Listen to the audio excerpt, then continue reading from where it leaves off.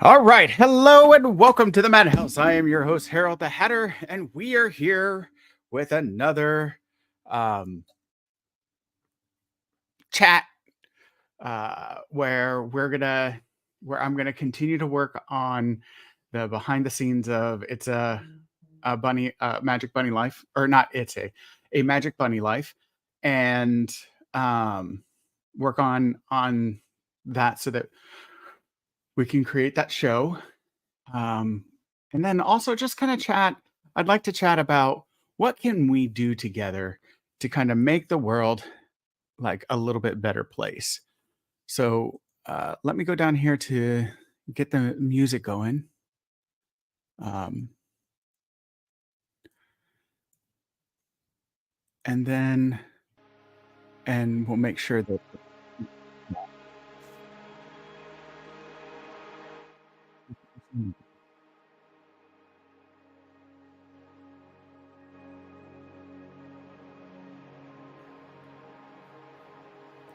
here. Oops. Nope.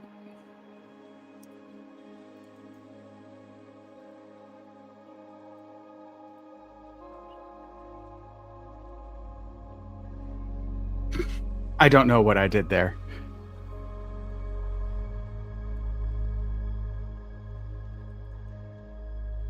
There we go.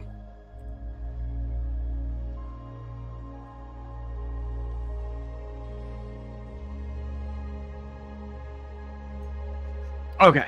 Sorry. I thought I was ready, but apparently not. Um, but it's early on. It's just the beginning. So we can bring that up just a little bit. All right. So let's go ahead and start. So, one of the things that I like to kind of do to make the world a better place is um, it really is so easy for us all to kind of get caught up in the anger and the tribalism and the, you know, I'm good, he's bad kind of mentality um, and mindsets. But like, let's be like, it really is just kind of toxic. Um, and so I feel like being able to take a minute. Is this? Oh, no. Okay, so you have to purchase those. Wait, but how do I purchase? Oh, I don't. It's.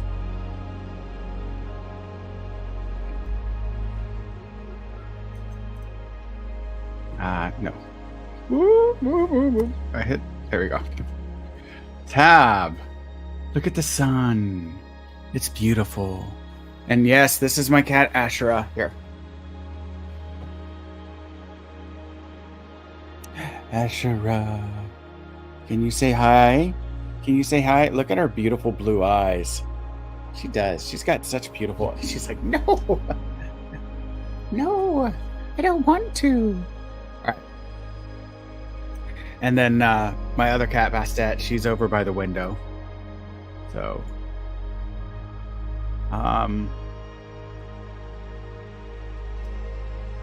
did it not? So I put in some doorways, but I guess I forgot to save the doorways. And y'all let me know. Like I'm gonna like I can shrink this back down. I extended it out. I was gonna make like a little hallway because it's gonna be a little bit windy, you know, and everything. But let me know if agree or feel as if that's a little bit too much.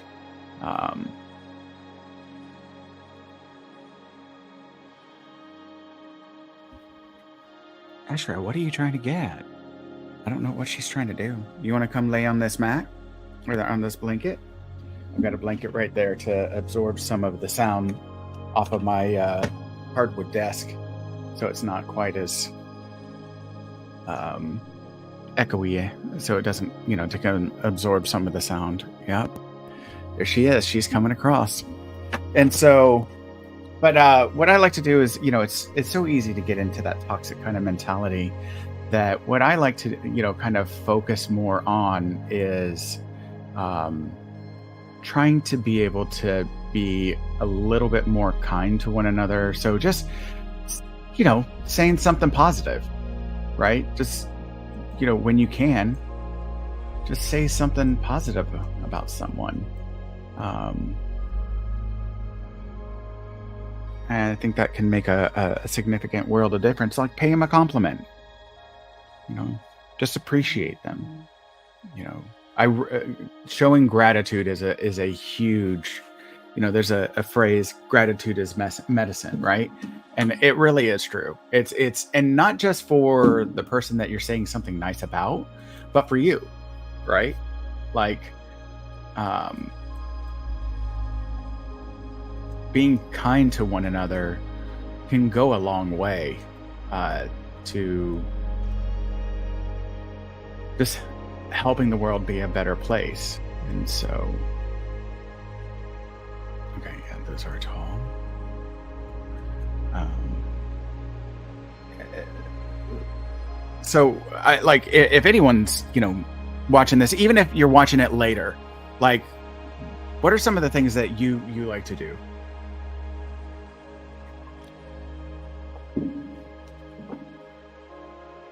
And I heard like this is not a knock on Sweet Anita in any way, shape, or form at all. I like some of her I like some of her commentary and everything. But one of the things I popped into her channel, I think it was yesterday, and she was talking about the concept of gentleman, right? And that being a gentleman is kind of a passe concept, and that the you know raw sort of things that we do for men that leads to us calling them gentlemen, right? Someone, a guy being a gentleman, um, should just be basic human decency. And I don't disagree. Like one of my friends, Ron Unprepared, uh, he kind of has this. He doesn't like Valentine's. Sorry, I gotta, I gotta lubricate my wheels. But he doesn't like the concept of like holidays like Valentine's Day and what have you. Um, and we have talked about this in our channel, From Here to Fraternity, that he doesn't like holidays like Valentine's Day because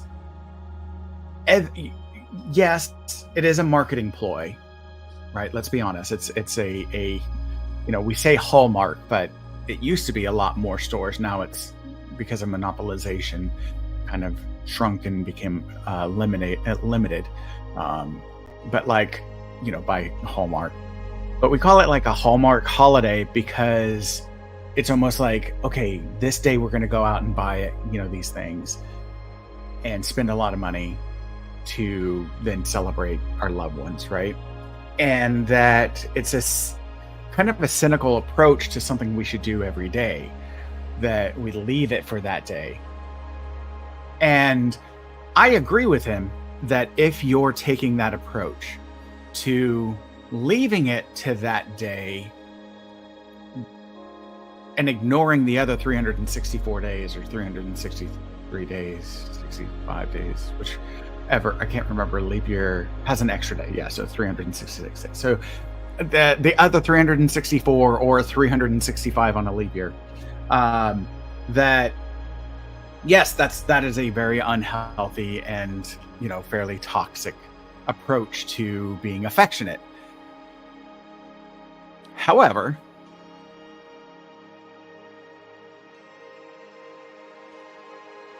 I, from my interaction with people, my work with people, like, I don't feel like that's an accurate portrayal of what people do. I don't feel that people simply leave it for that day and ignore all the others. It, to me, the benefit of the holidays like that, right? You know, Thanksgiving being a day of giving thanks, um, Christmas being a day of showing appreciation and gifting, through, for the people that we love, nurture, that giving kind of concept, where and Thanksgiving being, in the US being a day of giving thanks, right?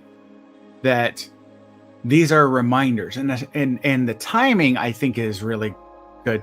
I know this isn't the intention, um, for these holidays per se, that it was something more dubious historically, but it really is a good timing because that's when we're getting into the winter, starting to get into the winter months, and something to take with us and carry us into the long winters where it can be, because of the cloud cover for a lot of places, it can be very daunting and very taxing emotionally.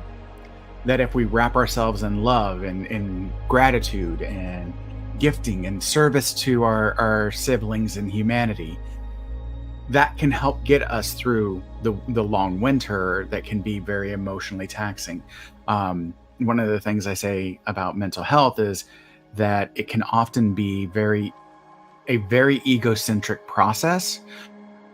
When someone has mental health, we get so wrapped up in our own experience and in our own thoughts and our own mind that we forget to see externally and the world around us, right? Because it's almost like the dark, especially with depression, it's almost like the darkness is closing in, or anxiety, like the world is closing in. Almost like that claustrophobia. Chris Bastet, she's coming to join us now and explore a little bit. Or are you gonna hop up in the bed? Are you gonna hop up in the bed? Oh, she's gonna hop up in the bed and take a nap here in the little jungle that I have created for the girls. But yeah, so in wintertime, oftentimes, whether it's seasonal affective disorder or just like the lack, the increased cloud cover and the lessening of colors in the world, right? That those can make a significant impact on our moods. And so getting in the practice of doing something externally, right, for those around us, rather than extrinsic, care versus intrinsic care, or work, that if we focus on sometimes if we step away, not entirely, but step away from the intrinsic to focus on the extrinsic, and the world around us, it can help us reminding ourselves of our purpose, right? And that, to me, I love the concept of service and being of service to one another. So just doing little things like that. So she brought up, again, there's that tangent, and now we'll come right back. So she had brought up the concept of gentlemen, right? And that I don't discount her argument that it's a crap concept, because we should all just be gentlemen, right? And again, not all of us, but go with me on these generalized speeches. And she complained that there's not a counter to, or not a counter, but a pairing of that. A pairing of that for women. But there is this gentlewoman or a lady, gentle lady, gentlewoman, gentleman, and gentlewoman, and the broader, comment is gentle person, right? And we don't use it enough. I agree. We don't include. We use it too much for men and not enough for women. Not too much. Let me rephrase that. We use that enough for men and not enough for women, or in the general person. expanding beyond just the binary and to include gentle persons, right? We don't use it enough. I absolutely agree. We don't use gentle persons or gentlewoman enough. But like the holiday thing, the holiday to me isn't, this is the time to do it, and so we leave it for that, but it's a reminder to, right? Because we all forget about stuff. We all forget about, being kind to one another because we get so wrapped up in,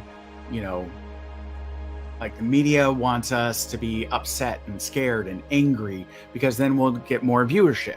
They'll get more viewers if we're all just so angry at one another, right? Even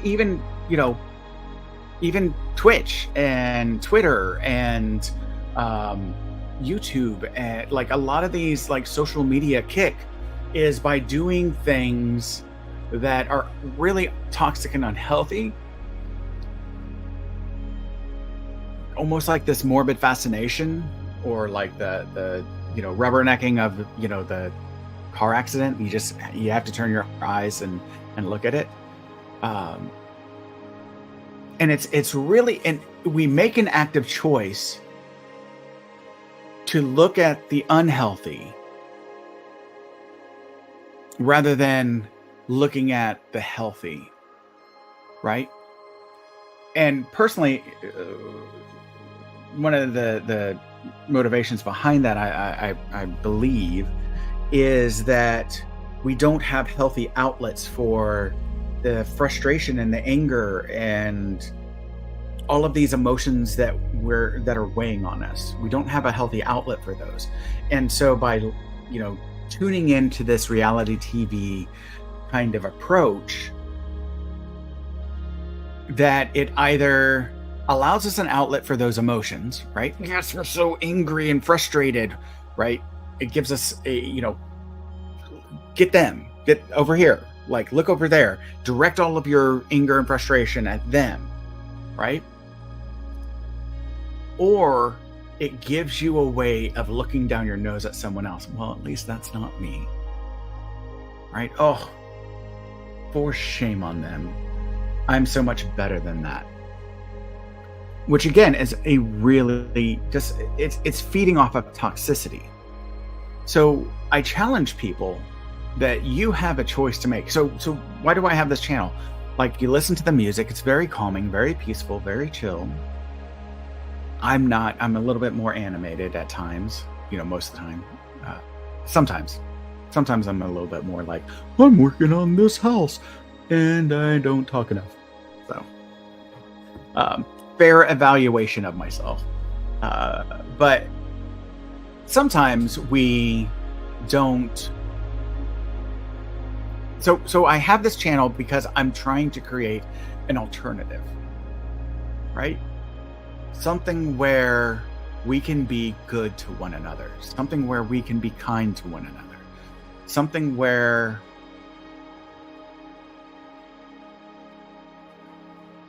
whether, if we're angry at this political party or that political party, and just feeding into that anger and hate, being aware and knowledgeable so that you can be an informed, electorate is essential for this country to work. But spending too much time on that creates isolation, digs you into your perception, and prevents you from building connections with others because it's pushing people away. And so here, I do have my biases. If you've ever watched anything that I'm a part of, the Unapologetic Geek, every other Sunday I do, I work with we do movie review, discussions on themes of movies and general like movies that we watch regarding particular topics, right? Whether that be like, I think we did apocalypse and disaster. We're doing disaster movies right now, and different stuff like that, right? I think I think on his channel we did our favorite moms. That might have been From Here to Paternity. I don't remember. Um, and we talk about these movies, and I talk about the movies from my perspective, and so my biases definitely come out. I try to not be too politically minded, but like society, like everything is political. Everything is political in the sense that it doesn't have to be toxic, but everything affects society. Politics is just one of the social studies of society, right? It's how we govern ourselves, right? And establishing rules and like we say rules, excuse me, but really it's establishing boundaries, right? We need boundaries. If we don't set boundaries for ourselves, then we tend to, be a little bit toxic. We see that on the internet. Internet is very toxic because we don't have boundaries. Sorry. So I have these biases, but I try to create something that's supportive, that even though I have my biases, doesn't mean that if you disagree with me, you're not welcome in my, chats and stuff like that. And we may not find like total agreement, and that's okay. But me and the Unapologetic Geek, if you ever watch From Here to Paternity, we don't always agree. And in fact, the four of us that were on that show and that stream, the podcast or the YouTube channel, like, we didn't always agree. And that's okay. We would have disagreements, and then we would come back together, right? And it's okay to have disagreements because we learn from one another. I have particular values, and I base how I think things should happen, on those values. But having people with other values, and priorities, like, we all want families to be healthy, individuals to have, liberties that don't, so long as they don't hurt or intrude upon other people's liberties, right? We all want, good schools for our kids. We all want, basic things. Now,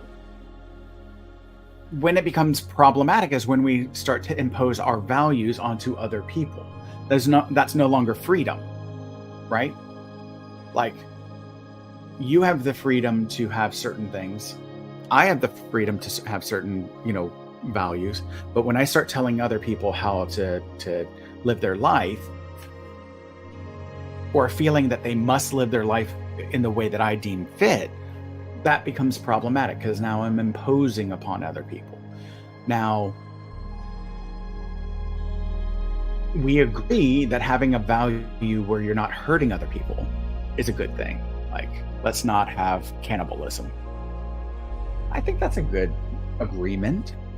That's a solid agreement because cannibalism is hurting people, right? Sorry, I had to switch real fast to make sure. Like, I've got my Twitch chat up, but I need the other chats up. But we all have an agreement of cannibalism is not a good thing because it hurts other people.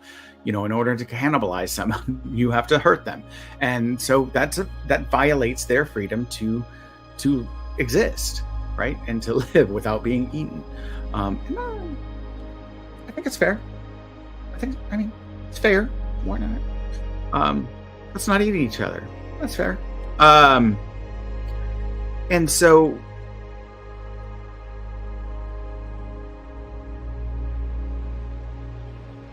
having those,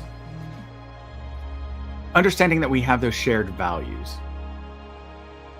helps us to respect one another. And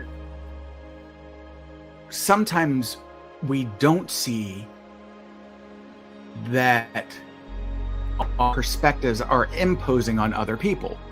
Um, and so having a discussion helps us to see, like, oh, I see how that's an imposition on someone else, right?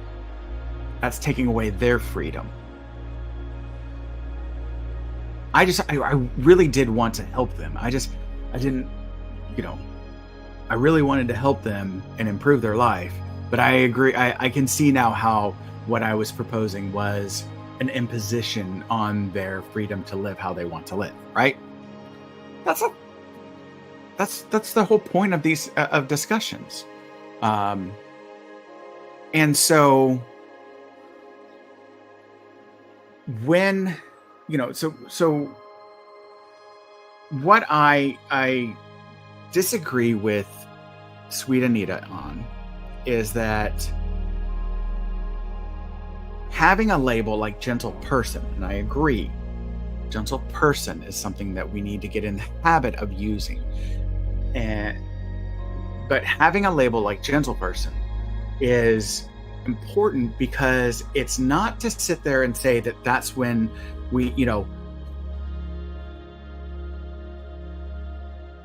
like the holiday, that's the only time that at this one particular time is how we are a gentle person, and that is the be all and end all, because the only day of love that exists out there is February 14th on Valentine's Day. No, in 6 days we have another day that needs to be a holiday, and that's Loving Day, right? Loving versus Virginia.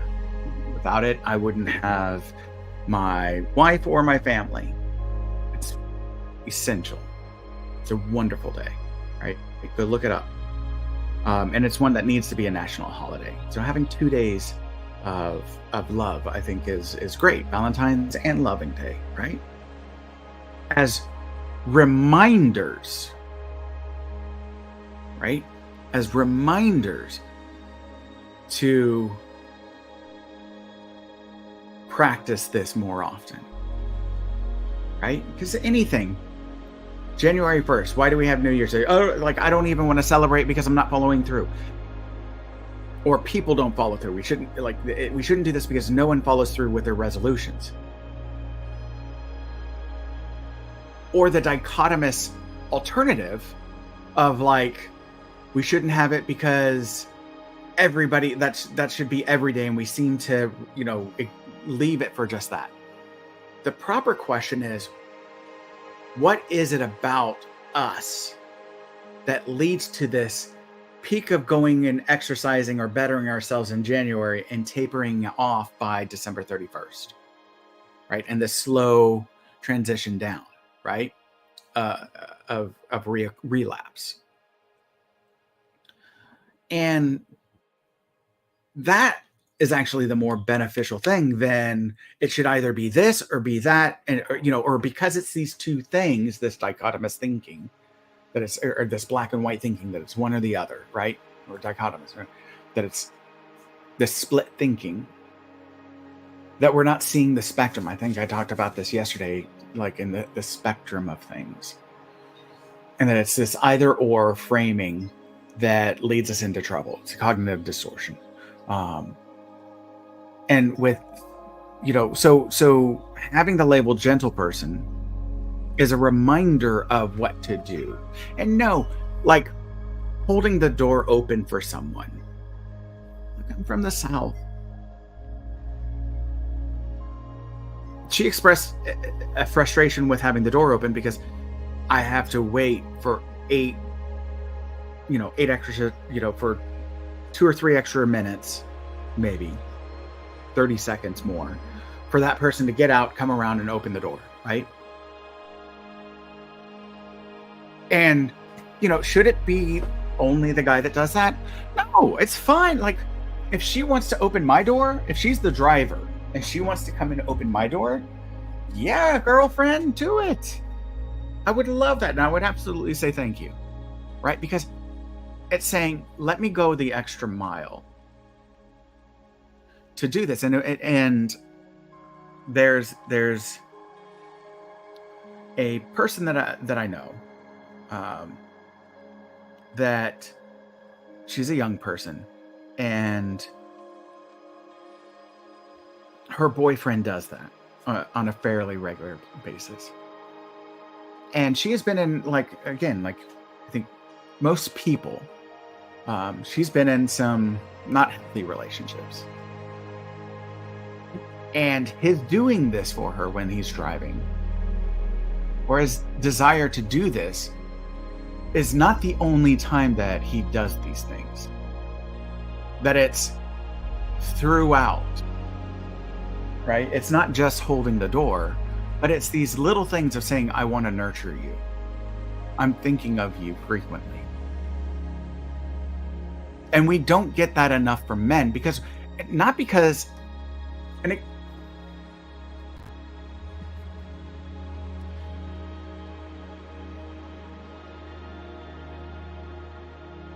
I'm pausing because we don't teach our men. It's like we think people are instinctual, and that you either know this or you don't, and that our perspectives should feel obvious. And if you don't know it at this point, then there's something wrong with you or whatever. And we're not instinctual creatures. We're creatures of learning. And we don't understand the power of propaganda. We disregard the power of propaganda really incredibly. And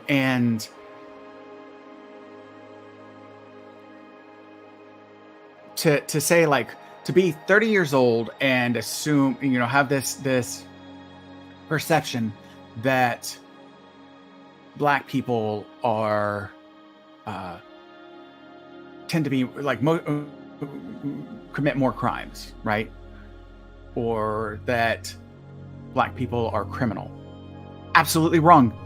It's wrong. It's wrong. It's wrong. Majority of people in jail numerically are white, right? Majority of people on welfare in the U.S. are white, right?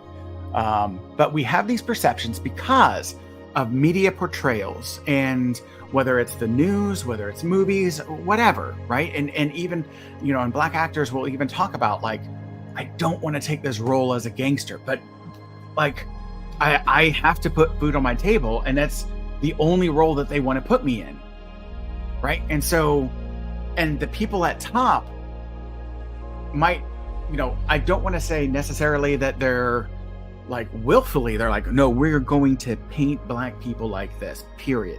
That is our aim. Is it that, or is it maybe there's an implicit bias that generationally this has been what's been portrayed, and so they're not aware that this is a bias of their own, right? If you take a psychology of race course, it explains that, look, that these images that we see are powerful and can significantly lead to subconscious biases, right? That even President Obama saying, when he's walking down, here he is, went to Harvard, went to, all this different stuff, Harvard Review, and when he walks in, was it a senator in Illinois, a state senator or representative, and then became, a representative in the Congress, or no, he became a federal senator, and then became president, right? And like, even this person, this man walking down the street will see women cross the road or clutch their purse a little bit more tighter, right? And it's why? Because they're inherently racist? Some, like, there's going to be a small percentage that absolutely are inherently, absolutely racist, right? Just is what they is. But the vast majority of people, it's this implicit bias, right? And so something as simple as opening the door, something as simple as being a gentle person, holding the door open when they're walking in, pulling hair out. Why don't you do that for your partner? partner. Like, it was interesting to me that there was a frustration with the man doing this for the woman, but no call for women to do it for men. Well, we can hold our own door, or we can do our own chairs and stuff like that. But that creates a concept and a society of individualism and isolationism, rather than a society of nurturing one another. Right? Like, if you're in a family, everybody cooks for themselves. Well, we would say that's a little bit ridiculous, right? No, we cook for the family. And in fact, hey, let's have the whole family involved. Why? Because we're nurturing one another. We're all a part of it, and we're nurturing each other, right? And we're modeling for our kids that they nurture one another, that they do kindness, right?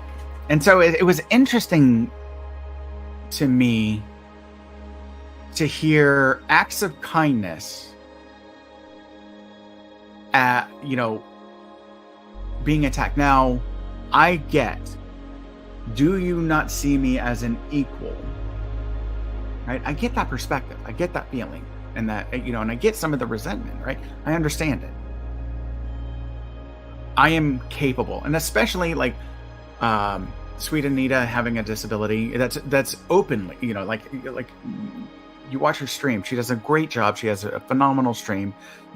She's got plenty of viewers. But if you're not aware of who she is, go check her out.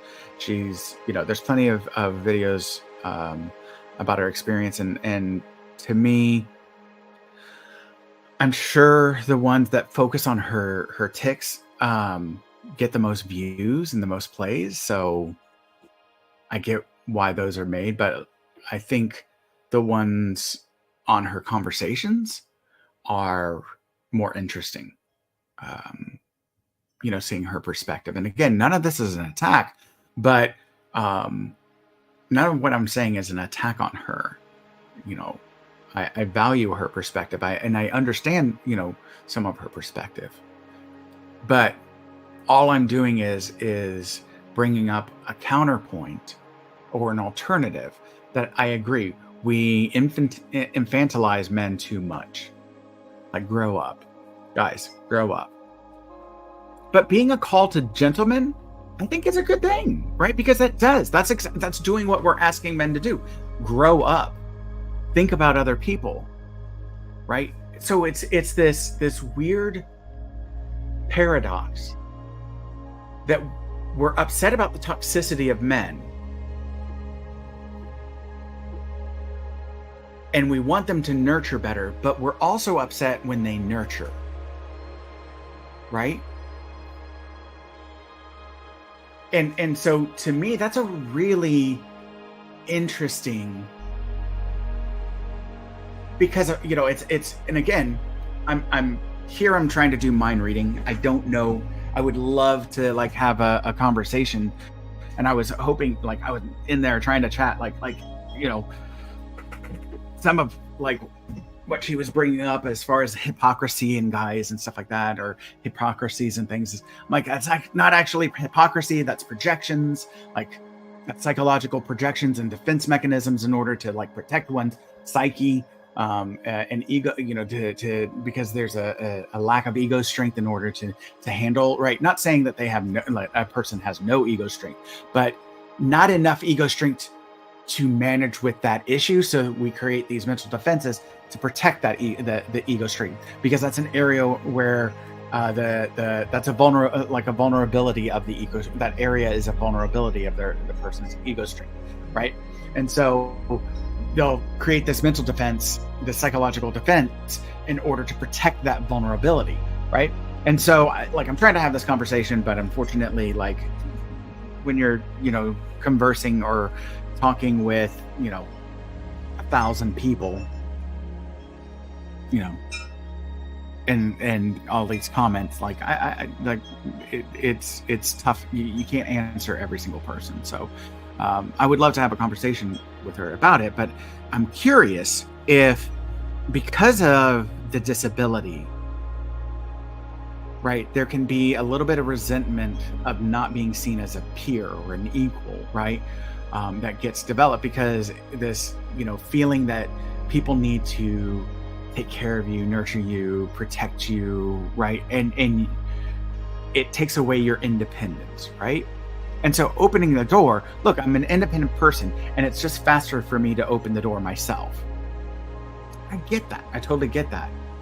But it's not appreciating when we want men to be more nurturing, that one thing that they can do, right? Why not have we both want to nurture one another. When I drive, I'm going to open up the door for them too. Just wait right there. Let me show you I love you. Hop out. She do it too, right? Rather than everybody to their own, we instead say, we'll both do this, right? So rather than saying men don't hold the door open, I say women start holding the door open more often, or opening the door more often. Women, you take a turn to pull my chair out and help me with my chair, right? Women, you step up and do that and do these things, because again, like if that's an issue, then let's be gentle persons to each other. Or, and some might say, well, as women nurture us in a lot of other ways, so why do we have to add to that? They're already doing so much nurturing. Okay, exactly. Then that's where I go back to, why are we upset when men are showing their nurturing, right? We want them to be more nurturing, but we're upset that they're being more nurturing, or how they're being nurturing, rather than thank you for that, right? And can you also do this too? Right? Men do more, rather than this whole concept of men take care of the outside and women take care of the inside. Plenty of women take care of the outside. They do gardening, they mow the lawn, they do all this stuff, right? And I think actually, we don't recognize enough that men do more in the inside.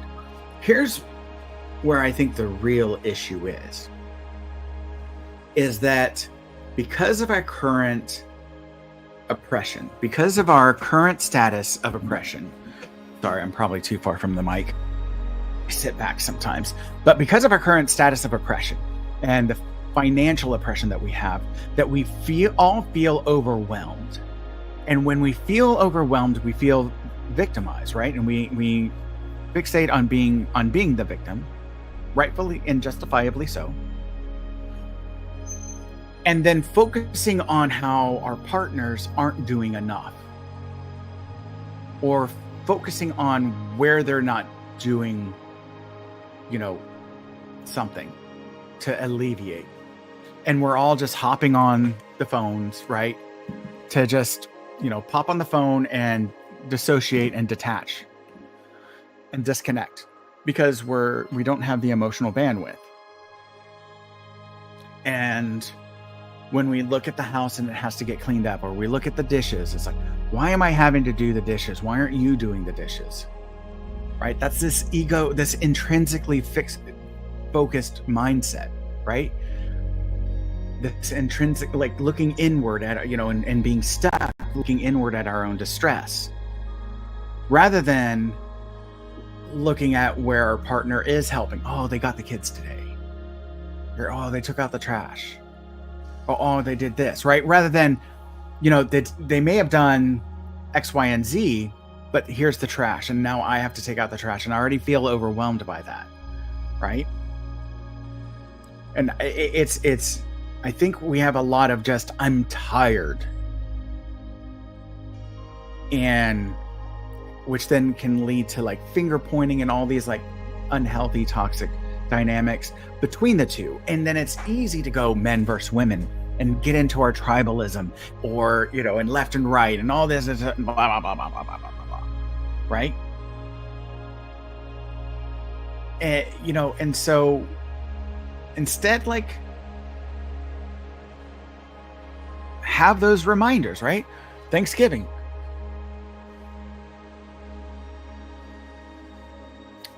Here. Sorry. Some of my neighbors are like, they'll bring their kids around, and the kids like to look at the cats in the window. And so they're trying to look to see if they can see the cats. And so I had to nudge Ashera into the window so they can see Ashera. They appreciate that. And again, see, look at that. Just doing something nice to help out my neighbors, help out the kids, make their day, because they love seeing the cats. Just a little thing. And Ashera, like, she was happy where she was. Come on, sweetheart, go to the window. And she's in the window, she's happy. It's not that big of an inconvenience on her. I know y'all don't get to see her now. I don't think she's in view. Yeah, she's not in view. She may have been better in view right here. So I apologize to any viewers that don't get to see her. Ooh, give me 1 second. All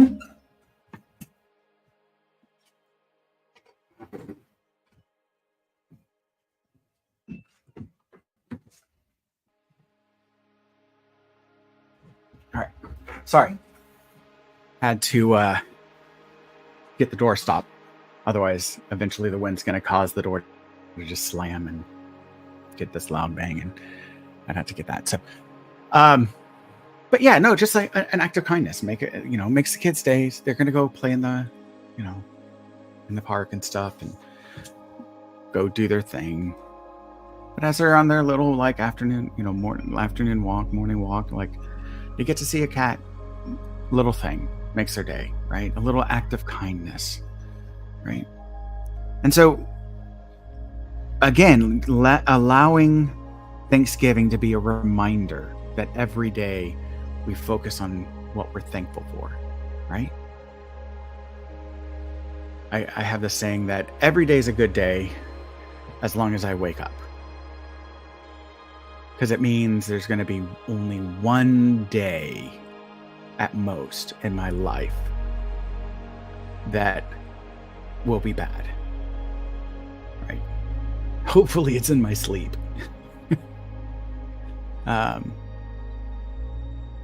Actually, I don't know. I don't know if I want it in my sleep or not. I might actually prefer it. I might prefer to be awake as I sail off spiritually into the next existence, whatever that is. Because of the fact that I'll be able to, like, hopefully say goodbye and have my loved ones holding me and feel them as I drift away, rather than just being asleep and not being aware of it, right? Like, I think I might actually prefer to be conscious, at least, initially. Have a level of consciousness so I can say goodbye, express my value to them, my gratitude to my loved ones that are hopefully around me as I leave. Express my regrets and my remorses and my missing them. Because I don't know how I know how I can feel them. Like, when I give a hug to someone I love, I don't know, like, how I might be able to interact with those that I love once I'm gone. And if I will, right? If I will be able to. Will I be able to see them? Will I be a part of them? Right? What happens to all that? So, again, like, being able to show gratitude and thankfulness, right? So waking up being thankful, and at the end of the day, when you're eating dinner with those that you love, or spending, having a moment where you talk about, like, what were you thankful for today? What was something about that happened today that you were thankful for, right? What are you grateful for? Um, and then doing giving, right? Again, Christmas being a reminder, that holiday season, whether it's Hanukkah or Christmas, or Yule, whatever you celebrate, right? Because even in like Hanukkah, 8 days of giving, right? It's beautiful, you know, as opposed to Christmas is one day, right? But it's like the Christmas season, and I know there's some corporatism that brings that up and creates, some of this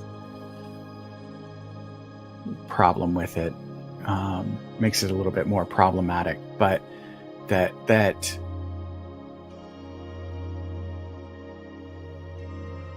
really a season of giving is beautiful, and so that's what that opening the door is, or holding the door open is giving to someone. Let me take a little bit of the weight off, right? I know that I don't know how the world is oppressing you. I know that it is, though. I know that there is stress. I know that there is concerns. I know that you're, carrying a lot, right? Obviously, I don't know like the benefits of Sweet Anita's life, right? But I am aware of one burden that she carries, right? I've seen the video where she's given an award, and her tics kind of like disrupt that ability, and it almost seems like a little bit of, I don't know if it's, I'm guessing here. I'm trying to do mind reading, okay? So I'm acknowledging this, but it almost seems like almost like some regret, remorse, shame, guilt about like not being able to get the winner out, right? Because the tics are trying to intercede, and she's trying to power through them, right? So I get that she's carrying a burden.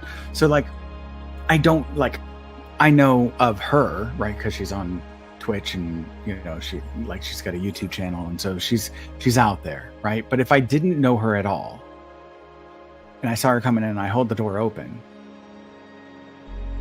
like, she's carrying something. This stranger is carrying something. And this is my opportunity to take that load off just a smidge. It's a super simple thing. Super simple thing. It's not to think less of her. It's to say, sister, you are my sister, and I care about you because you exist and because you are my sister. We don't know each other, but I do care about you. So let me take a little bit off of you and show you a kindness, just one kindness that I can, right, in this moment, without being intrusive or violating boundaries. She doesn't, like, I'm certain she doesn't, like, if she's walking around, she doesn't want me coming up and going like, hey, tell me everything that's going wrong so that I can find something in there that I can take off your plate and help you with, because that's really intrusive and a violation of her boundaries, right? So let's not do that. So instead, I do what I can, which is hold this door open to show her just a little bit of kindness, right? Look, let me take this off of your plate. Of all the things that you have, I know it's not a big one, right? I know it's not the major issues that are, bothering you or whatever at that moment, but it is one simple thing that I can do to say, I see that you exist. I care about you. Let me help you, right? I mean, like, so that's my challenge to that, like, gentleman. And again, it needs to be more than that, especially if we're in a relationship. It needs to be more than just holding a door open or opening a car door, right? Or tucking a chair, helping them with their seat, right? It needs to be more than that. Much, much, much more. But,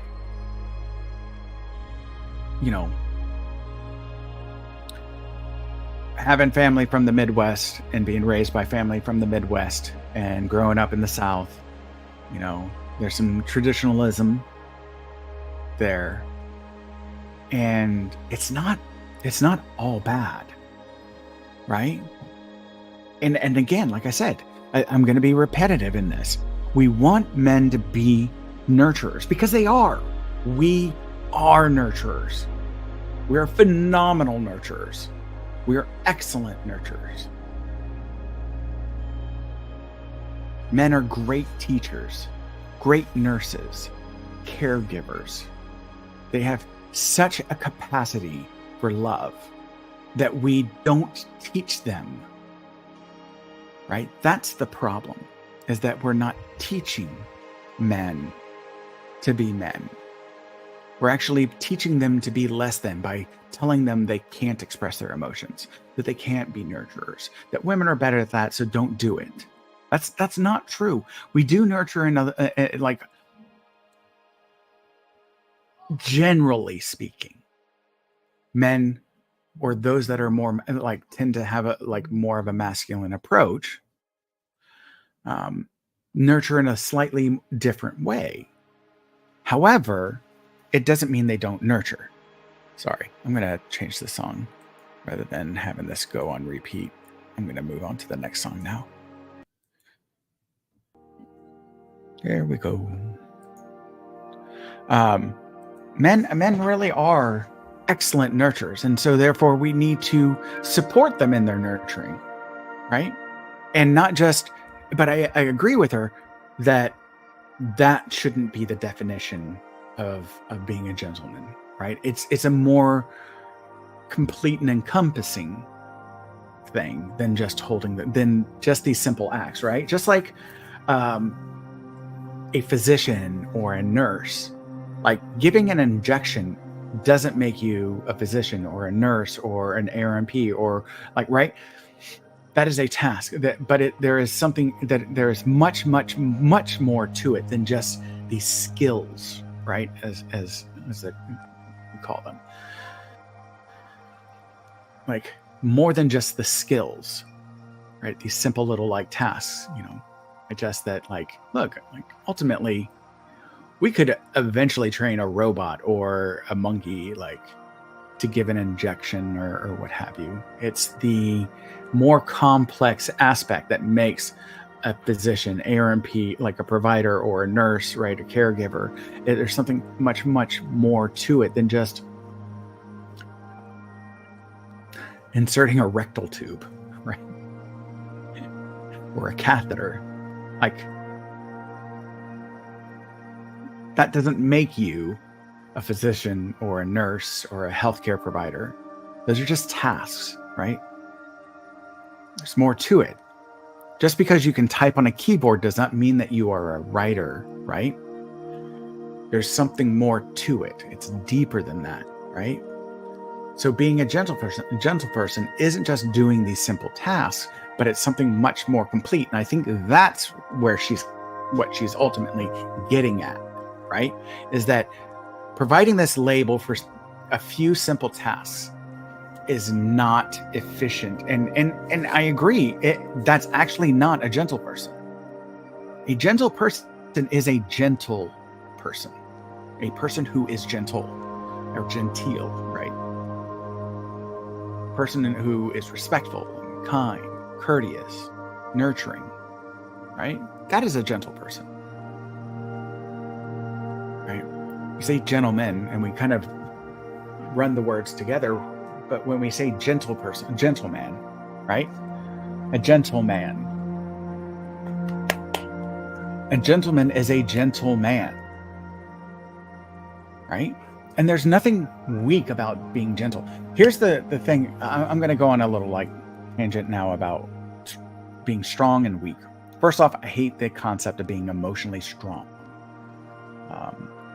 That is a stupid statement.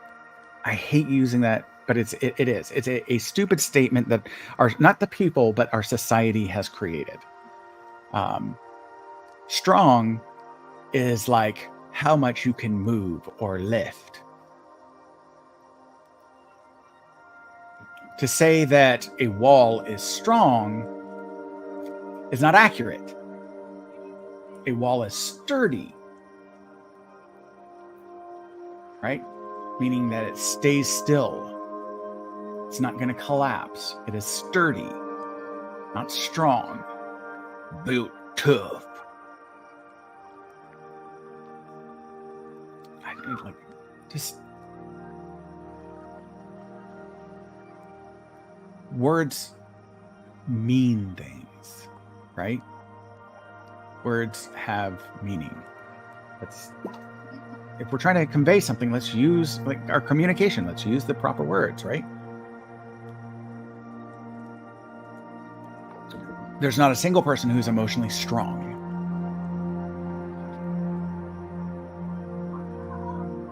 Emotionally resilient is because, like, even in the context, they can withstand anything. It's not true. They can ignore anything, right? Just ignore the pain. Like, ignore the emotional pain to get the job done. Okay, but ignoring isn't a positive thing. My kid is hurt, so my kid is in distress. So what I'm gonna do is that could cause me a feeling of distress. So we know distress is not good. So what we're gonna do is we're gonna ignore the child. Right? Like, none of us would say that's the route to go. Ignore the child. Right? That's what strong means, is to ignore. Right? To disassociate, to deflect, to not recognize and acknowledge. Now, there are times that we have to, like, we find out something really like bad or unfortunate, but we have to finish this task. So we can put a pin in that, and we'll come back to that when we're done with what we're doing right now. And then we'll come back to and deal with that, right? That's what healthcare providers do that all the time, especially when they're in the emergency room. Like, seeing a child severely injured,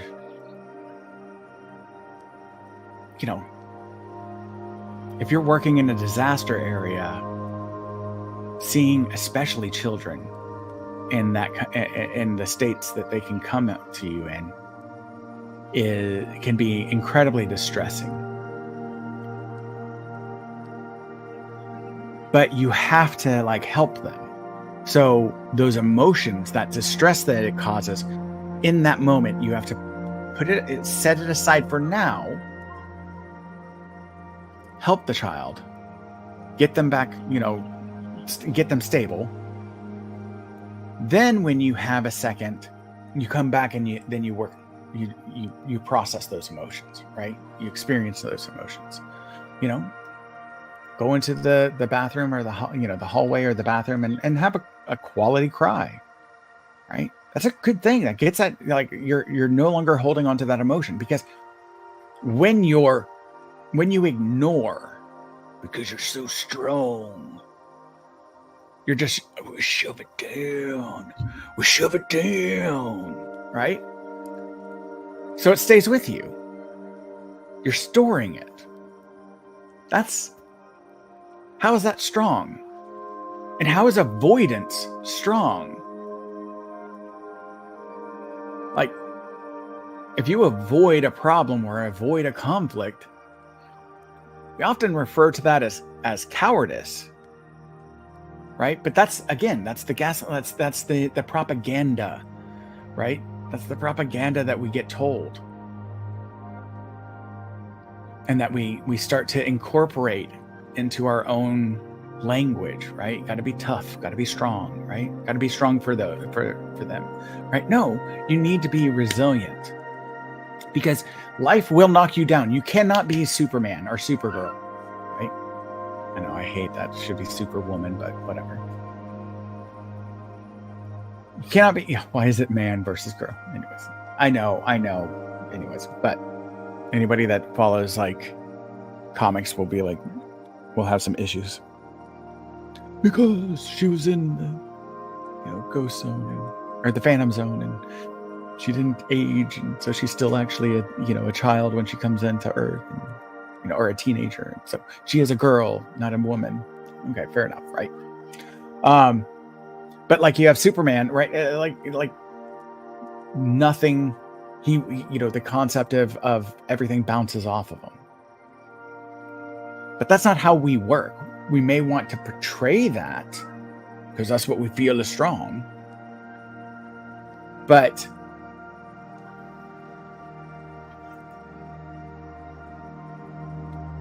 we may want to portray that, but that's not actually accurate.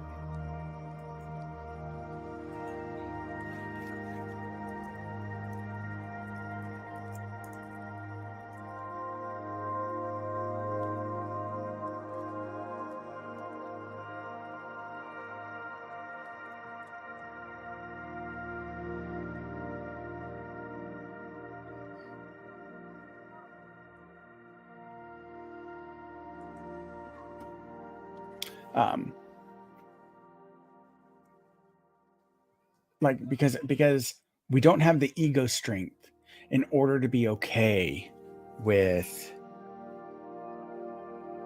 vulnerability, right? That's ultimately what we're it's the cowardice of being vulnerable. And cowardice is a strong word.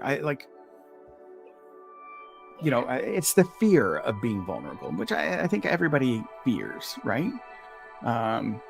The not entirely healthy framing, but like bravery is being scared and yet still doing what you need to do, right? Or doing something. I'm just chatting right now, so I might as well just pop in and full screen it. That I don't know why I'm sharing, because I'm just talking now. But like I'm no longer sharing the screen, so I might as well just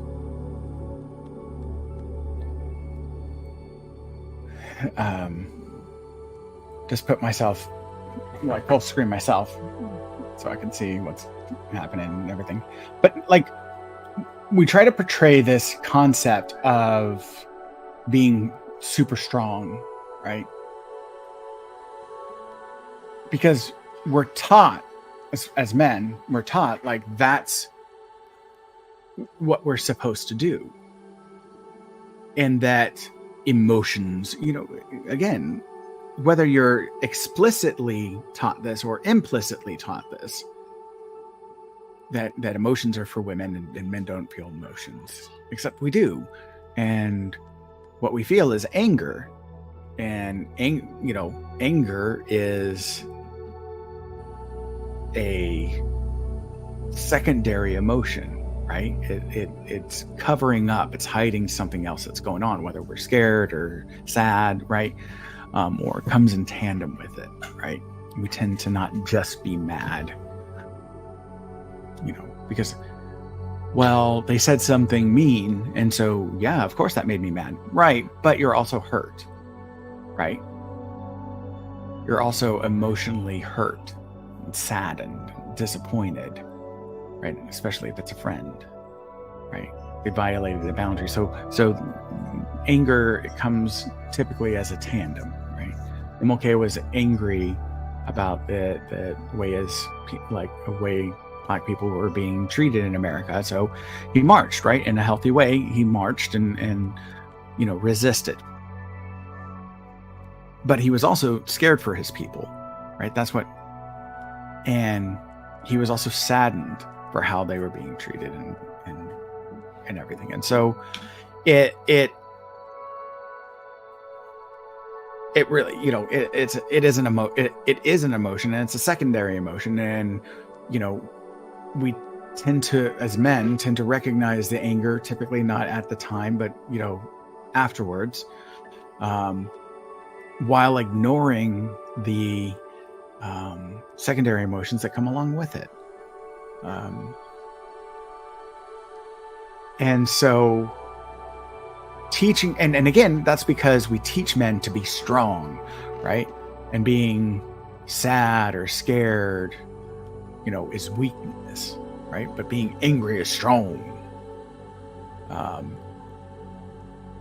And it's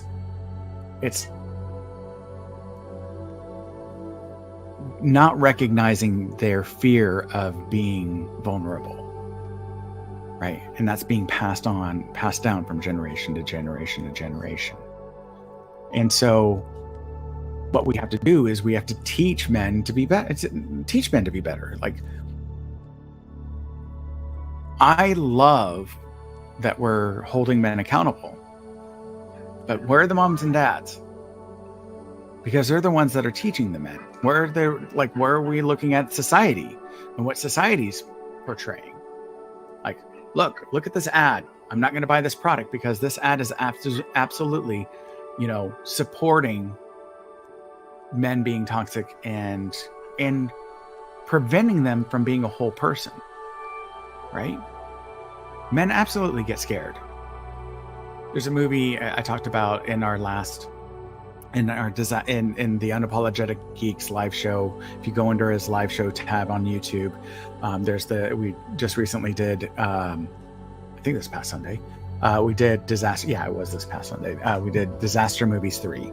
And then I talk about The Gray. And The Gray is a great movie. Like, when I'm first watching it, I'm like, okay, it's Liam Neeson in his Taken role, kind of, right? He's an action hero and he's, and whatever. But in reality, it's a homage. In reality, it's an homage to men, right? It talks about one person being, exhibiting bravado, and showing off himself, and I'm so tough, right? While ignoring the fact that he's actually scared of the situation. And Liam Neeson's character actually calls him out, right? And I talk about in our discussion, I talk about, like, when this particular guy gets attacked, the wolf that attacks him gets killed. Spoilers, sorry. But it gets killed. And when he gets free of it, because it's got him pinned and everything, he gets up and he just repeatedly stabs this dead animal. What's the logic in that? The animal's dead, right? I'm getting payback. It's dead. You're not doing anything. So then what is he actually attacking, right? That's what we ask, right? That's what we ask, and that's what we talk about is, what are we... Oh, I see we lost 2 viewers. Oh, that's sad. Oh well. I hope you come back. But what is he attacking? He's attacking his fear. He's attacking his vulnerability because he doesn't know how to deal with it. He's expressing his anger and his frustration about his vulnerability and his weakness, right? Out on that wolf. And that's, really unfortunate. Because Liam Neeson talks like, "You're not scared? What are you talking about? I'm scared. Like, I'm terrified." And he recognizes this and acknowledges it, right? And this man who has I believe a criminal background, like, kind of has this, prison mentality, and has to put on this machismo and this bravado because like, when you're in prison, if you're seen as vulnerable, you're a target, right? And so Liam Neeson, I don't know, but in this movie, his character might be the first person to actually show him healthy masculinity, right? If you've seen The Gray, please feel free to comment and let me know if you've seen that movie. or if you have any kind of agreement with what I'm saying. I'd love to chat with you. Also, if you have thoughts about like what are some of the things that are little things that you do in your life that, you know, or something kind or make things a little bit better, right? Um, I would love to hear like some of the things that y'all do that make the world a little bit better place. Um,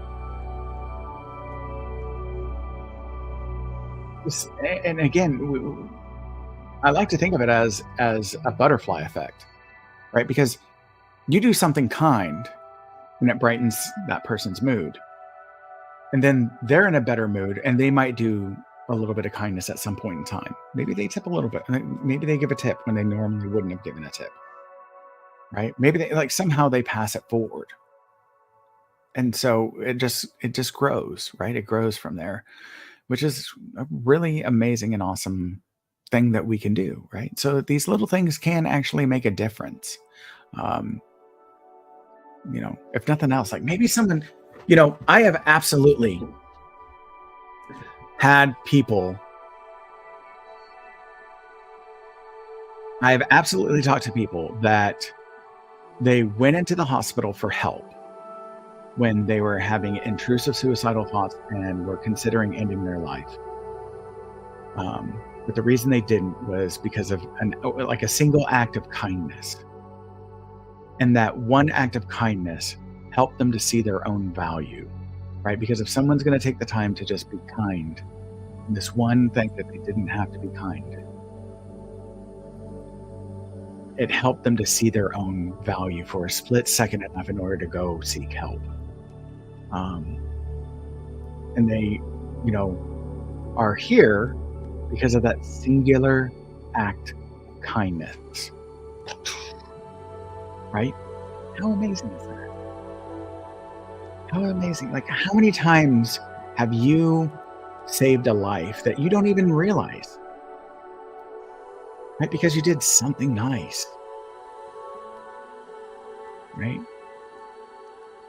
Or how many times have you done something nice that completely changed a person's day and then had a ripple effect because maybe they made a decision because they're in a better mood.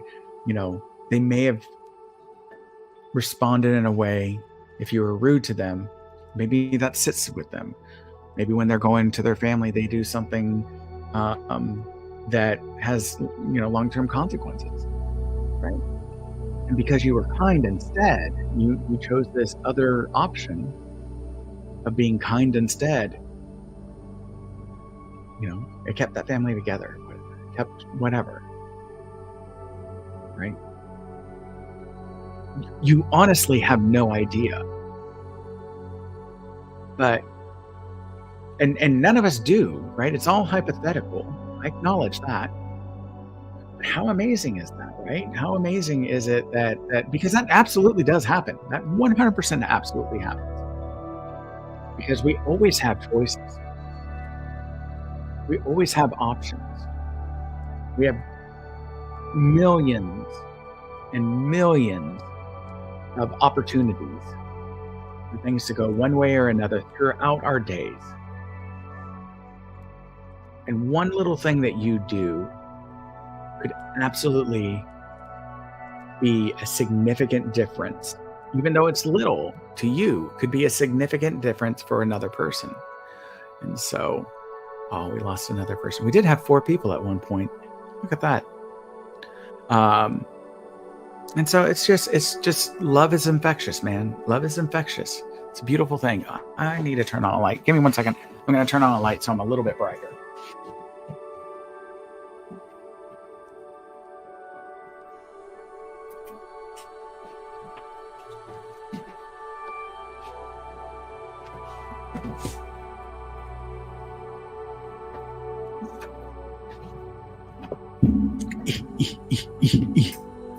There we go. Let there be light, he said. And so it was. Wait, am I doing ready? Nope. I'm loosening it. It's getting loose. All right. Okay. It's tight. Sorry. All right. All right. So, like, these little things that we can do, that can make a really huge difference in someone's life. And so, that we never know, like we'll never know.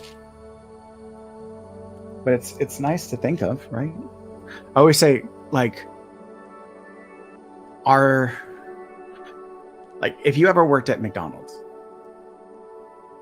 how many times have kids gone on a first date at McDonald's and you're working there? Like,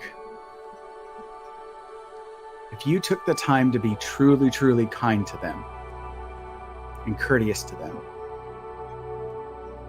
set the stage for this young teen couple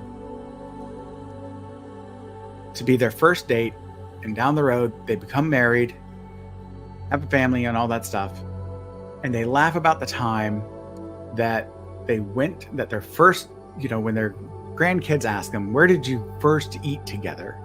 And it was like, oh, it was a fast food restaurant called McDonald's,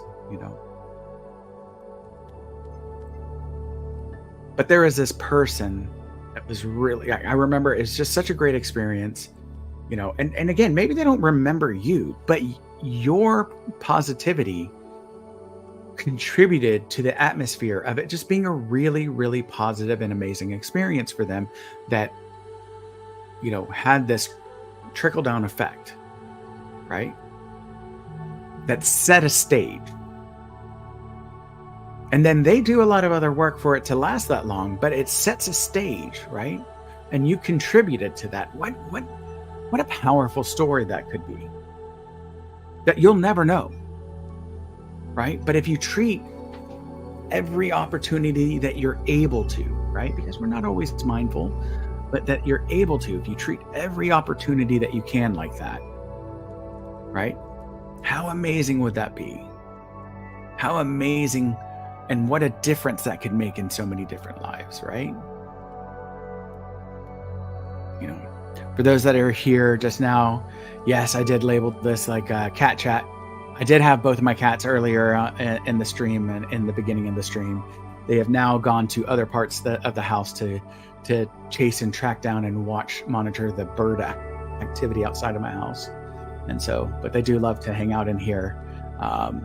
The bed back there and the window right here. And then I've got a blanket set up right here for them to lay on. And so they'll hang out here sometimes. So I apologize for the cats not being here. It wasn't a misleading. But yeah, I just, what kind of little things do y'all, I would love, if anybody watching this, I would love just for someone to jot down, what's a nice thing that you try to do when you can and when you're mindful enough to do so, to think about it. What's a nice thing that you do? Or what's something nice that someone did that you didn't expect, right? Like that's always an interesting perspective. That's always an interesting thought. Is like, what is it that someone does for you that you didn't expect to be that kind or have that impact on you, right? That kind of impact. I just, I feel like if we lead with love, right? If we lead with love, we really can do so much to make this a better place. And we can change, like, the anonymity of the internet. Like right now, anyone watching this could absolutely just leave a horrible message. Like, I am certain there is ample stuff about this stream that could be picked apart, right? And no one will ever know who it is. So it gives you this feeling of carte blanche to attack a stranger, right? To project your own frustration and anger out at somebody else, right? And it's whether it's this stream or any other stream, right? To just say something mean, right? That this projection of your own internal strife, right, onto someone else. and that anonymity, that there's no consequences, right? There's, there are consequences, just none that we actually have to face when we do something like that. That this anonymity allows us and permits us to be able to hurt other people, and that just spreads and creates toxic nature that can be social media. And for anyone that complains about social media being a toxic place, it has this feeling, and it kind of goes to like the concept of people talking about government. Like, what is like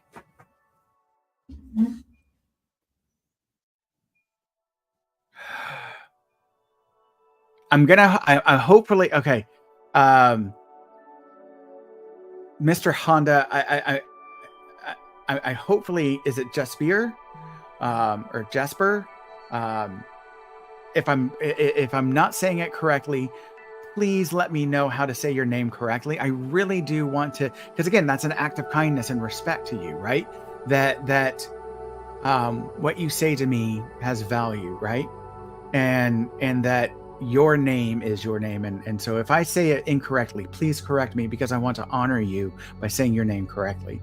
But, you mentioned that you try your best not to judge people for their one mistake, because some people showed kindness and didn't judge me on mine when I expected them to. Oh, yes. Right? Right? Like, regardless of there, like, again, I'm from the US, and we have a part of it gets forgotten, but we have a Judeo-Christian Islamic heritage, right? They're all part of the same belief system. They're all built upon each other, and in there there's the it's Ms. Oh, I'm so sorry.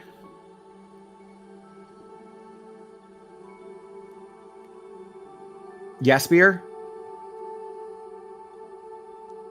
Yes, ma'am.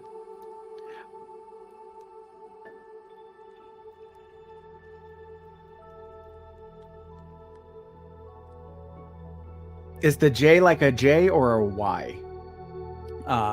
If you can let me know, and it's Jesbeer or Yesbeer. Miss, I am so sorry to improperly gender you. I'm sincerely apologize. Yes. Okay, Jesbeer. All right. Thank you. And also, I want to show you kindness. I want to appreciate your kindness. Thank you for interacting with me, right? Like, I've been here, it's been about 90 minutes now, almost, and I don't have a problem just talking. Anyone that knows me can tell you, I don't have a problem just chatting and talking and speaking. But thank you for honoring me with your thoughts and your words. Thank you for honoring me with your contribution, because that's an act of kindness, right? To let us know that we're not alone in this world, right? What a beautiful thing. And I'm not sure where you're located at, and please feel free, please keep your privacy. But you could be right now anywhere in the world, and we're connected right now. How amazing is that? How beautiful is that, right? And we're sharing kindness with one another.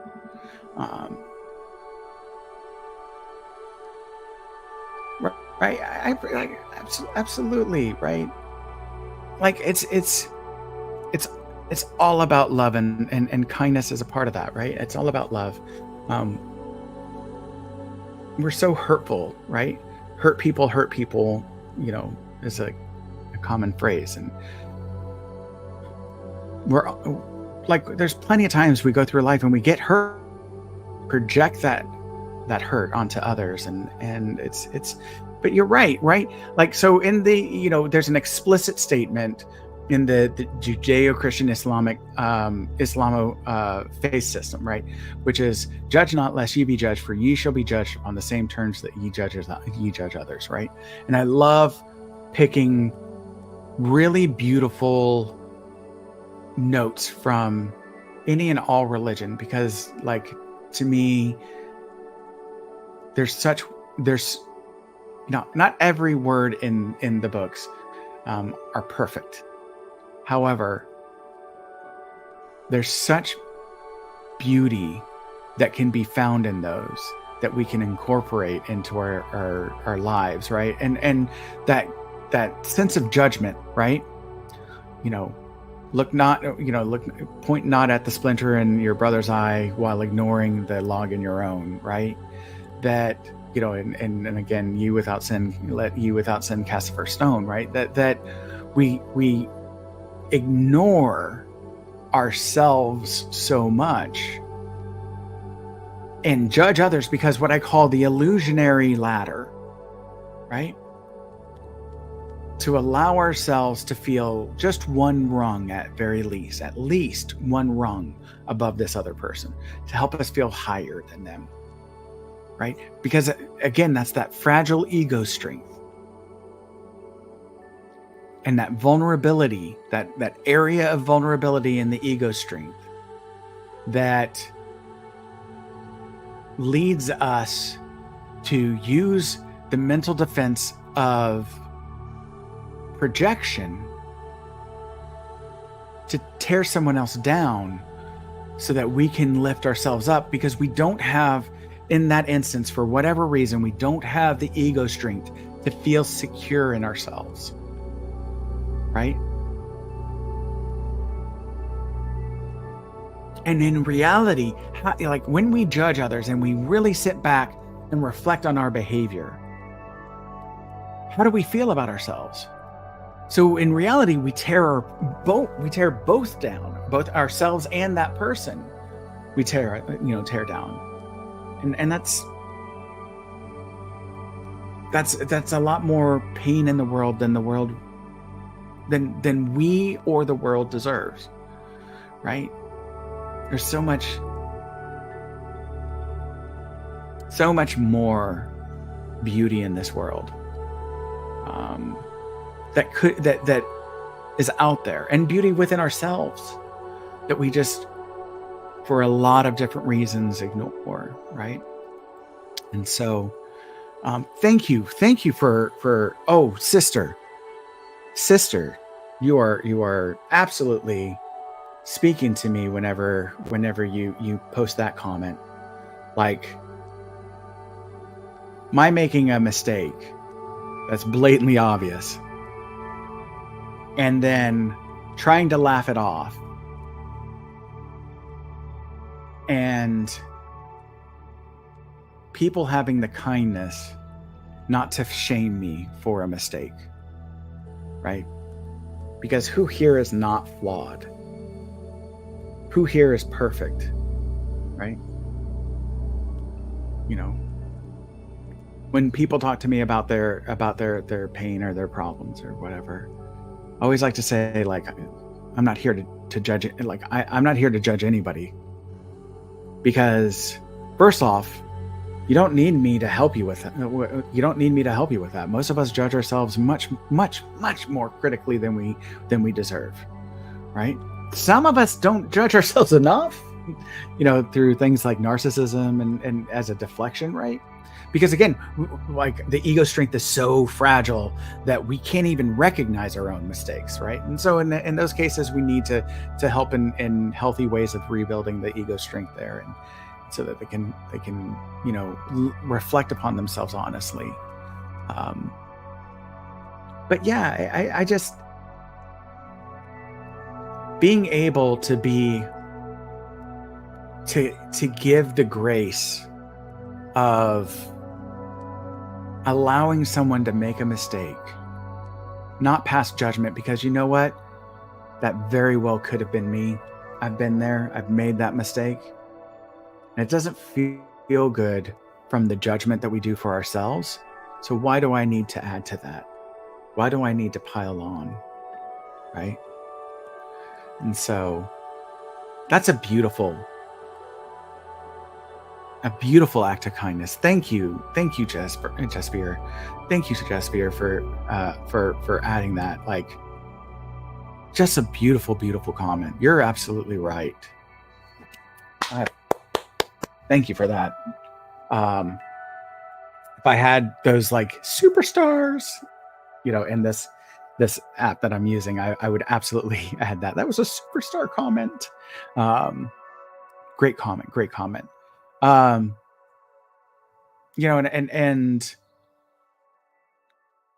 going back to like the concept of gentle person, right? That right there, giving someone the kindness of not passing on a judgment, that's being gentle with them, right? And so therefore a gentle person, right? And therefore that moment is deserving of the title of gentle person, right? Maybe not all of what they do is meeting what a gentle person is, whether it be a gentleman, gentlewoman, gentle person, right? But in that moment, it absolutely is the act of gentle person to not pass judgment onto someone else. And so, yes, I love that. I love that. Again, anybody else have an act of kindness that they want to talk about that either surprise them or something that they try to do, right? I'm changing the music real fast because that's been going on for a while. But I really like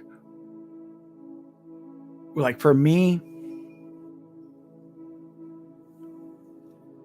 first off, one of the things I love to do is like call us like brothers, sisters, and siblings, right? Because we can bicker. But one of the things I from my neck of the woods, and I don't know if it's the same where you are, but like I can talk about my family and my family can talk about me, but don't nobody else talk about my family, because then we're going to have a problem. We have the right to talk about each other, but you don't. We're family, right? And it's this feeling that family can talk about family and family can disagree, but in the end, we're coming together. We're always going to be coming together, right? Like when things really get hard, we've got, they got, we've got the back or whatever kind of mentality, right? And so by recognizing that you're my sibling, right? You're my brothers and sisters and siblings, right? For my siblings that are non-binary, or not within that binary system, that you're my sibling in humanity. We can bicker, and you can even sit there and say, "Man, that Harold, he said something ridiculous. He is off the chain on that one. A few things that he does all right, but that one, that was insanity right there. He's ludicrous on that one, and that's all right. But don't nobody else talk about it, because you're messing with family, right? And if we see each other as siblings, regardless of where we are, then we're always going to have each other's back, even when we bicker, right? And that creates this feeling of familiarity. Like, I don't have I often have a banana, but here's an insane thing to think of. We share 51% of the same genetics as a banana, right? We share, what was it, 98 with a chimpanzee? So the differences between you and I, minuscule. We basically have are designed with the same script, with just the tiniest of differences, right? The water that's in my body was once in you know, well, it was once in maybe Benjamin Franklin or whatever. Like the water atoms, have been here for millions of years, right? And they have traveled through so many, right? And it's just another reminder that we're meant to be here and our interconnectedness. Right? We see so many divisions and so many separations, so many things keeping us apart and keeping us distant from one another, right? But the salt that's in my body is from this earth, right? And the salt that's in my body was once in someone else, was once in a dinosaur, was once in some other creature, and that we're all just sharing and reusing these atoms and reusing these atoms that they were once in something else, and that we're all interconnected, right? We share 51% of the same genes as a banana, meaning that me and that banana that I'm like eating this morning are connected. And it's just another reminder that we were meant to be here and that we're a part of this, all of it. Right? And,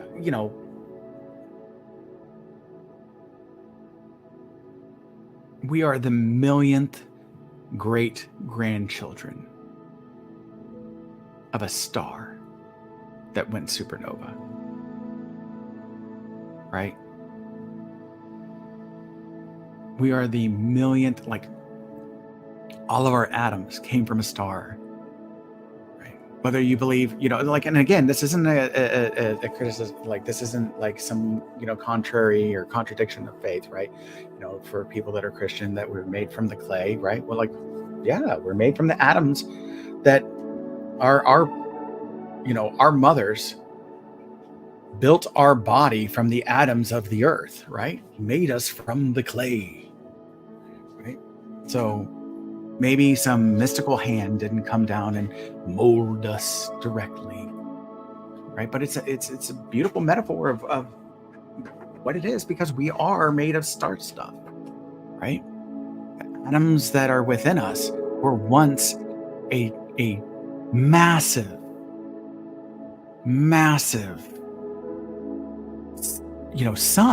star, right? That exploded. And one of the most powerful things that can ever happen in the universe that led to our eventual creation and became a part of us. So we are the great millionth great grandchildren of stars, of gas giants, right? Like, we have power within us because of our heritage, because of our ancestors, and all the way back to the star that eventually birthed us and our everything around us, right? For us to be here. Wow, man, that's so amazing, so beautiful. And that one of the things that I loved is I got to do this VR experience where you get to go and walk through. So they took this camera and went through the space station, right? And with this camera, they recorded being on the space station, being outside of the space station, the continental space station, right? And then also looked at the Earth. And one of the most powerful things that I ever got to be a part of it was virtual, so I've never been to space, but to be able to look at the Earth from space. And you see that there are no lines. Because every time I look at a globe, there's lines. Every time I look at a map, there's lines. There's these walls between us. This country versus that country. Right? That were arbitrarily designed by some foreigner. Right? Like, let's be honest. The continental, or not continental, but the country designation of Iraq and of Iraq and Iran and India and Pakistan and all this different stuff, right? Like that was made, like even Africa, right? In the countries of Africa, that was made by like for the most part invading people, nuanced for each country,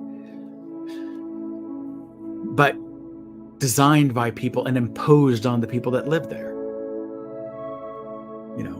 Even in the U.S., we did that with the Native Americans, the indigenous people that lived here before us. Like they had areas and kind of like these territories, but a lot of them for a while, once they established these areas, there was not all, because people are people, but there's a lot of them, a significant number of them that worked together, and have these traditions of trade and all of these different things that we discount oftentimes, and it created community. And when you look at the earth and you don't see that there's lines, right? And you see how, there is really nothing that's actually separating us except for our own imagination. Focusing on a difference, focusing on one particular unique thing that's, a difference between you and I that really is meaningless. Something as ridiculous as the amount of melanin that someone might have. Like an adaptation to the level of sun of an area, right? Such a stupid thing to see as a difference. Such a stupid and meaningless, and it becomes important because of the acts of atrocity that are imposed on it, and through it. But really, it's just a meaningless thing. So you start to see like there are no walls, that we are just brothers and sisters. We are just siblings to one another, right? And it's a beautiful thing to kind of see and consider about each other. That when you look at those genetic pathways throughout the globe, and where the traveling, on the different maps, right? Then the different like pathways that peoples took, and our ancestors took, like, and how it oftentimes like funnels into like singular areas, and we're really not that different from one another. It's a fascinating and amazing thing and to experience and to consider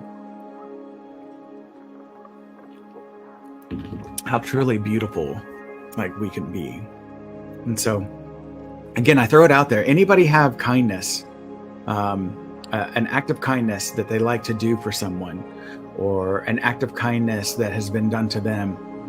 Especially one, like I would like especially love like one that you didn't expect, that was a surprise to you, that this one thing was an act of kindness that meant a lot more than you expected. Like any of those stories I would love to hear, and love to share with our brothers and sisters, if you're willing, with our siblings. Because again, Despire like mentioned one, and she's right. She's it's one that's like, to me, again, these are universal. These are things that we can all connect with and all recognize and be a part of. And it's pretty amazing. It's pretty beautiful when we choose to be kind to one another. So I would love to hear what y'all have experienced that, is an act or is a sense of kindness. Um, so come out and join the conversation. Let us know how you're doing. Or if there's something else you want to talk about, if there's anything else that's on your mind that you want to talk about, I would love to hear, your thoughts on anything, right? Um, if you can talk about kindness, that's great. But if how was your day? You know, let's let's connect so that we recognize that we aren't alone in this world, right? That there is that we are here together, right? That in and of itself is an act of kindness. I am so grateful to just here for speaking up and reaching out. That can be a difficult thing. Um, again, I talked about vulnerability earlier in the stream, and it's a very fearful and fearing concept to be vulnerable, right? It's to let down your guard and let down and put yourself at risk, right? And so, like, if you're able to, if you're willing, just to put in a comment or even just to say hi, it would be great. I would love it, just to see that you know we aren't out there. And also, I'd love to hear, how's your day? What's going on with you today? So, and just be if you're out there, like, how are you doing? Like, what is your day? If you've already left, sister, it was a pleasure meeting you. Thank you for honoring me with your words and your time. So, very, very grateful for that. Um,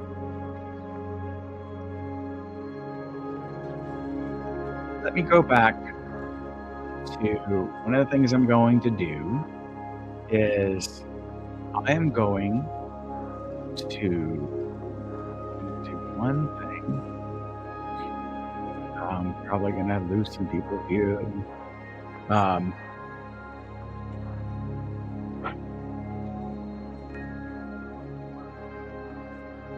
but I want to make sure that I'm able to make people aware about the stream and that this is going on.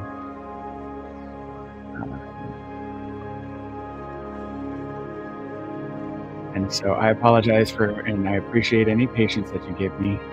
I am grateful for that kindness, right?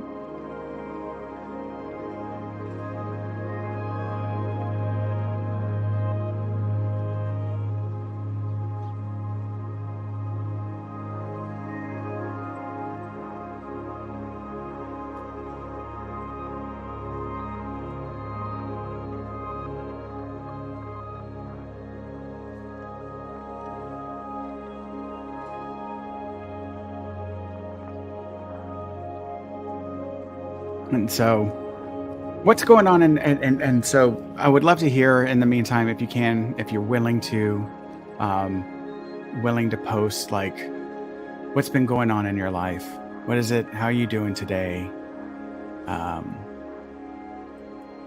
and or even like, where are you from? What's it like in your neck of the woods, right? That would be a phenomenal thing to consider.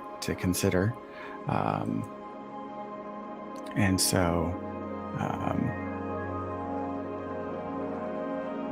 I would love to hear about that. Um, if you're willing to share it. Um,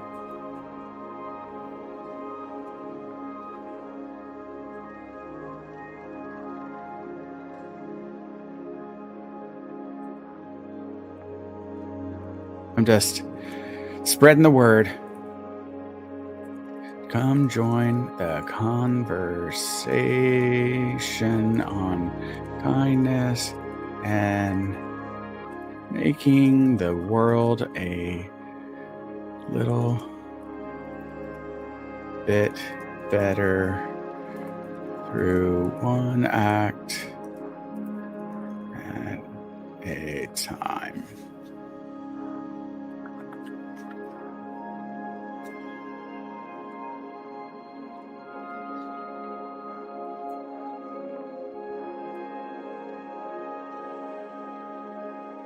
All right.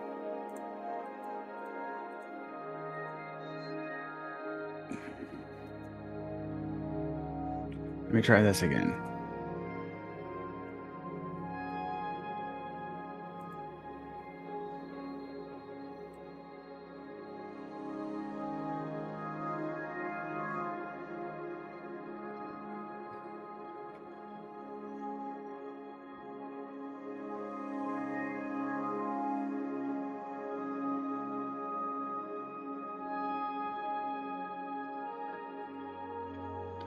All right.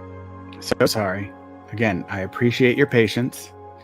I'm just trying to advertise. We're 2 hours in. Just trying to advertise and get see if we can get a few more people in. So just to see if we're able to.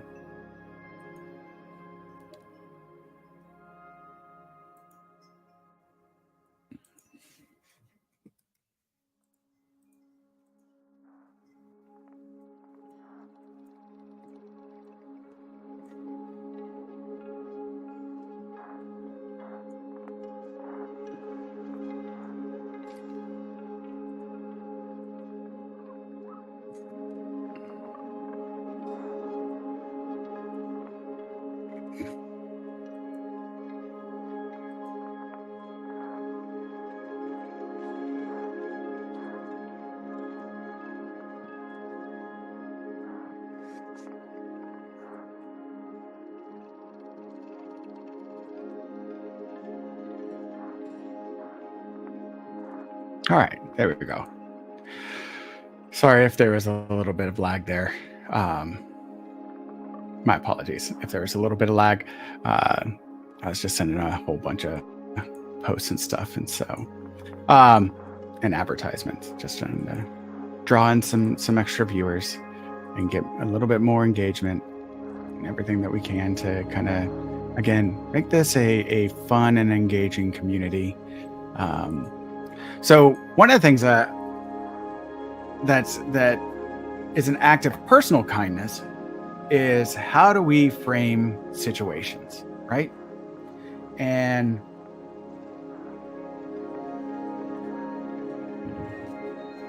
sorry, that's my big old like barrel of water that I drink. So got to get 2 of those down a day, at least. So let me get into a good camera position. I like to lean forward, and then all you're doing is looking at the top of my hat and not seeing me. But so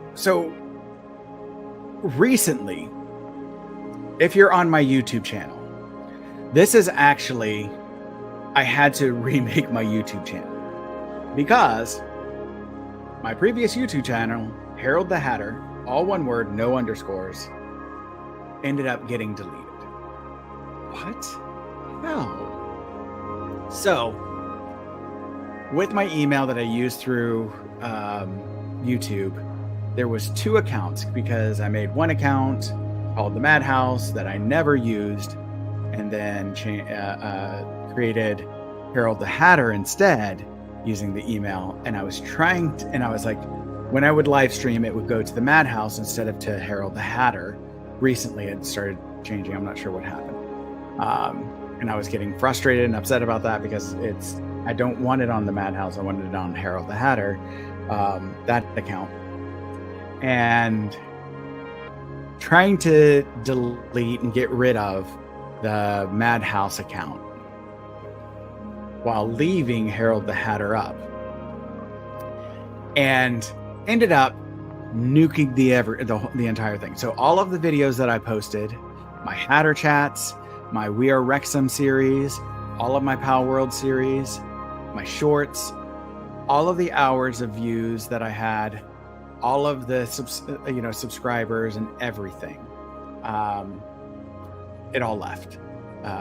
It all got destroyed. So if you like this, please feel free to subscribe, like and subscribe the chat. That would be great and very helpful, as this happened 2 days ago and was heartbreaking because it was hours of work.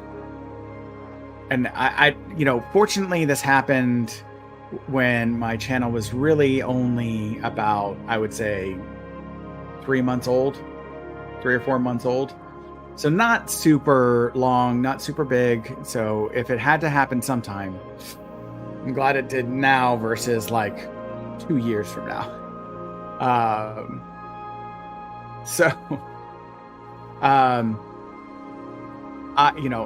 had the channel for a long while. Before that, it took me a while to like get the gumption to actually like start posting and doing stuff on the channel, and editing, getting through that self-doubt, right?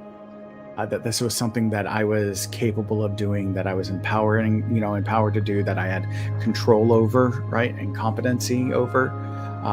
And so just doing some work to kind of build on that and everything. And so I had lost everything, like many, like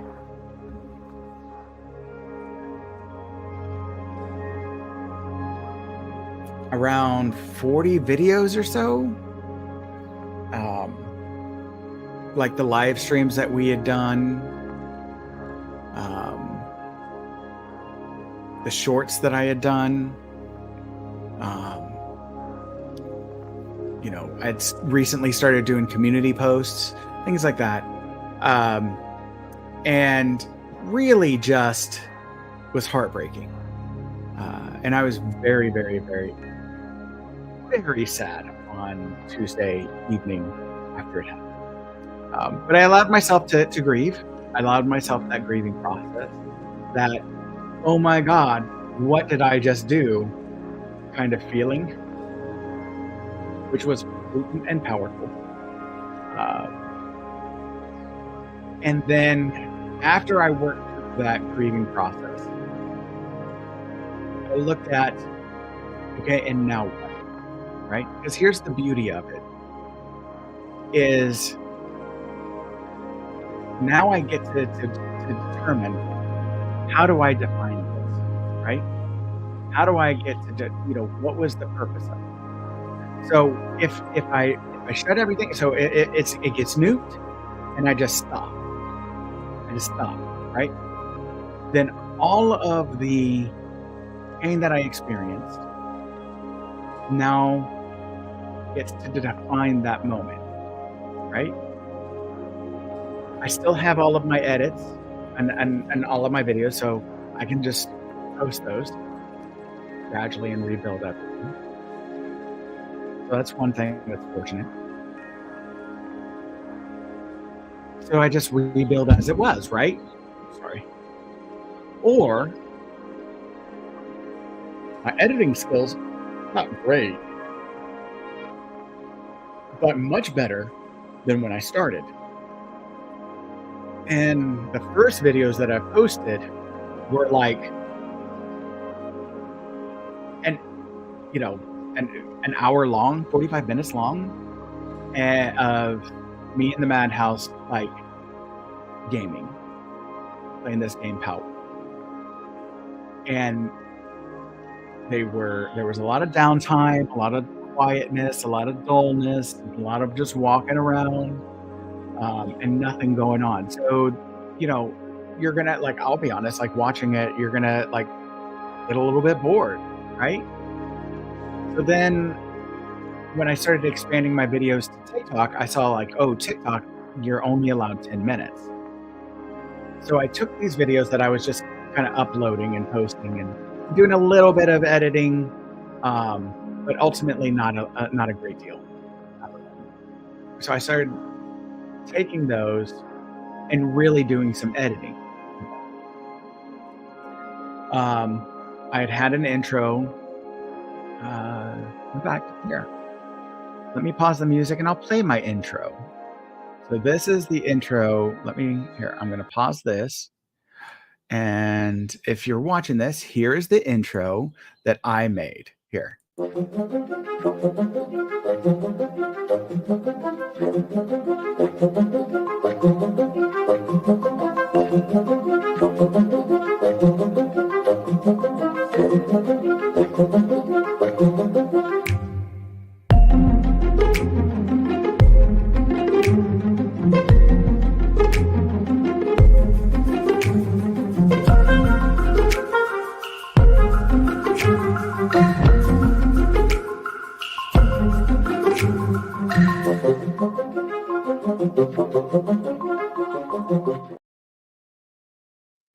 So that's the intro that I made, right?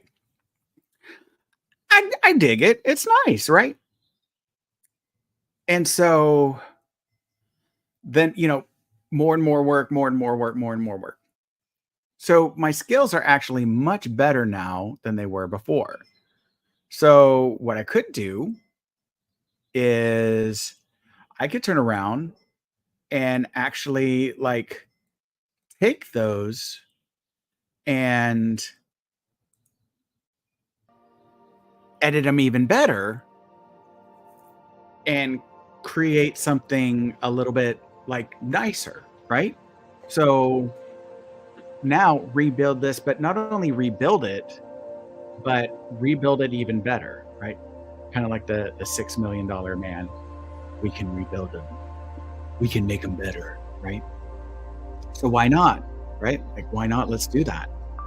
So now I'm taking this as not as a loss, but a reset and a way to improve, right?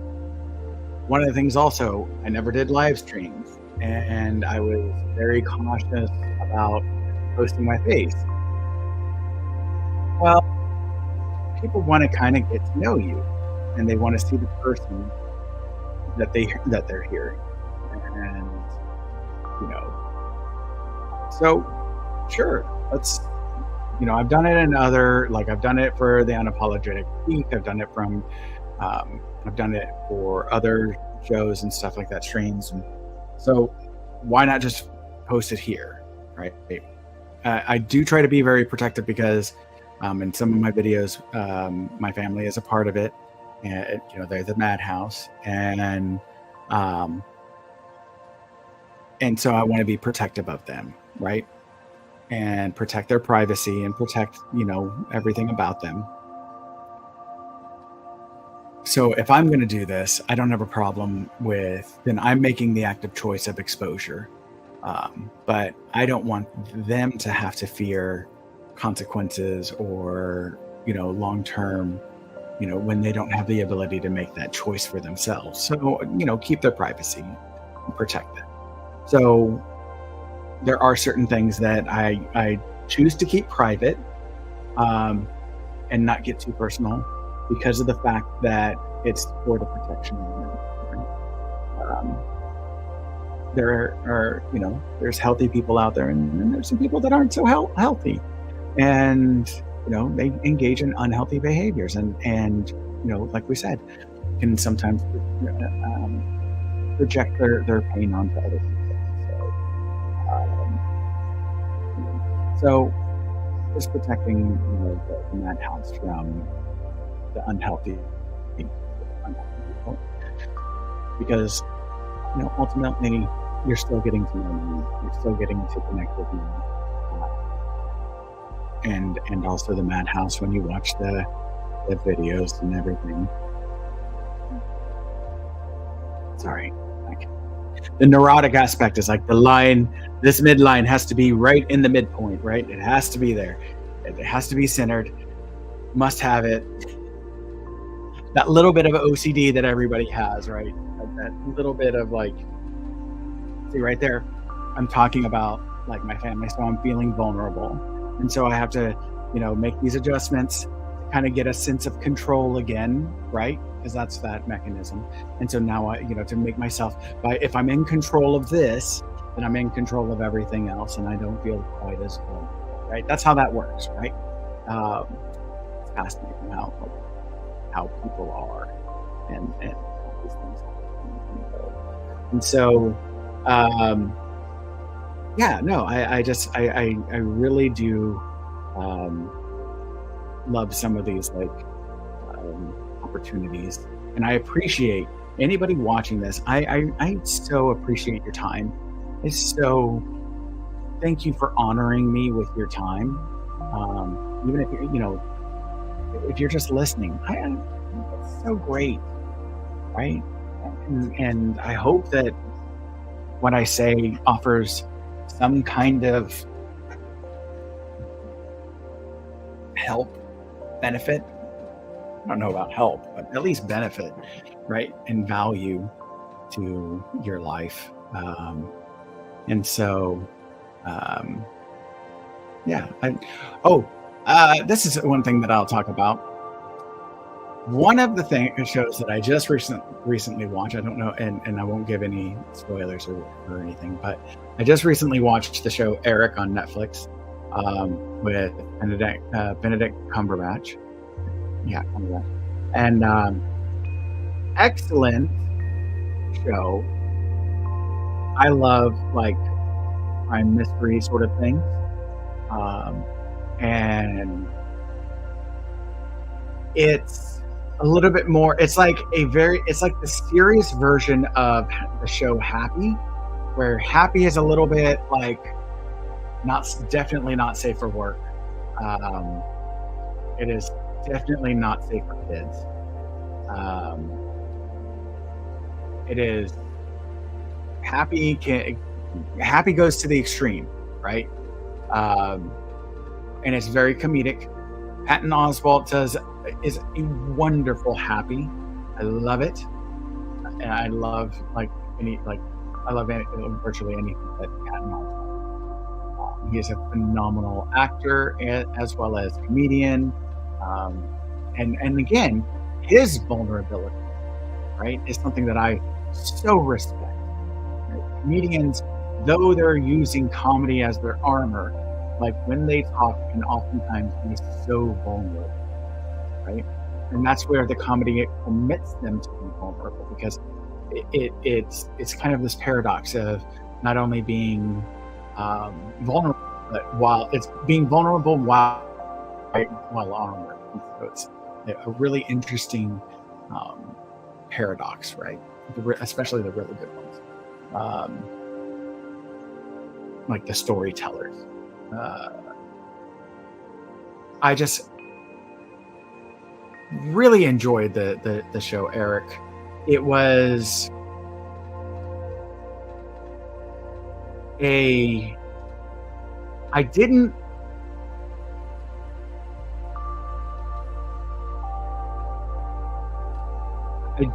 like the portrayal or the descriptor of Benedict Cumberbatch's character's behavior and illness. Like, he's described as quote unquote crazy, eccentric. He is a mad genius, right? He definitely struggles with multiple aspects. It's hard to explain or understand what they're trying to say with is seeing this character Eric that doesn't actually exist, because it's not an accurate portrayal of psychosis. I don't know, like, there's not enough information about why it's presenting, or and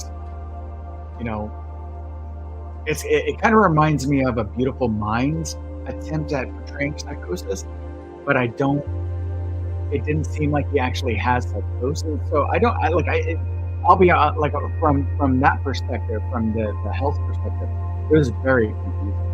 I was like, I have no idea. And so I was like, I'm not going to try and answer it. Or, if they answer it, they answer it. If they don't, then they don't. And that's just going to be, a weakness of that show. But ultimately, when you set that aside, it's still, to me, a good show. And it um, really shows the importance of fathers, right? Again, you know, I've been a part of a number of things where we tried to talk about like, um, and I like to talk about and value healthy fathers, right? Um, Not this like machismo, toxic uh, fatherhood thing. That I think being like there's value to some of the more traditionally masculine aspects of the handyman, the toolman, tailor type type guy, right? Yeah. There's value in those aspects, right? Like, um, I I know a guy, and he's one that is unable to sit still, right? He's got to be working on something. He's got to be like he's doing stuff around the house, fixing this up. It's like a very very handy guy, right? And works really well with his hands and just like and there's significant like I respect that, right? I respect that about him. Craftsman, right? That's beautiful, right? And that's a traditionally. Not saying that it's accurate, but a skill that's traditionally associated with men and masculinity. Um, and there's value, right? To create something, gardening, working, right? Being able to go into this clay, into this earth, and bring life. It's amazing. It's beautiful, and an important skill. And so I'm not, saying that there's anything wrong with masculinity. Just like the toxic aspect, where it's an incomplete masculinity, right? That you're able to do this, but not that. That to me is frailty, right? Is a fear of being vulnerable and complete, a fear of being whole, right? So any guy that's out there that's like, this is what men can do and this is what men can't do. Barishnikov. Dude, strong as can be. Ballet dancer, one of the best out there. Like cooking for the families. There are plenty of male chefs and plenty of female chefs, right? That's nurture. Okay. So Gordon Ramsay, okay. That, he could cook for his family. Okay. But like really women should cook for the family. Like that's just stupid. That's sorry. That's very judgmental. I apologize. That's that says more about the person saying that than it does about the person that they're talking about, right? And it exposes more of the fat manner than the person that than the frailty in the person that they're talking about, right? So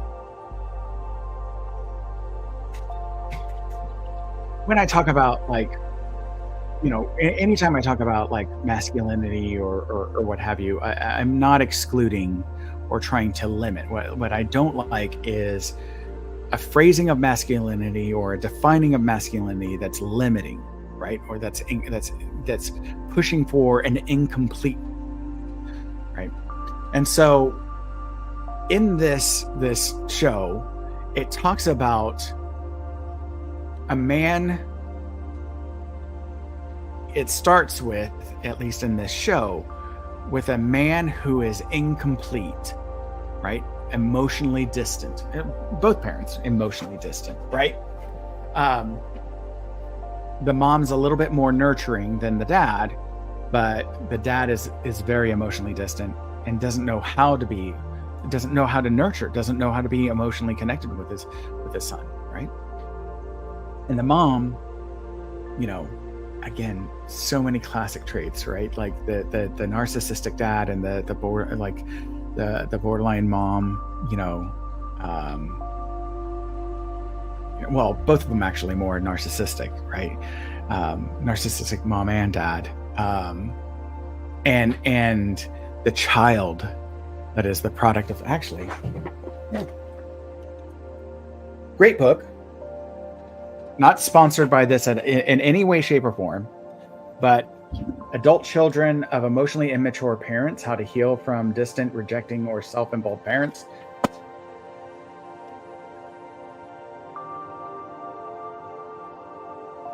Great book. Great book. The main character in this movie needs that book. Absolutely needs that book. Needs it. It's a great book. If to learn how to, and so here's this man who as a child never learned how to nurture, right, in a healthy way, and his child sees him as scary, right? And his child, so the man works as a Jim Henson like puppeteer, right? Creates a show similar to that as, a la Sesame Street or the Muppets or whatever.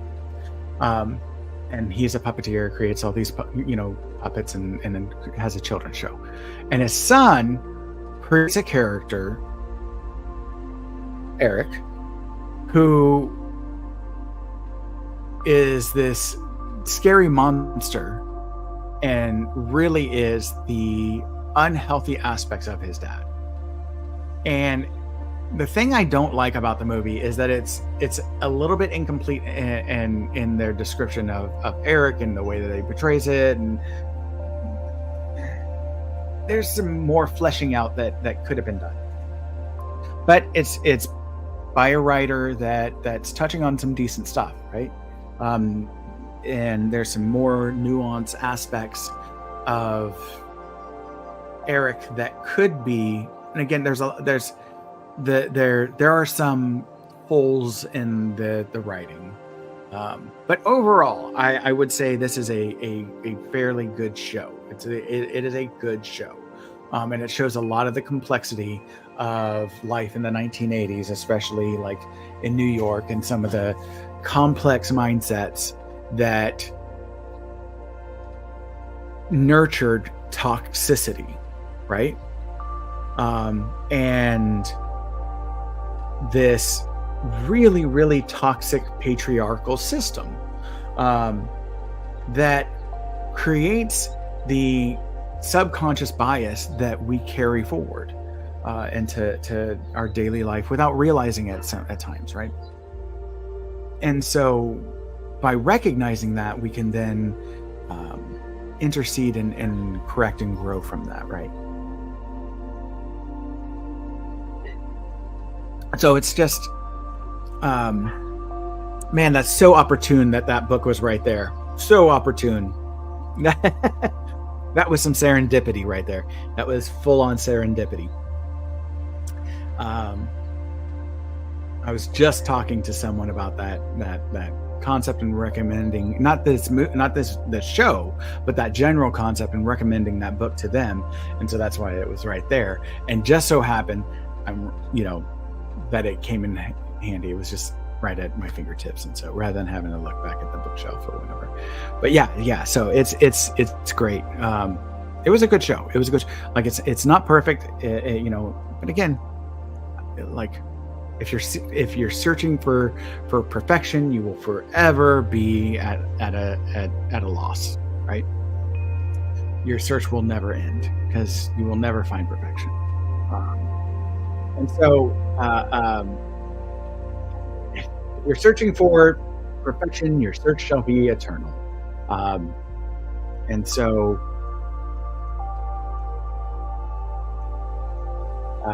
yeah, no, I really appreciate uh, story like the way that movies can tell stories, and because I love books, and it creates your imagination and everything. And books can go a little bit deeper, and you can connect with it. The thing that I do love about movies is that it connects in more senses externally, right? Like books connect internally, but you're not getting as many senses, and you're having to create those, which then actually can make it a little bit more personal. Um, but it also makes it so that but like in movies, it's you're seeing it play out, and so there's something I really love about movies. I do love books. I do love stories. I do love the books because there's a some of the psychological aspects. Like if this was a book, maybe that got it would get fleshed out a little bit more, right? It provides that opportunity. And so um also, so like, is there a something that anybody that's watching this, if there is there something that you watched recently that's kind of captured your attention? Is there something, you know, the concept of kindness, right? And being a dad and being kind as a dad, and the importance of that, I really liked about Eric because it shows how impactful unhealthy dads can be, on our children. And again, we see it, right? It's this generational pain that keeps on being brought forth, and we chisel at it little by little by little, right? We're getting through that wall towards health, but it's a long, slow process of healing from generational trainings, right? I think we're like I don't know. I don't know if anyone's ever like. I honestly, I gotta let me Google this. Let me see. Let's Google it. Right? What percentage of American parents spank their children? Okay, where is this from? Brookings Institute, American Parenting and Physical Punishment. Ooh. Oh, please tell me this is true.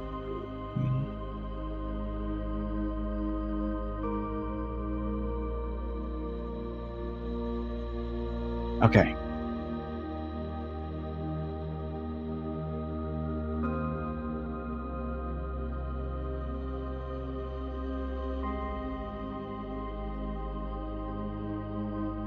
I gotta okay, so this is from 2014. Okay. All right. So let's see. 29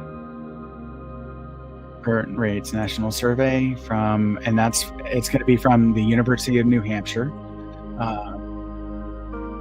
Conclusion: the trend suggests a continuing reduction of spanking in the population because of growing research and advocacy. Okay, so look at that. Like, trying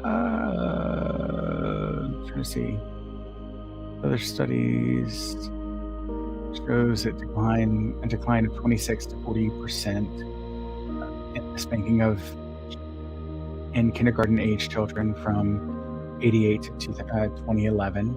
So it's showing a overall. It looks like this is a meta-analysis. Again, I'm not getting into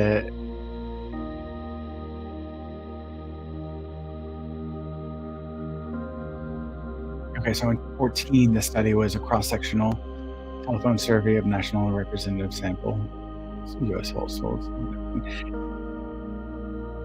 study. I just looked at it. I haven't even read the whole thing, but you know, okay, yeah, yeah. Seattle Times says spanking in children drops to 35% in parents in 2017. So good, good, good, good. Yeah. So like, it looks like overall the national trend in the U.S. is that we away from that, and is that the reason that's important is that we have found that spanking actually causes significant harm to children, right? Like, especially like I love the classic, um, ex- you spank the child, the child hits another child. So you spank the child to teach the child that violence is wrong. I want to show you that violence is wrong. So how do we do this? By committing violence on you, right? By giving you a threat. Either act good or else violence will be acted upon you. And then when we see the child saying act well or else violence will be acted upon you, modeling the behavior that we're, or engaging in the behavior that we're modeling, we get upset at the child. But what did you teach the child? So how are you giving these mixed signals, right? So, like, what is the child supposed to do here? And we know that in studies that spanking actually does cause injury to the brain, right? And harms the brain in different ways. Because beauty of the brain is that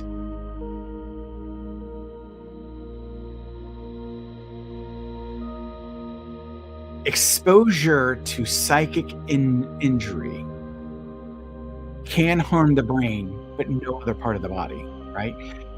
Like, in the sense that it can affect the body because the brain's what's regulating the body, right? So if the brain's in a state of fear, your sympathetic nervous system's going to go up, you're going to release cortisol, your adrenals are going to go up, all these different things. That's going to impact your body, your stress hormones, your stress neurotransmitters, all of those things are going to get activated, and it's going to have an impact on your body, your health, and what have you. Blood pressure will go up, heart rate will go up, fats will get released from the liver, which then get glued, adhesed to the arterial walls, and then narrow the arteries, increasing blood pressures and risk for heart disease, things like that, right? So we know about these sort of these constructs, and so it can indirectly affect the body, but like the heart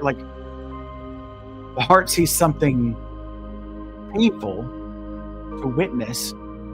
It's not going to affect the heart, but it can change the brain, and it can cause an injury to the brain. So these psychic injuries, it's fascinating. It's amazing. The brain is so complex, right? Personality is so complex. It's just a fascinating experience, right? And fascinating area to look into. And so anyways, we're seeing like spanking, right? This hurt people kind of concept, right? Why do you spank? Because my parents taught me to spank. Spanking did right by me. Did it? Did it? Did it? Did it make you a fully healthy person? Right? Did it make you a kinder person? Or did it make you a harder person and a harsher person and a more critical person? Because I don't know how hitting makes people kinder. And I don't know how hitting teaches love.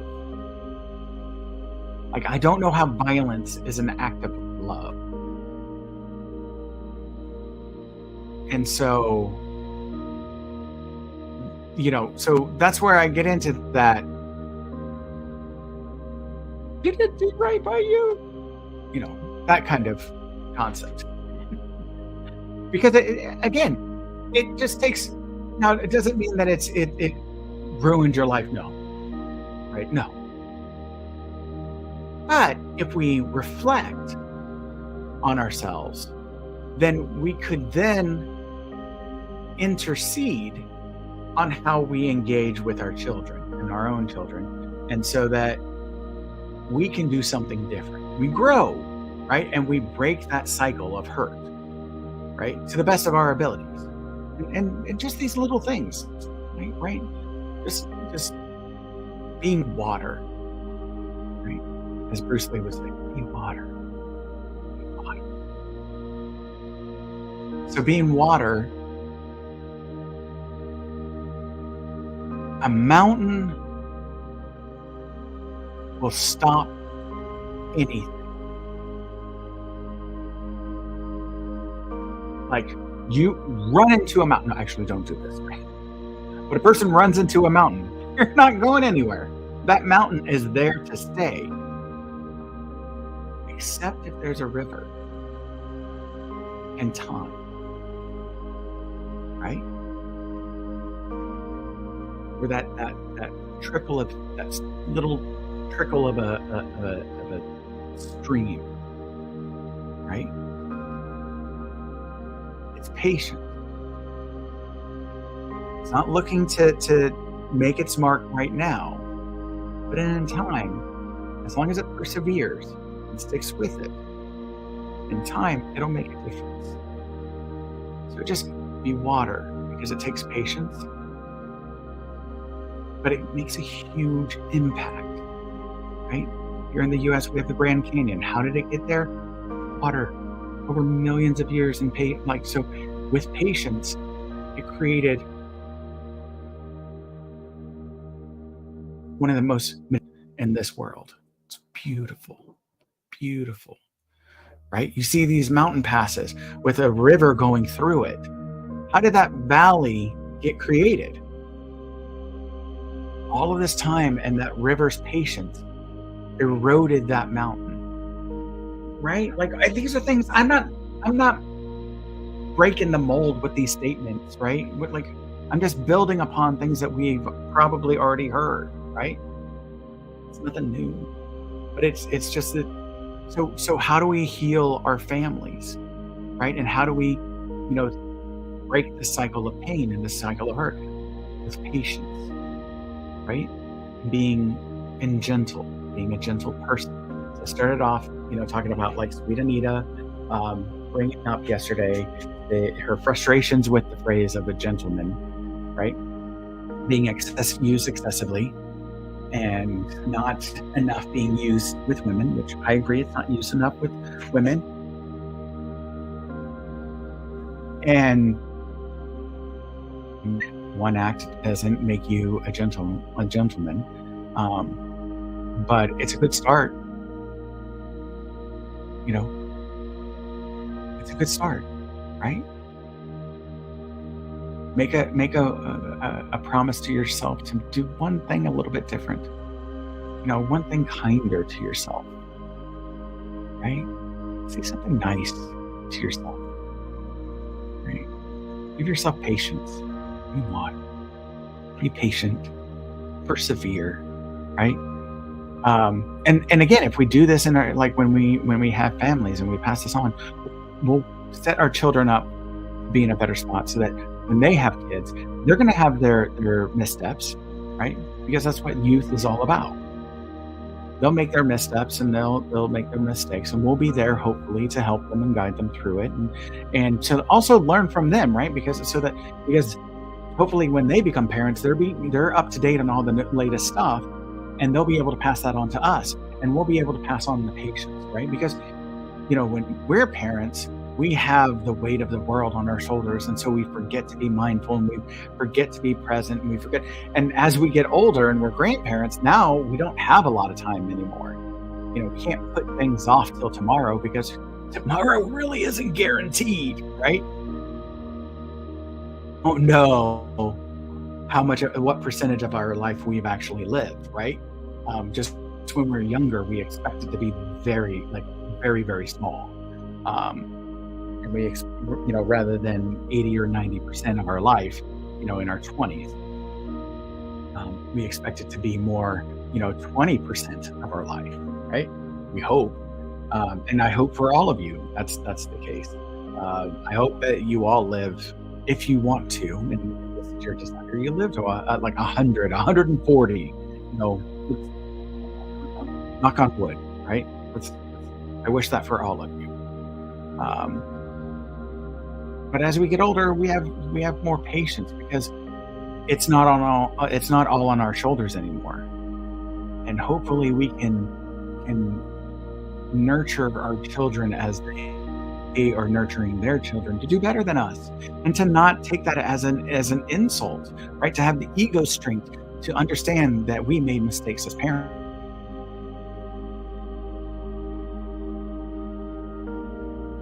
All right.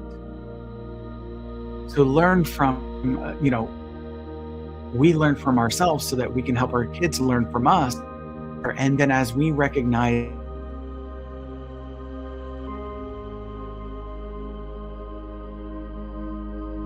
let me take over for a little bit.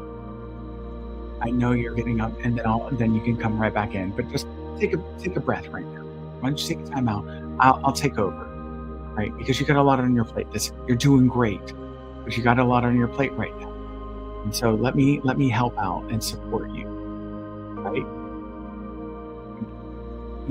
Hopefully we're a little bit more patient as we're older, because we recognize it's not as like life ending or catastrophic as our younger versions would think it is, right? Or see it as. Okay, we have a little bit more wisdom. It's not Sarah not saying yes to our asking them out, or Johnny, saying no to dating us isn't the end of the world, like we thought when we were, young teens. Like, oh, okay, no worries. Next, right? Like we get perspective as we get older, and so let's hopefully pass that on to our kids so that they can be kind and learn from that, right? And build within them the ego strength to be able to be okay to make a mistake, right? So,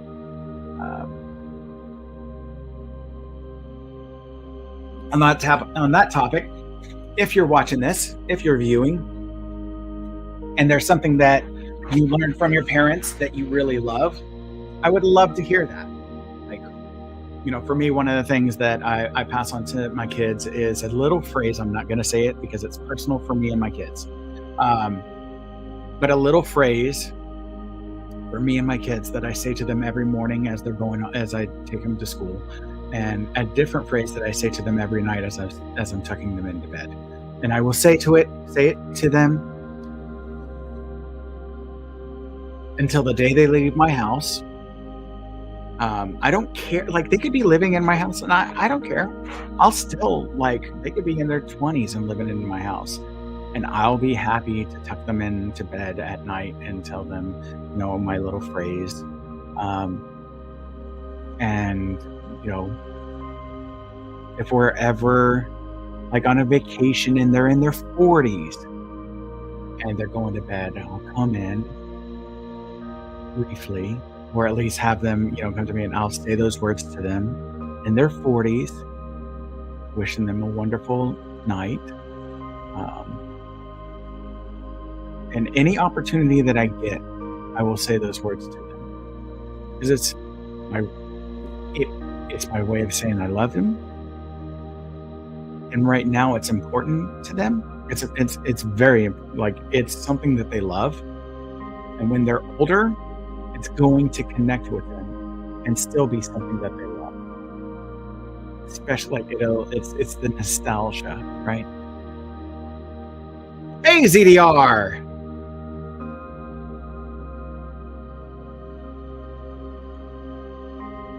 How's it going, brother?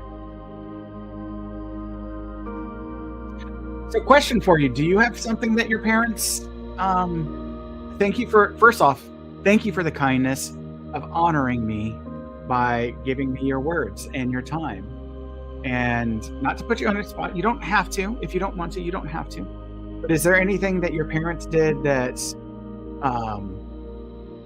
connects with you, or something like a kindness that they did that really, like, touches your heart? And I don't know if you have kids or not, but, like, that if you don't have kids, that whenever you do, you would love to be able to pass on to them and share with them, or maybe with nieces and nephews or whatever. Is there something like that really meant a lot that your parents would do, like a tradition, that touched you, really meant a lot to you? Any kind of act of kindness, or if not that, just a general act of kindness that you love to do for people, uh, or that has been done to you.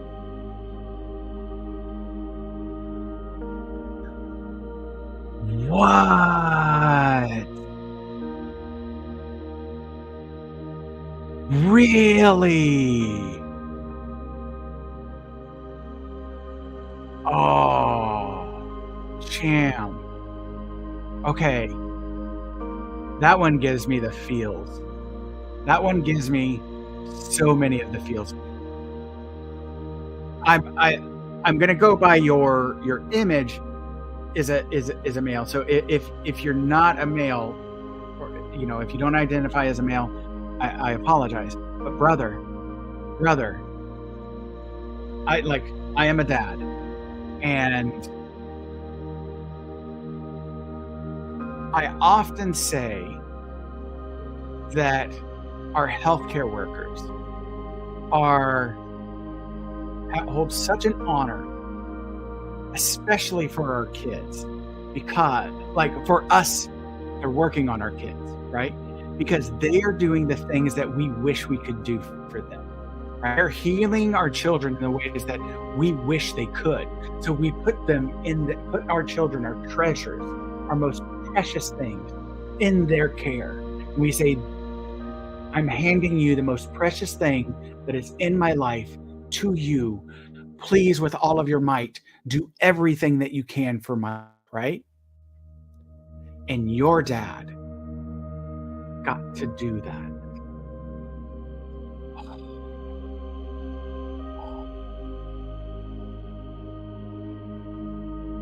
Brother, you honor me with that story. I'm telling you, man, that one gets me in the feels so much.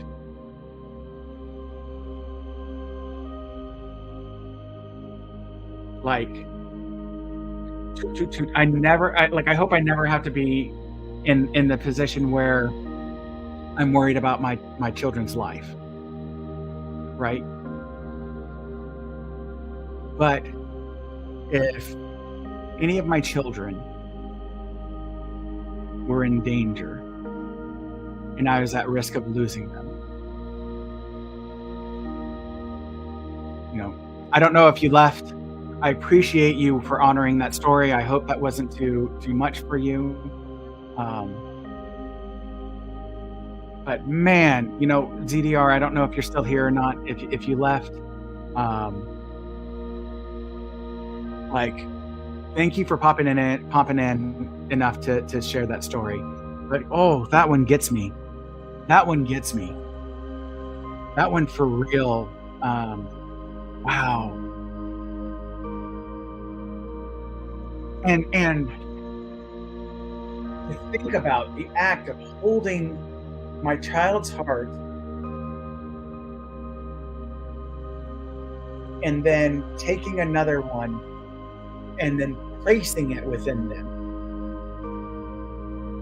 to give them life.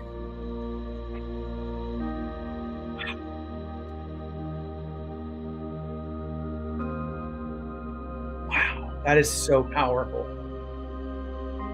That is so powerful. As a parent, man, like, the phrase, you hold my heart in your hands, right? And as a parent, to say, like, I literally held your heart in my hands. What like, taking this metaphor and making it literal. What a powerful moment. What a powerful thing. Wow.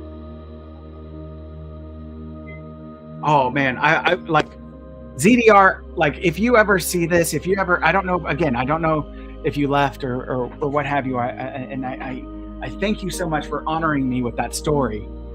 But my goodness, like I like, if you follow me, if you ever decide to follow me, and if you're watching this and you decide to follow, I would love it.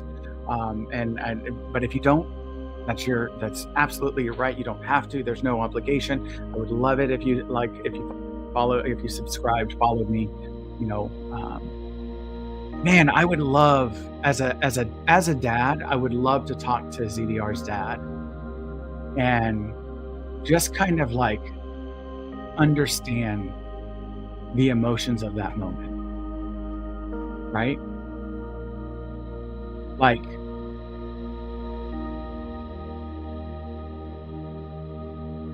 all of the feelings. If ZDR's dad's still here, to explore and understand the feelings of that, there and there, like so many complex emotions, right? So like, so much ambiguity at one time, right? The fear, the hope, the anticipation, the excitement, the joy, pain.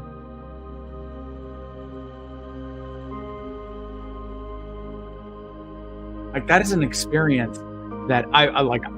I can say I am not a heart surgeon, so that is an experience I will never be able to experience. I've been able to be in a heart surgeon, not my own, but a heart surgery, and see the small little dead spot, small little black spot on a man's heart. It's so small, yet is the reason why his life was at risk and needed a bypass, right? That I was able to be like a part of and witness. And the just like what all of that, like, again, so many different levels. Like, first off, like, okay, you're talking about like compartmentalizing, right? Dissociating, because I have to cut in to my child, right? Like, as parents, we never want to harm our kids. But in order to heal, obviously, like, I'm assuming that ZDR's dad is an experienced heart surgeon at the time that this happened, and had done this many times. And so kind of goes into autopilot a little bit with that, right? And some dissociation, and you have to hurt. And when you're doing surgery, you have to hurt in order to heal, right? It's just part. We can't get in there otherwise, and it's a necessity, right? But then this is our child, and so the skill at compartmentalizing, to detach from that, so that you can make that first cut, right? And that's another thing. Did he make the first cut, or did someone else make the first cut, right? That's another interesting thing, because I'm curious what the hardest part was, like, because how difficult, like, for me, I could see once I'm in there, everything's cracked open, and the chest cavity is open and exposed. Like, going in there and doing the work, like, I feel like, at least for me, like, once that process is done, like, I could get in there and I could do it, possibly. I don't know. I'm making speculation here because I've never been in that situation. I'm just speculating. But like, so you get in there and you do that or whatever, and that's, to me, it seems like that would be easier. But for me, the hardest part, it seems like, would be, here is my child's perfectly healthy skin, right? And now I have to injure it, Like that to me feels like it would be the hardest, right? Like someone else, please make that initial cut, right? And, maybe even like the opening of the chest cavity, right? That might be also a little bit concerning. So what we're talking about for anybody that came in late is the ZDR mentioned that their dad is a heart surgeon, and the kindness that their dad did to them was performed a heart transplant. And just the power of that, like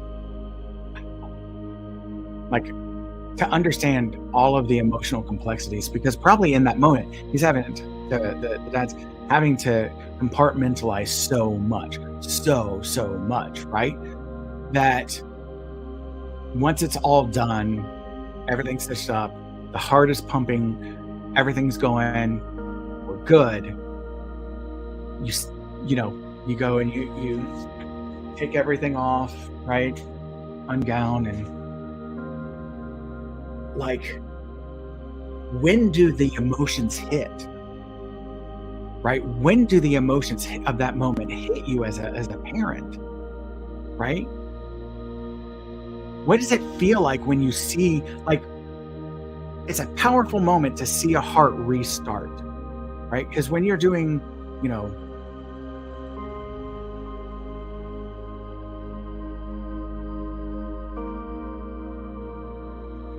there's a great metaphor there. A father fixing your heart is a good example of how to make, right? Right? Absolutely, Tug. So this is the Unapologetic Geek. If you're here, please make sure you go check out his channel. Just open up another tab. Don't leave yet. But open up another tab and make sure you follow him.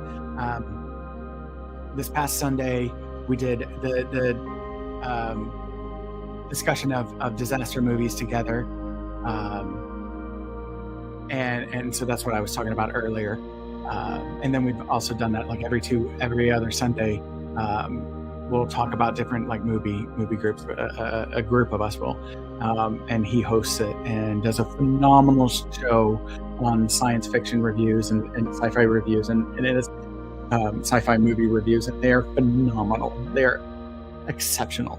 So you will learn so much, and you will get a greater appreciation. One of the things that I've said to him that I love to use his channel for is use that as a jumping off ground for movies that, to show my kids like this, his review, and then to get them sort of inspired to kind of watch some of these older science fiction movies that I think would be appropriate for them and that they might enjoy. And so that's how I got them to watch Flight of the Navigator. And so even though it was a movie from the 1980s, and they loved it. So it's great. It's great. So yes, no, I know it absolutely a great metaphor, right? And man,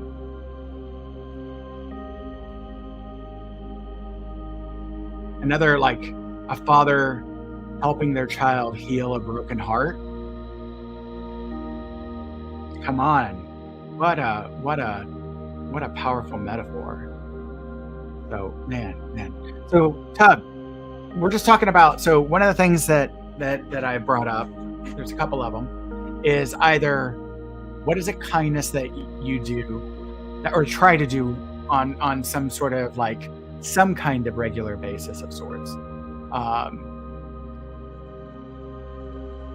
to kind of do just a little thing to make the world a better place, or something that someone did for you that was like a surprise, that was, kind of surprising, that you didn't expect to impact you. Like,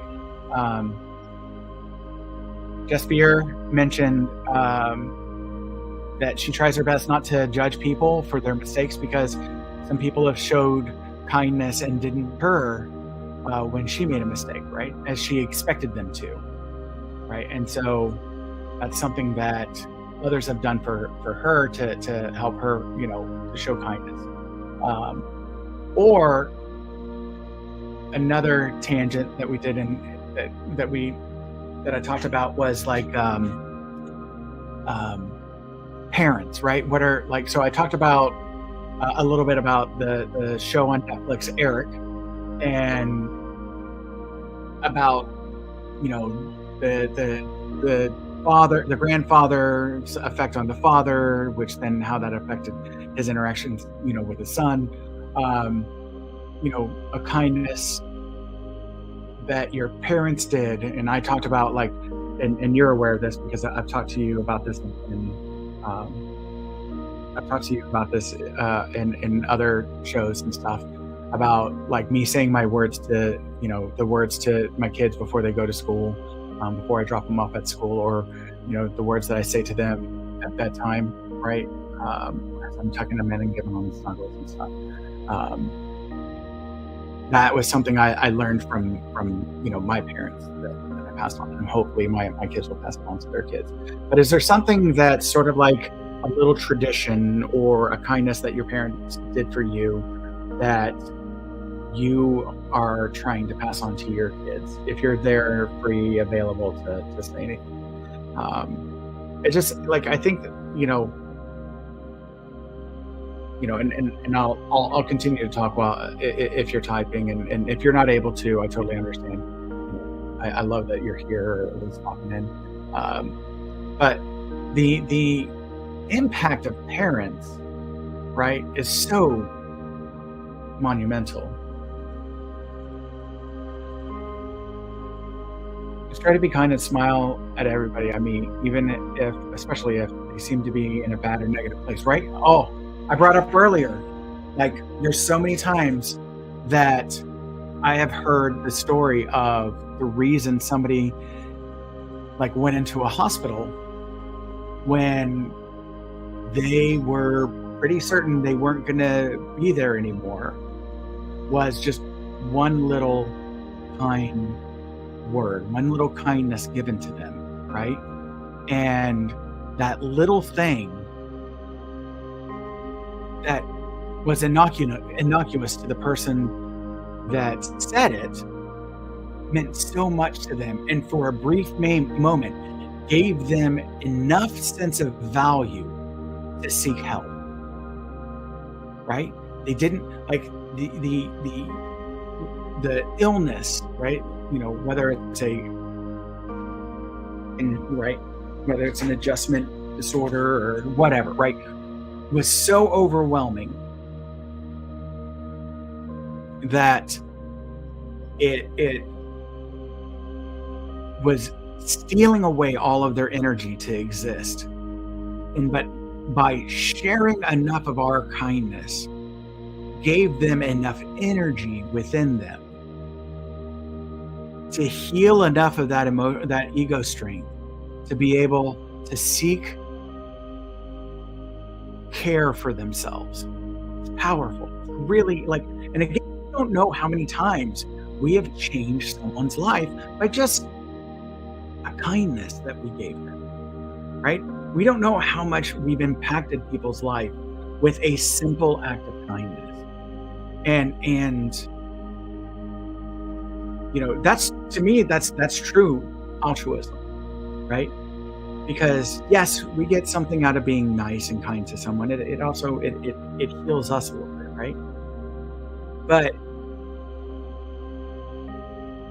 to not know when you put this out there, right? Like with his show, he puts wonderful videos out there, but he has no idea who it's going to reach, if it's going to reach anyone, how it's going to affect them, how it's going to impact them, what difference it's going to make, right? It's out there, it's art, it's there for the world now. It's no longer his, right?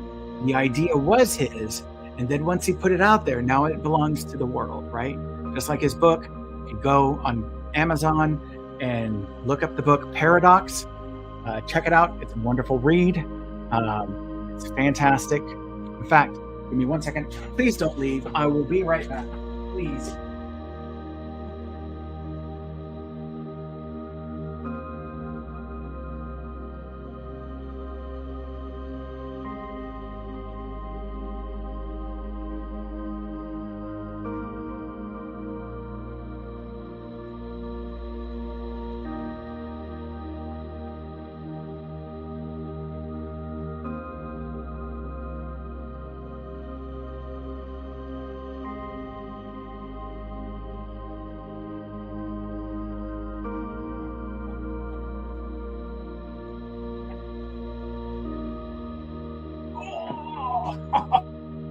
Oh, sorry.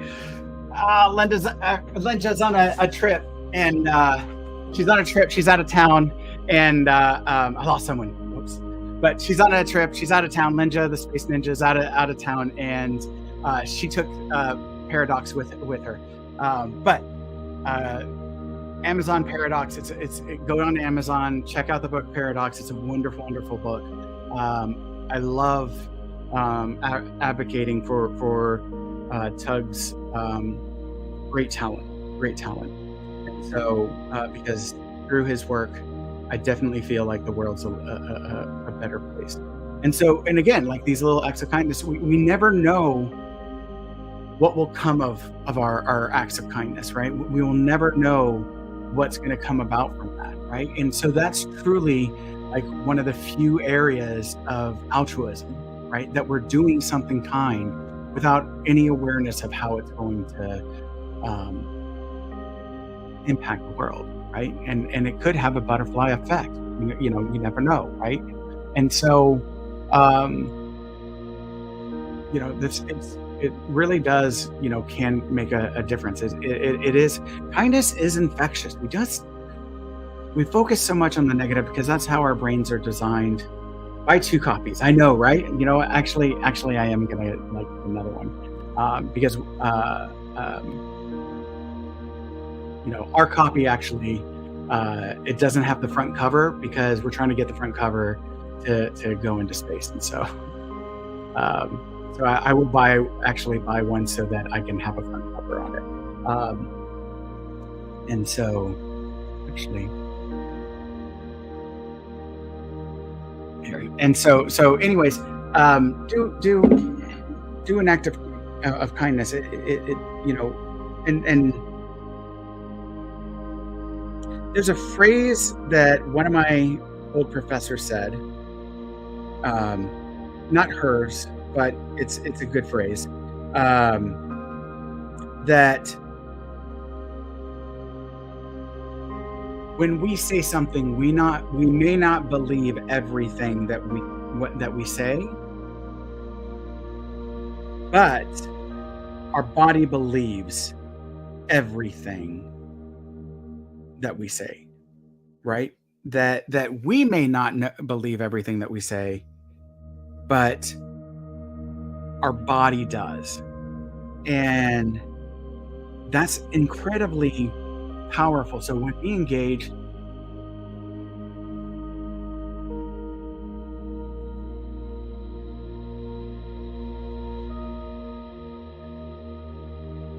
in a workplace, it's too easy to fall in the trap of everybody being a negative Nancy or negative Nathan. It's easier to spread negative emotions than positive ones, but the effort is worth it. Yes, 100%. And again, because our body oftentimes is trying to avoid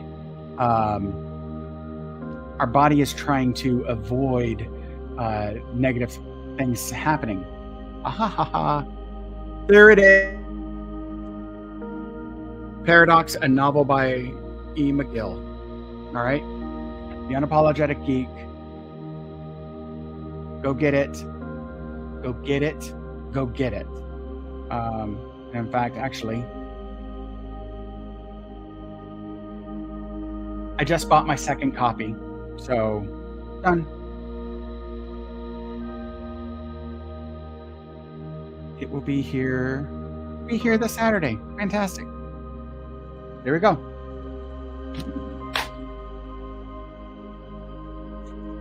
There you go, brother. And so now I have a copy that actually has the cover, and I'll put that actually on my bookshelf right there, so I can pull from it all the time.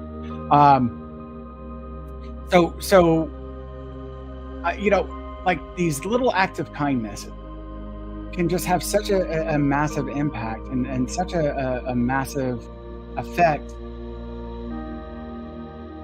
and can be infectious, and but our mind, like with the negativity. Sorry, yes, you did.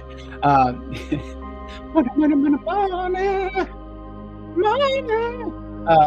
like the with that negativity, like our mind is our brain is designed to avoid danger, right? It's trying to avoid the pits and the traps and the pitfalls of life and existence and everything so that we can survive, right? So it already kind of seeks out the negative, right? To protect and for survival and all of that. And we'll hold on to those memories, right? Because there's the norepinephrine that binds to that, right? And really ingrains that neural pathway into the hippocampus memory and everything, and just makes that a really, really strong experience, right? And these kindnesses sometimes they don't have as much of, like, they don't have the norepinephrine helping it to bind and strengthen the memory and stuff, and so it requires repetitive behaviors, right? So, like, all the niceties that my parents did for me, and just like anything we take by anybody, we kind of take for granted at times, right? Especially if they're not consistent things. Um, and but like that phrase of saying something kind to our children as they're going to school, right? To start them on a good day, or waking them up with a morning song, right? Um, Singing them to sleep, reading to them, giving them, having a particular phrase that you say to them as they're going to bed, right? Reading to them before they go to bed, things like that will all have, and when we do it on a regular and consistent basis, that will have a much more powerful and ingraining effect, not because of the neurotransmitters like norepinephrine does with like scary things, but because of the repetitive aspect and the bonding hormones like vasopressin and oxytocin that help with that bonding and relationship, and that reinforcement of that, right? And make it much more powerful in the long run if we do it. And so, but it is infectious, right? Like, if you had that coworker that just always had a laugh, right? Always had a great laugh. Like, anyone that that's like, I love this person, they have a great laugh, right? When they laugh, it's infectious, right? Such a potent and powerful thing. Such a potent and powerful thing of goodness, right?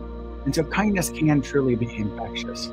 It truly can be momentous and everything. So yeah, no, I like,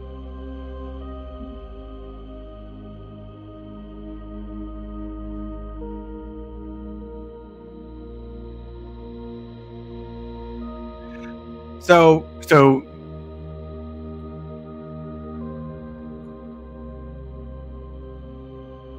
Shrek,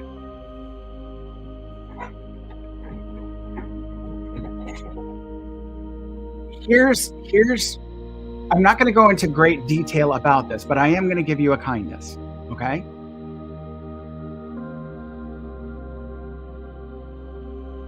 I would reflect, okay, because I can't tell you what's right for your life, right? So I can't give you the answer of what to do. But what I can do is pose you questions to reflect on, because what I ponder is, what I hear is that there's pain, right? That's leading to unhappiness. And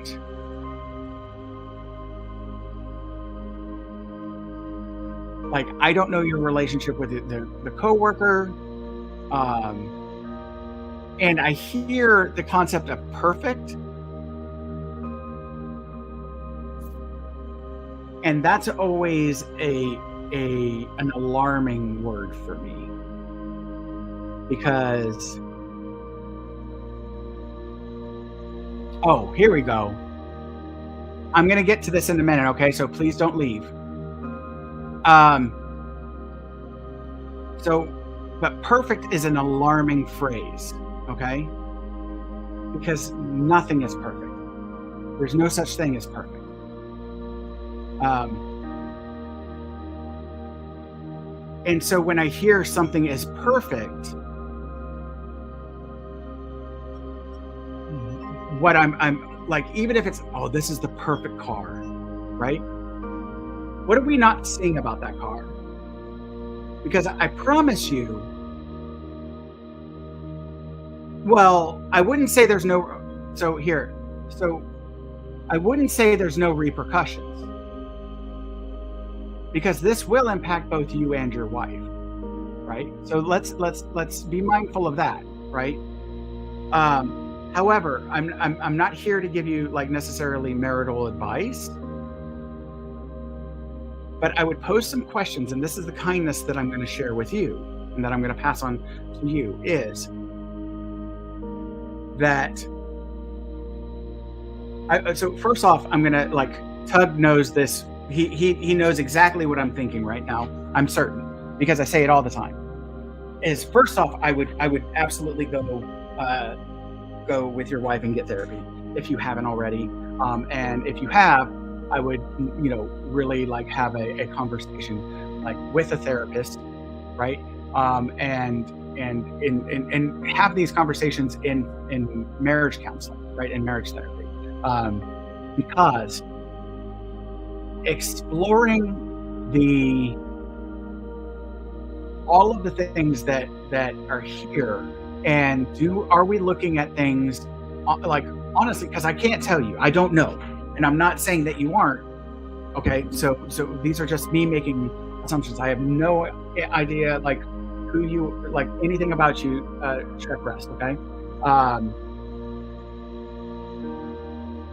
Oh brother, oh brother, you have come to the right spot, my friend, because we do.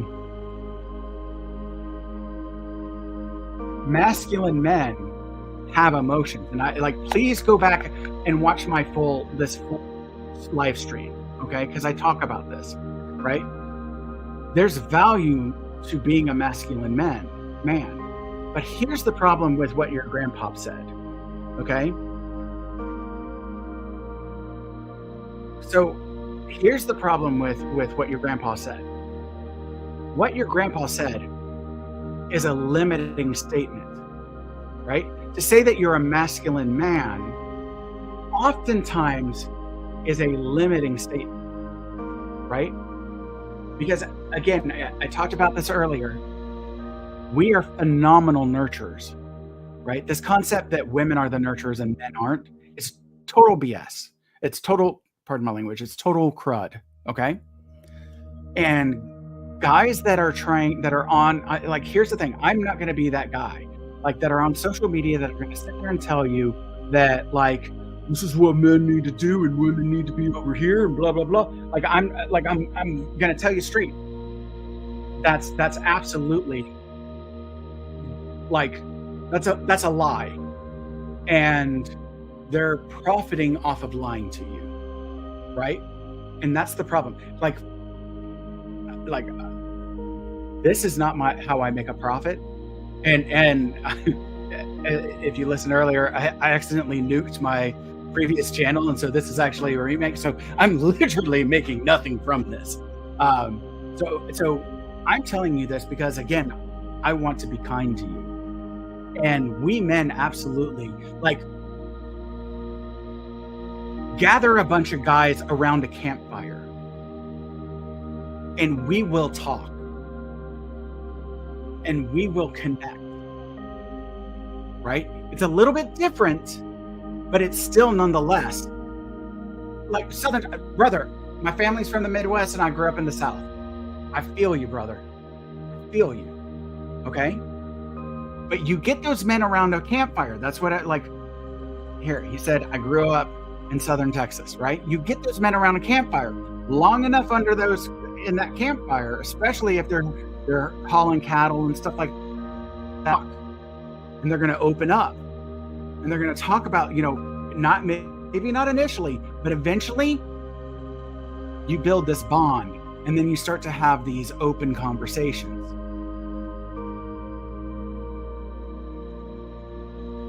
That's traditionally not masculine, right? Men bottle it up. They bottle it up and shove it down. That's avoidance, my brother. That's avoiding vulnerability. That comes from fear, not from resilience, right? That comes from fear.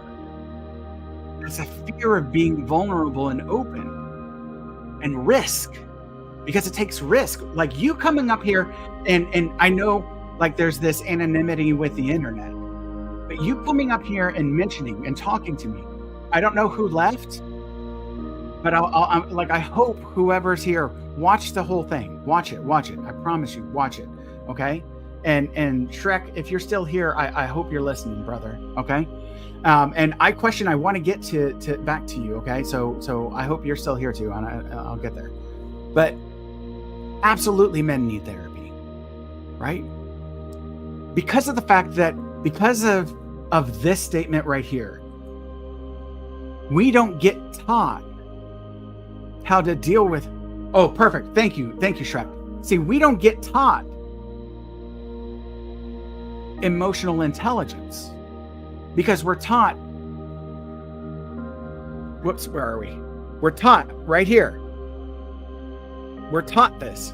Give me 2 seconds. I'll be right back. Sorry, I gotta let someone in.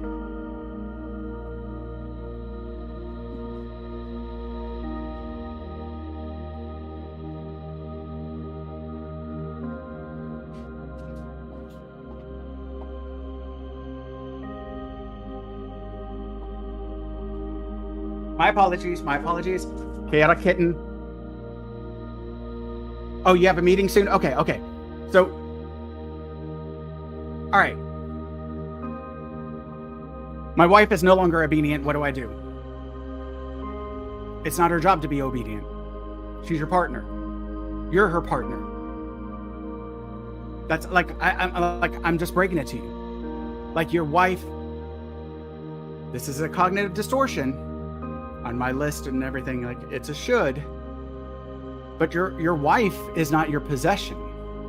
You don't own her, right? I hate this term "my," because at any point in time, like the fact that she is your spouse, like the fact that y'all are in a marriage is her gifting herself to you, not your possession. You don't take ownership of her. She gifts herself to you, just like you gift yourself to her.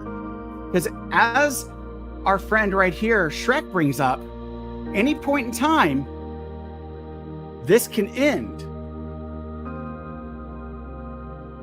It can end.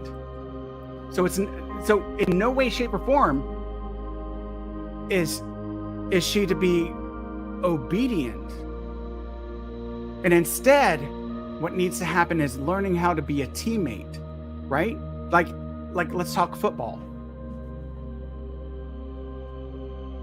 Or even basketball, football, whatever sport, right? Whatever sport you like. You're a team, and you all have to be doing your part.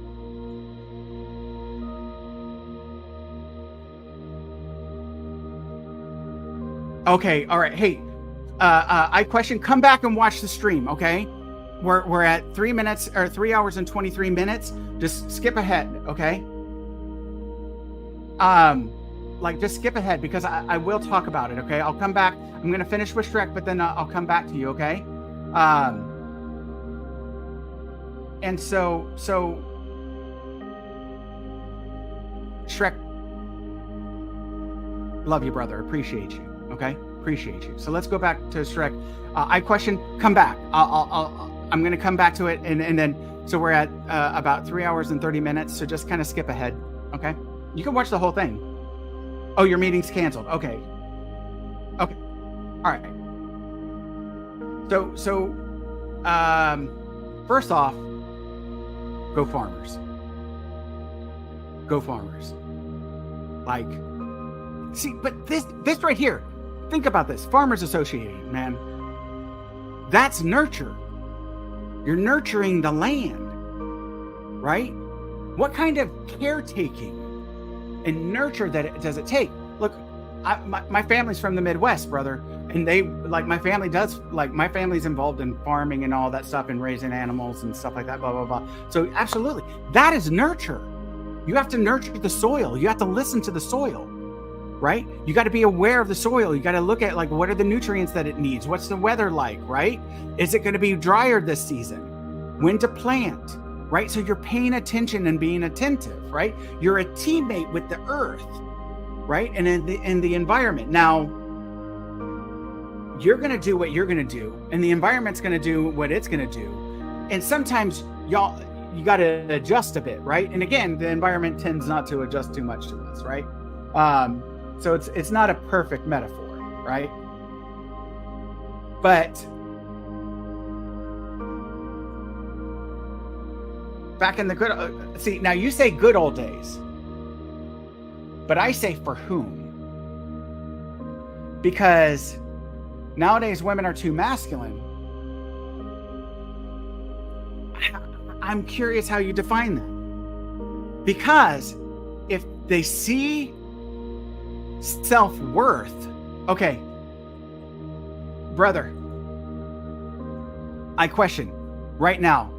I'm giving you this one warning, champ. Like, we don't speak like this to one another. All right? In my channel, we're respectful for one another. All right? In my channel, we're respectful for one another. That's not an act of kindness. All right? So I'm like, and I question, I'm not trying to attack you here, but this sounds like fear, right? Like, nowadays women are too masculine because they're empowered, and we want our sisters empowered because they lift us up, right? In a marriage, men live longer. Women have higher, married men live longer. Married women have higher rates of mental illness. Who's this a good plan for? Who's making out on that deal? I'm a married man. I promise you. I promise you.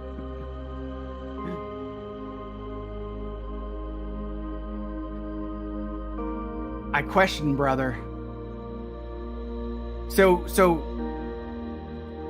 I hear the statement. I understand the statement. I hear your concerns, right? Of course women want rights because they're people. And what I hear with this fixation here, okay? What I hear with this fixation here is not looking at the whole person. So brother, I really, and I mean this sincerely, I don't mean this in an insultive way. Okay? Because I mean this from a place of love, all right? Is that I hope you work on your heart, right? Because there's something that's keeping you from being able to see your partner as your equal and as your peer.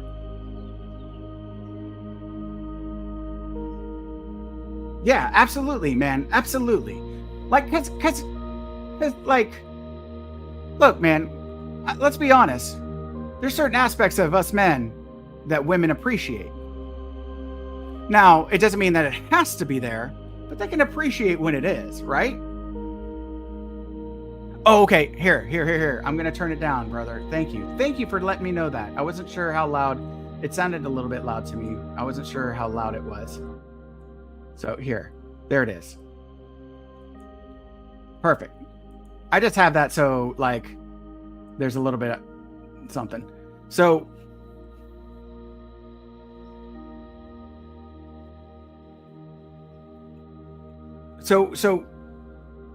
Shrek, my brother, if you make that choice, it dissolves the relationship that you have. Okay. So let's talk about both of these. So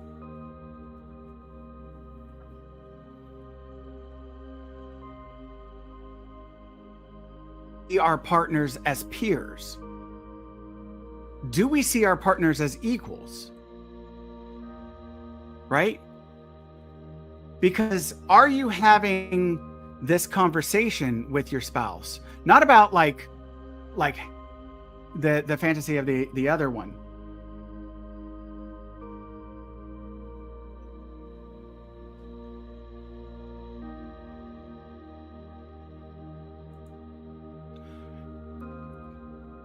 All right, on this one, man, this one I feel for you, brother. Okay, and it goes for, okay, as peers. And do we see them as peers? Right? Because are we having healthy communication with our partners? Are we having open kindness with our partners? Like what I hear there, I question is, I hear a lot of like cutting off at the knees, right? And with Shrek, like the communication with your spouse about the needs, right? Not like having her become like your coworker, but what in your relationship is lacking. And you don't have to mention it here, don't, and everything. You don't have to talk about it here, but just these kind of general things, like, because what's preventing you from speaking, right? Again, we don't talk all the time with our partners, like we don't talk with our spouses and about every little thing, right? That would, the days would be long and they would be hard. But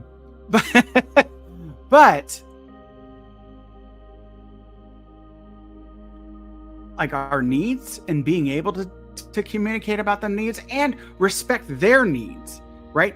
That our needs don't come at a cost to them, right?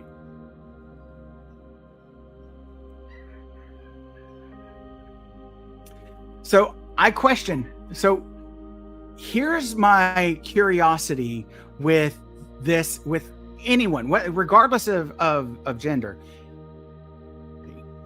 because emotionally, right? What sort of connection, even like Drew Barrymore, or, Ashton Kutcher and not Drew Barrymore, Bruce Willis.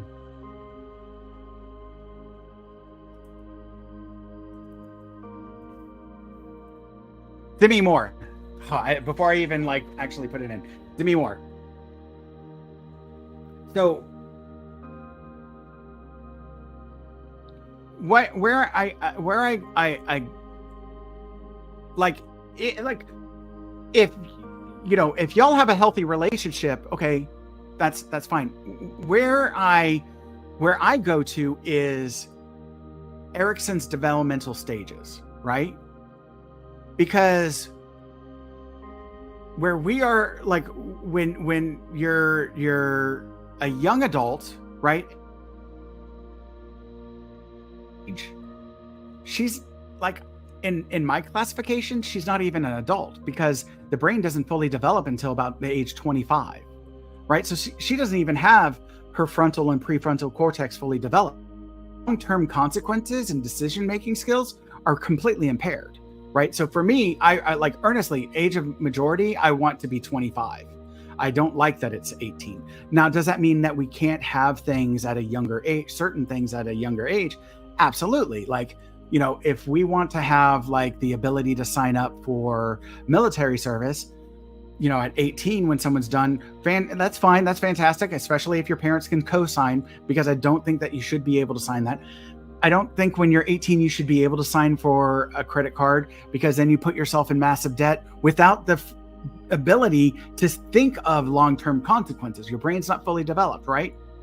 And in that situation, her is that she doesn't have, like, this is a for the rest of your life aspect, right? And she have the ability to fully make decisions for the rest of her life, right? So those are, you know, where I get some concerns. And then when you think about like stages of life, right? Where we are at middle age is much different than where we are at young adult, right? And early adulthood. And really it like adolescence. Like 20 to me is still adolescence, right? And so the aspirations, the goal is different, right? So I go back to, is there a part of the person that you're focused on, or the whole person that you're looking for, right? And so that's where I would, and again, this is where I stress therapy. I love stressing therapy, especially for men. We don't go. The problem for men is that we're taught, like Shrek said, let me go back to it. I'm bringing it back up. And Shrek, you're fantastic. I love that. I appreciate y'all so much for honoring me with. Thank you for honoring me with this. Okay. But this, right? This right here, it like, we got to challenge that. We got to challenge that. Because what happens is we're taught that, right? That men don't go to therapy. So then what happens? Before they make it into the therapist's office, or even, you know, with a psychiatrist and an ARMP, a PA, or a therapist, right? Like someone who's like in psychology. Oh, brother, I believe, no. I appreciate your honesty, man. I appreciate your honesty. You're fine. You're fine. There's nothing wrong, right? Like these are open, like there's no judgment here, brother. There's no judgment, right? I'm telling you, like when I think about that, like I get, right? I'm ready for some. And sometimes for us guys, I mean, look at George Clooney, man. Like, dude was not married. Why did he wait so long to get married? Well, it's easier to have a long-lasting marriage when you're like, 50 or 60 years old. You don't have to like hang around for so long, right? And so, like, being married for the rest of your life when you got another 20 years, that's a little bit easier than when you've got like 50 years. So, I mean, again, to each his own, right? There's no judgment, right? So I appreciate your honesty. I love it, right? So, but with, but where my little like Danger Will Robinson kind of pops up is just the diff, and so that's that age difference and the priorities at the age difference is where my worry becomes. But like I get like the whole like, man, I'm ready for kids, and like if she's ready for kids, like this is a great thing. But are you like, again, are you looking at the part or the whole person, right? Those are the two differences. All right, Shrek, first off, hey Shada, how's it going? Thank you for popping in. All right, is sex important in my relationship with my wife? Absolutely. 3 years, but we do not try new stuff. Okay. Excellent. Shrek, perfect. Man, that's so much of marriages, right? And again, like for 3 years, right? It's early on in the relationship. And so having a talk with her about what are her concerns, right? Like there's a number of things that could come into play. So talking with her about like what are like the worries, like, letting her know that like, hey, I'd be interested in some being a little bit adventurous or whatever, trying a little bit new, right? Stuff like that, right? And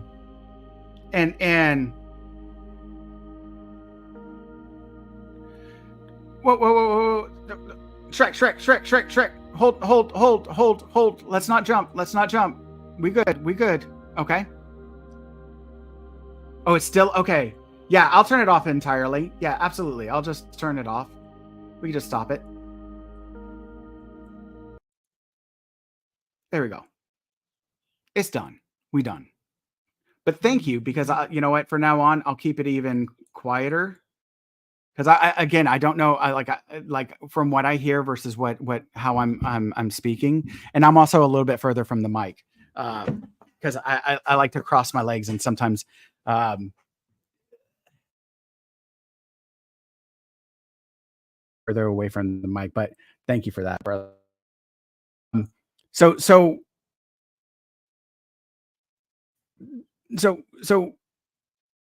with with a relationship, I'm not a big fan of Dr. Phil. I'm putting that out there. Like I don't. However, there is one thing that he has said that I think is 100% accurate, right? Physical intimacy is not the only thing in a relationship. However, when it becomes a problem, and like physical intimacy is not the most important thing, right? It's important though, right? It all of it is balanced, right? Finding balance and being balanced, right? All of it's important, but when there's a problem, then it becomes a big problem. Okay, and so both it affects our ego strength and our ability, our self esteem, and our self value, right? Like, come on, like especially if you're in a heterosexual language, or I mean, I'm sorry, if you're in a heterosexual relationship, right? And you're a masculine man, right? If you're in any relationship and you're a masculine man, right? You want to feel manly, right? And it feels manly when you're able to satisfy your partner, right? It feels good. Let me phrase it this way. It feels good whenever you, regardless of your part, your position, or whatever, it feels good to take care of your partner, right? And being able to have a conversation. And again, here's the problem with some of our society is that we're,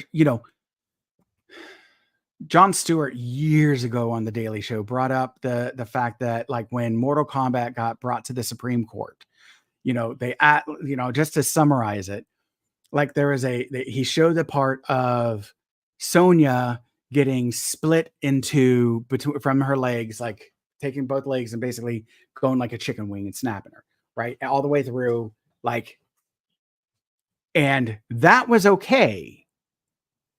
But if there was a nip slip, then it would need like a mature rating or something like that, right? And that's a bridge too far.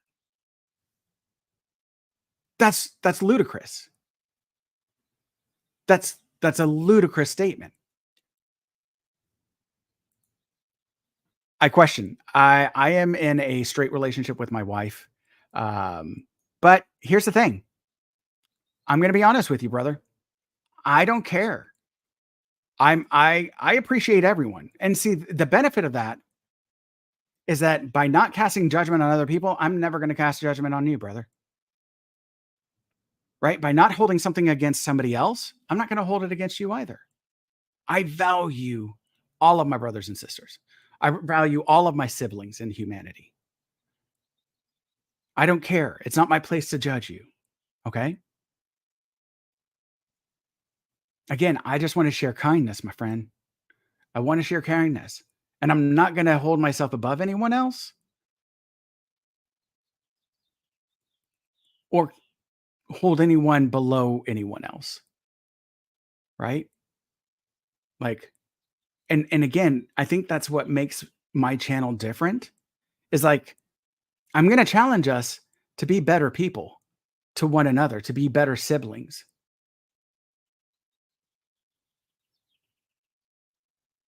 Brother, I have never listened to that song.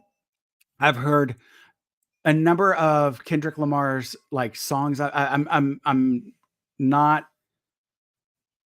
I know, like especially right now. I know there's a beef before between Kendrick Lamar and Drake. Um, and it sounds like from what I've heard adjacently that Kendrick Lamar is I believe that's who it is. And it sounds like Kendrick Lamar is winning that beef. Um, but I'm absolutely gonna listen to that today. Okay, I promise you, Shrek. I promise you, I'm gonna listen to that today when I'm done. And so like seriously, here's the thing: is I earnestly want us to be better people, right? And brother, better siblings to one another, right? That's all I want is us to be. Hey, what's up, nostalgic pod blast? Oh, champ! I nuked my YouTube channel and had to start a new one.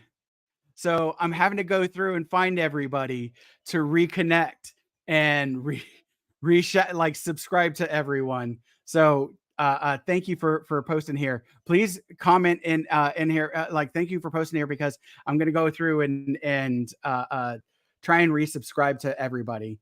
Um, and so Nostalgic Podblast is phenomenal. He does great videos about and great live streams where they talk about all kinds of nostalgic stuff, especially like comics and like some of the comic um,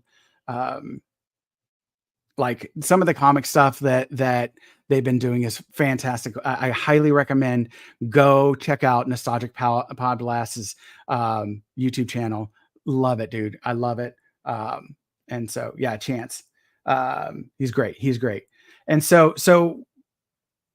with our partner, like we really have to see them as partners and vice versa, right? It has to be mutual, right? So when we have a partner who's not showing us kindness and love and respect, we have a right to set that boundary, right? That we expect better. But that means we also have to lead with that, right? We have to lead, right?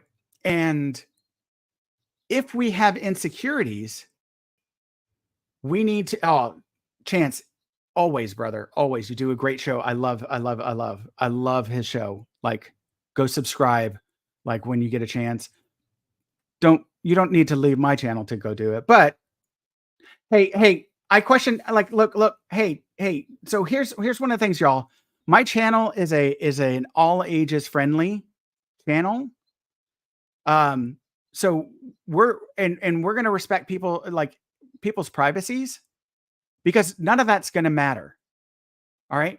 I'm not asking for y'all's, like I'm not gonna ask for y'all's. That's a really personal question. Okay. And so we're going to respect everyone's boundaries, right? And we're going to respect everyone. Okay. Yeah. Like that's all we're here for, right? It's kindness, growth, and compassion, right? Just nothing but love, right? And so let's use all ages friendly language. Let's, no, I wouldn't say that, Shrek, at all. I wouldn't say that at all. Like I would say I question was just asking a question, right? It's in his name. He questions. No, no, no, no, no. I know. No question. I like no, no, no, no, no. I totally understand. I like and Shrek is being funny. Um, but like so question. No, no, no, no. Like I understand. I'm just setting clear boundaries is all, right? Like we start off like I set the boundaries up front. We know where we all stand. That's all. That's all. Um, Champ, I'm telling you, I nuked the channel. So like, I'll be honest with you. There right now, there's no. I nuked it on Tuesday accidentally. So right now, there's no fan base. I accidentally got rid of all of my fan base, so I had to restart this. So, but it's great because I get to like I get to restart things fresh in a different way. And so, um, hey, question though, question. We don't need to. It doesn't matter, right? We don't because it doesn't matter. I want all diversity here. right? I want all diversity. So if someone wants to bring up or talk about or what have you, but we're not gonna call out, okay? Let's not call out. There's no need to. It doesn't matter because there's a level of universality to us all, right? And dynamics in relationships and all that stuff. So uh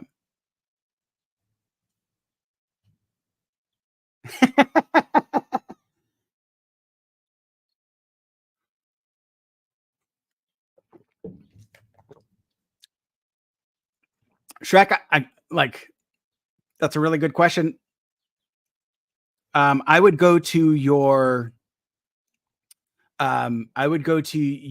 ethics, right? Like what the standards of ethics are, right? And would it be appropriate to ethically to step in or to be a support and like to either like step in and directly go into it or to be more like a Sherpa and help with getting your friend support and guidance and connections to those that can help, right? If you can. So I would go back to your um, legal rule of ethics.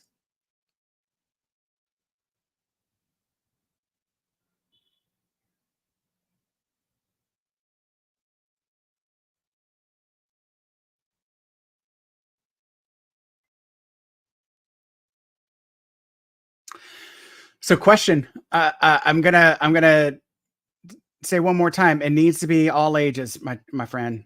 Okay, it needs to be all ages appropriate. Okay, um,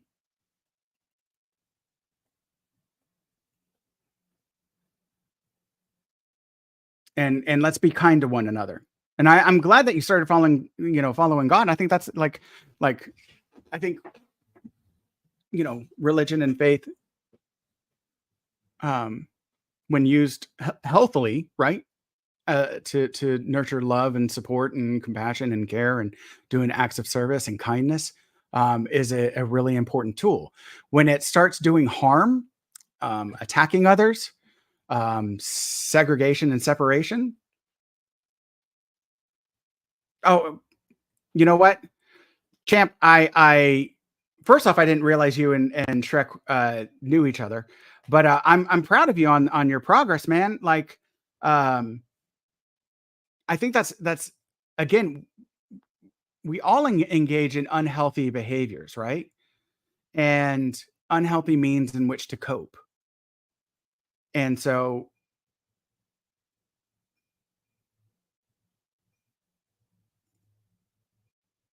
well, okay. So, like, I like. There's a number. Oh, okay. You did just make. Okay. Okay. Thank you, Shrek.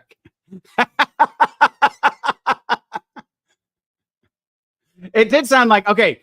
It did sound like it was like a jest, and so I was like, I like, I don't mind I don't mind the jest or whatever.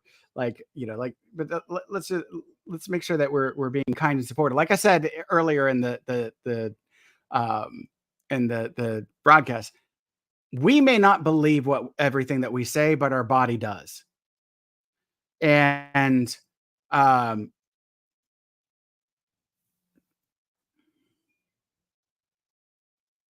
question, I'm sorry, champ.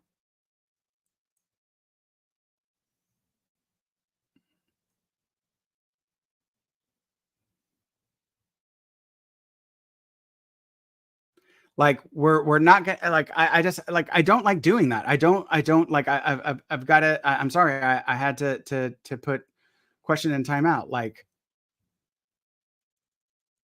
the rules of my channel, and I've said this, is we're going to be kind and supportive, right? And we can talk about like our areas where we need to improve and everything, but and where we want to get better, right? But my channel is about kindness and support. Um, Shrek, I gave him plenty. Like, look, there's boundaries, right? And I said, like, hey, this is not how we speak. Like we that all ages and supportive, right?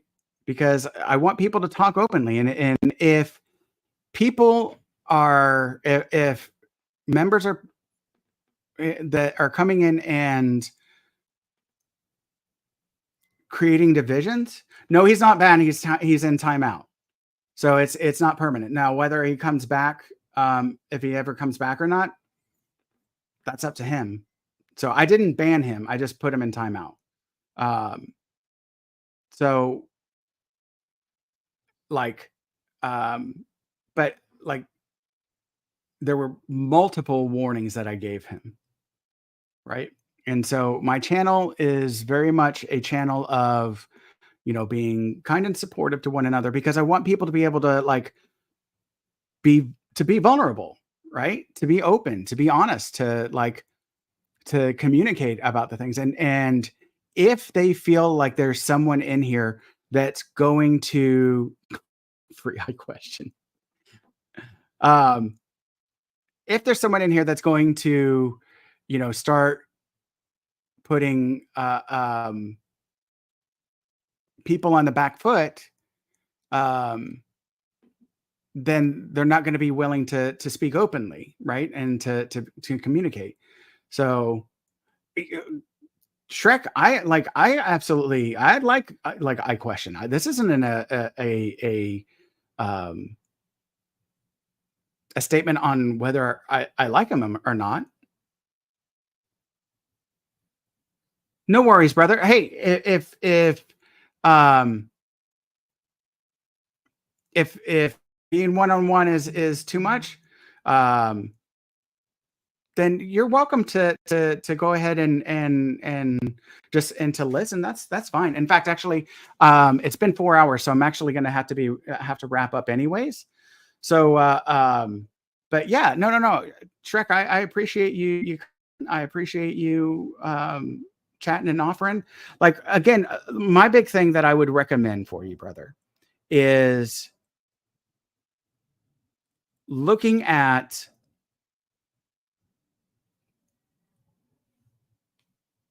communication and an open communication.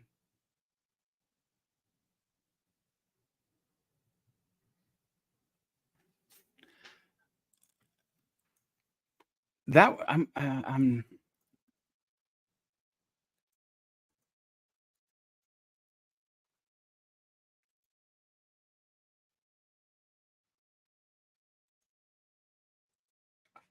going to be honest with you. I'm not sure what that is. Amanda Nonce.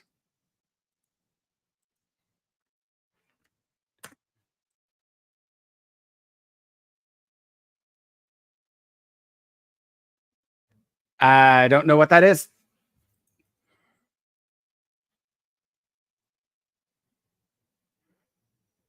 Oh, like a preacher. I don't get into my profession. Oh, okay. Great. No, I love it.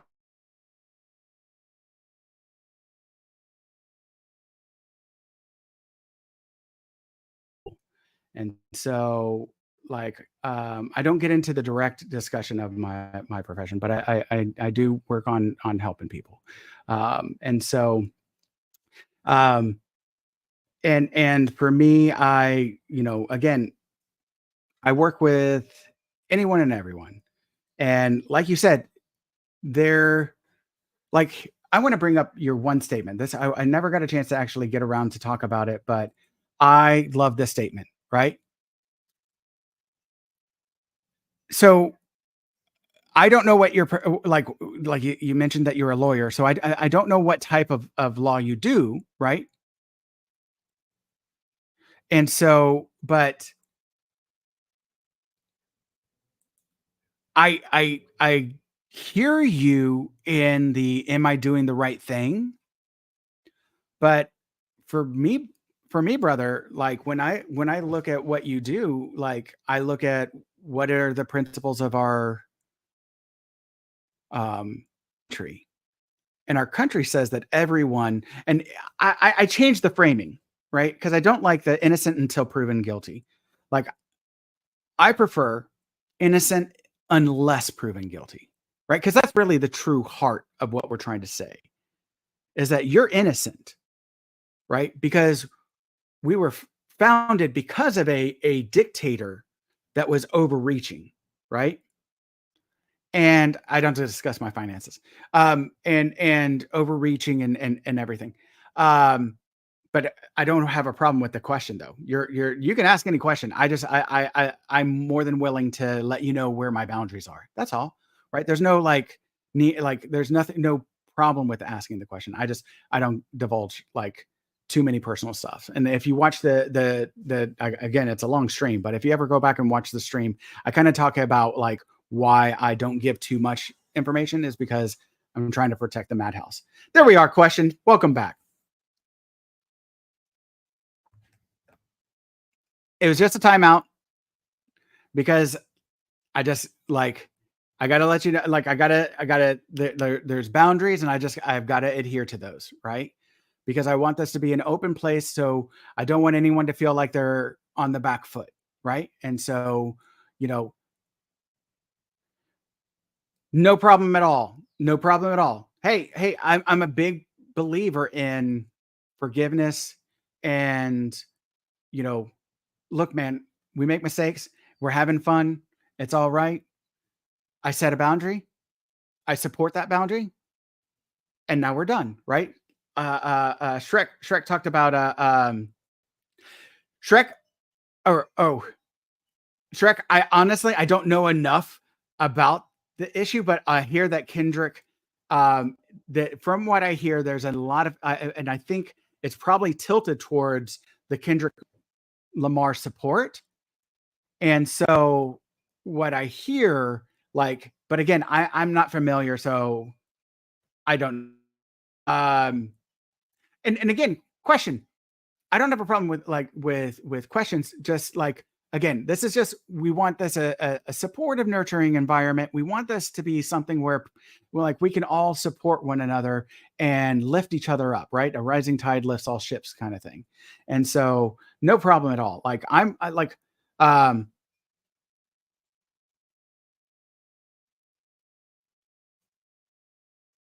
yeah, I heard some concerning stuff.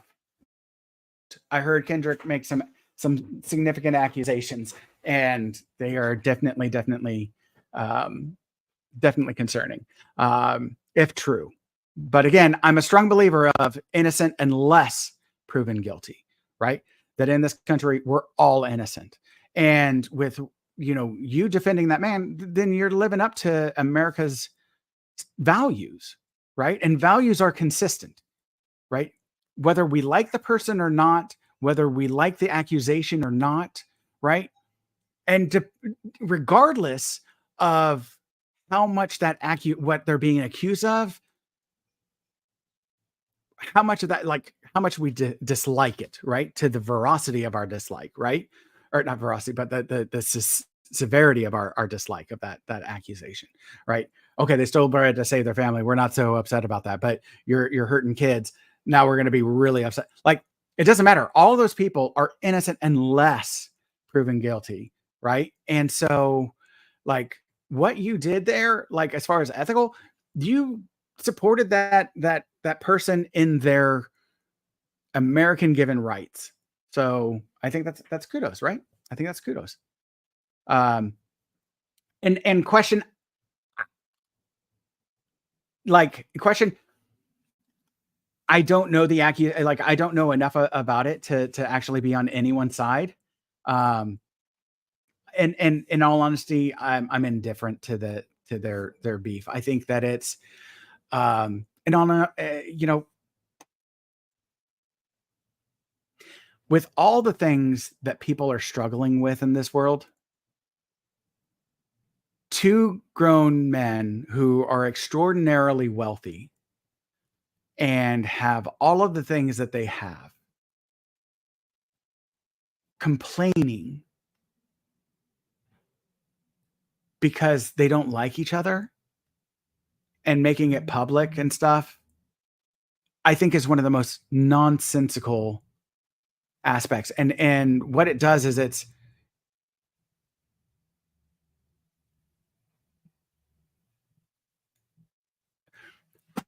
actually no, never have. You know why? And I can say this because I don't listen to enough rap to be able to do that. So, and but no, like like again, I grew up in the South, right? If I ever slipped up and dropped that word, I would not be walking right permanently, right? And also like so there were consequences, right? But also my family, we grew like when I was raised, we're like that is not a word that we use. Now, I had some older family that had some particular views, and I did not agree with them. And I let them know, like when they would say things like really inappropriately, I would say, "We don't talk like that in this house." Like, I would stand up to them as a kid. Like, I earnestly I have no desire to tear someone down, and if that community wants to use that word in order to take its power back because it was a word that was used to strip them of power, I'm all for it, right? And I don't feel aggrieved that I don't get to use it. I there's plenty of other words I get to use. I am not. I am not. My family's from the North, so, they never owned slaves. And I know, like, in the North, they like, they own slaves, but, like, my ancestors fought, um, for the Union, and so, even though I grew up in the South.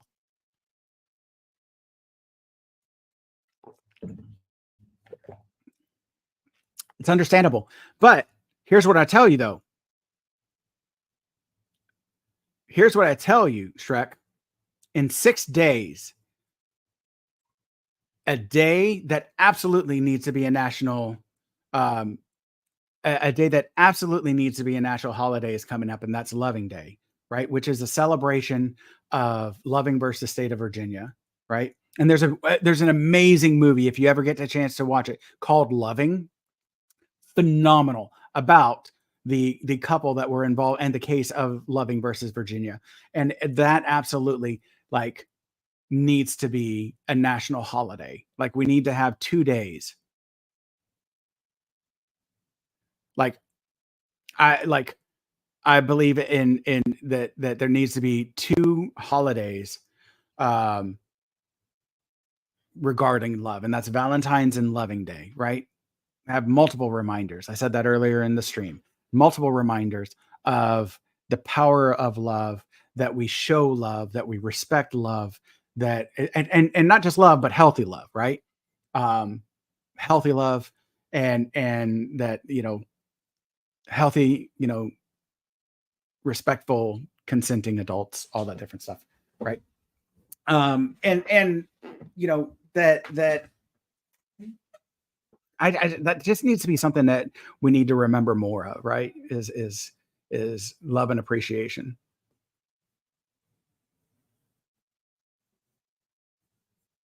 No, so Loving Day is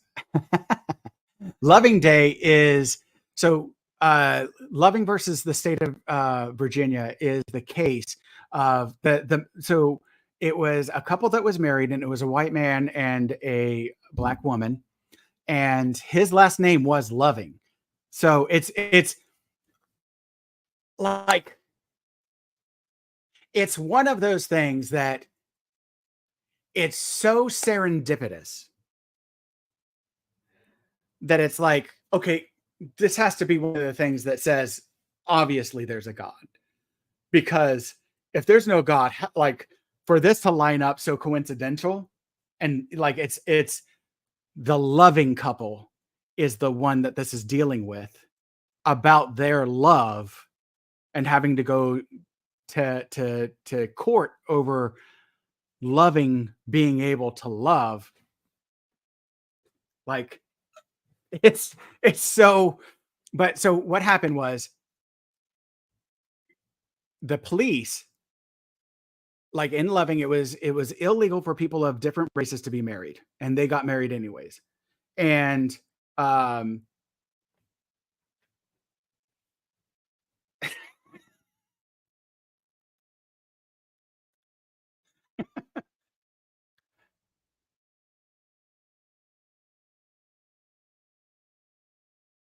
I think I know. I've never seen that video or that movie or whatever, but I think I know who that is, and I don't know if that's a jest or not, but that's why I laugh. So I apologize.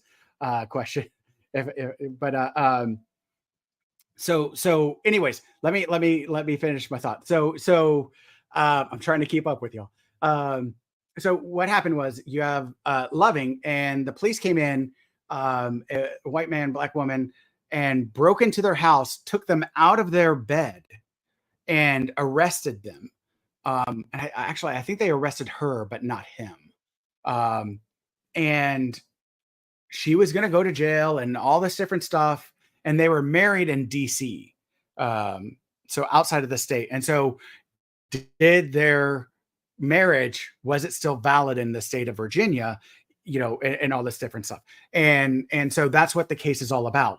And so June 12th was the day that the ruling, the Supreme Court ruling on the case of Loving versus the state of Virginia came in, right? Because again, just imagine like the police coming in and snatching you and your wife from your bed just because you guys were married. Such an insane thing, right? You and your spouse or whatever, right? Give me 1 second.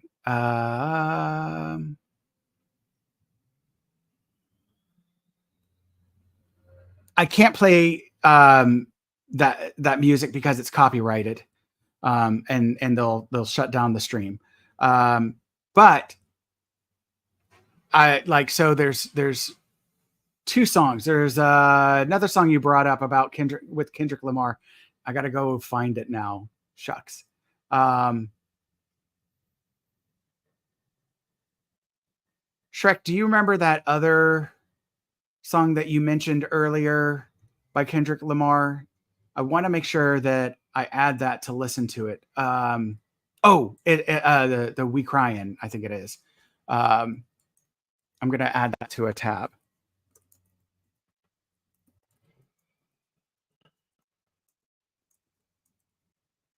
Or Cry Together. Cry Together. There we go. We Cry Together. Okay, so I got that. And then Kendrick. I've heard a lot of great, like Kendrick Lamar is like insanely good. Insanely good. Like, I'll be honest. For me, like, oh, Travis Scott 90210. Okay, I'll check those out. Like for me, I'm more of a yes, I remember Shrek. For me, I'm more of a like a indie folk. And in the springtime, I like to listen to yacht rock, and go full like dad and embarrass my kids. And so, um, yeah. So, anyways, I have been in a fight. In all honesty, question. I have been in a street fight. I have been in a fight. I've actually had been. I actually was hanging out with some friends of mine and had like nothing like my family's, you know, some rednecks and stuff like that. But like we had some drunk rednecks driving by, throwing beer bottles at us when we were like kind of hanging out, and then jump out and come and attack us at this place in front of the store or whatever. And I had a cane and plus a whole bunch of ring, my state champion football ring, because my football team, where my high school football team was the state champion for Florida, and there was this really big ring, and I would like I left an imprint on one guy's head, and so, and definitely took um, my own legs. Shrek, I'm not going to talk about like things of that because that's not all ages appropriate, but like I don't mind the question. Um, and then Interstellar is one of the most amazing movies. Question. Absolutely. One of the most amazing movies. So For me, I don't have a favorite movie. Here's what I would do, actually. Question. So there's a guy, if you're in the stream, there is a guy who came on, the Unapologetic Geek. If you go to if you when I close this, if you go to the Geeks channel, actually, let me put in the link here. Um,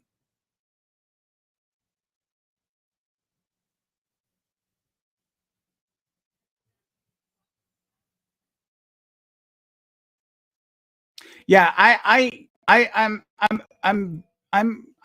will defend myself, but I'm not a violent person. I don't believe in the necessity of violence, and I honestly I'm able to talk um, people out of I worked at a in college. I was a psych tech or a mental health tech in a psychiatric unit, and um, I was able to go an entire year without ever having to assist a client to the ground. Like, we would do it respectfully and gently and with their safety, but when they were, like, out of control and being violent and stuff like that, you had to, you had to restrain them so that they can get an injection so that everybody so they could calm down and stuff like that.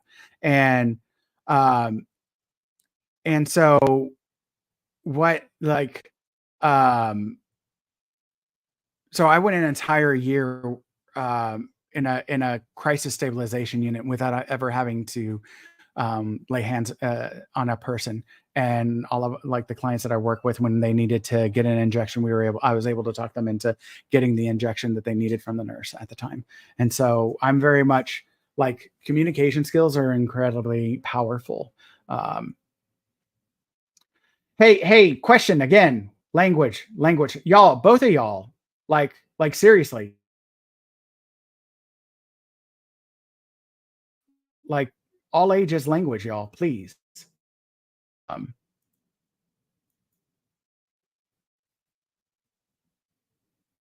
please use some alternative phrasings. Like, I don't mind, like, again, like, that's a quote. No worries. Question. I get, like, it's a quote from like, it is the title of a song, right? And so, like, and like, India WA, phenomenal artists, legends, right? So I get it, but, like, if we could, just be mindful, and because there's other ways that we can intimate that song or whatever. I just want this, again, like I said, I want this to be a safe place for everybody, and I do leave my streams open to all ages. And so, like, I don't know, like, there may be people, like, there's a number of people in my room and on the different streams. Hey, Shade. Um, and so there's a number of people in my different rooms, but uh, and so they may not be engaging, but no worries. Question. No worries. I set a boundary. That's all. I set a boundary, and we grow from it, right? None of us are perfect. Um, but here, let me, the Unapologetic, if I can spell properly. There we go. I'm going to put a link for his YouTube channel in there, because every other Sunday we'll talk about um, movies and different themes, and we'll bring up a list of them, and we'll talk about them, and and we'll talk about them, and everything. And so I just if you check out his channel under his live tab, you'll be able to see, like, a number of the movies that we talk about, and I always go in and find the links so that I try to find all the ways that you can watch it for free, to the best of my ability, and I'll link that in for all the movies that we discuss and stuff, and we bring in, and so.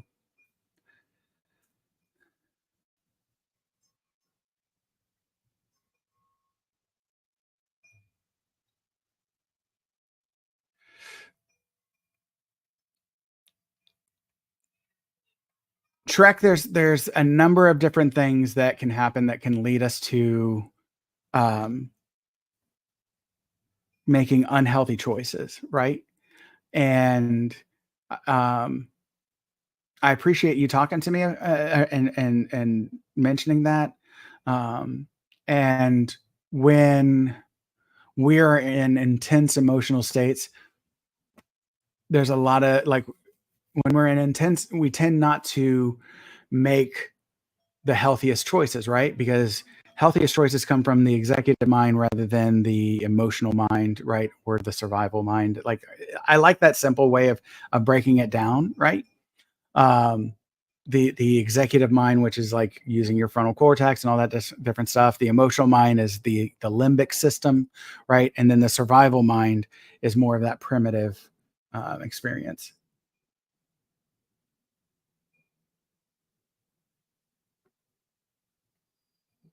Brother, I am earnestly sorry that um, I'm earnestly sorry that it's true or perceived, right? Um, because sometimes we um, like sometimes we do mind reading and we make assumptions about people. Sorry, Shrek. I'm pausing because I'm reading your posts and everything or your comments.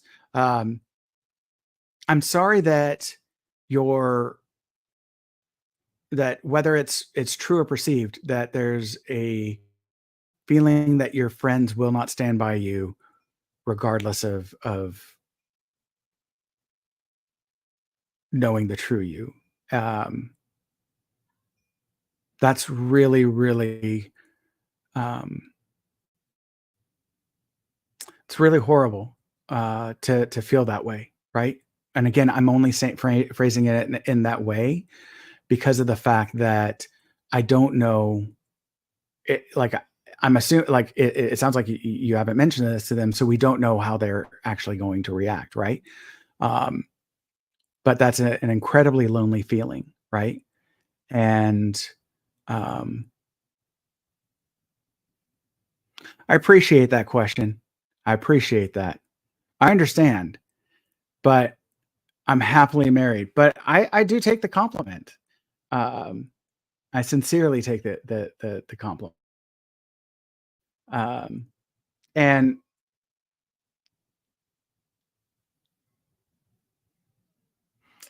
well, question: when you're able,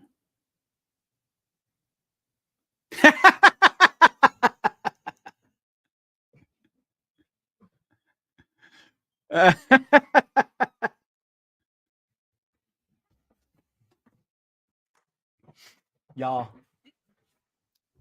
like Shrek. I'm gonna talk to you like I honestly don't like I like so I'm gonna talk to you like you're on like you're speaking honestly. Um, because I'm gonna assume like that question the way that he's kind of like phrasing this, it seems like question is making some jest. I don't if you're not, I apologize for laughing. Um,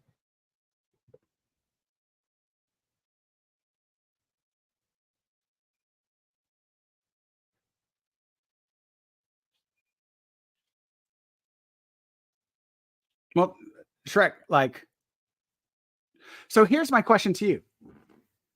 So what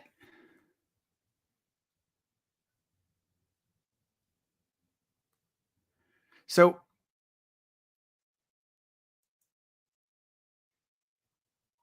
if this is accurate, what was the motivation for this?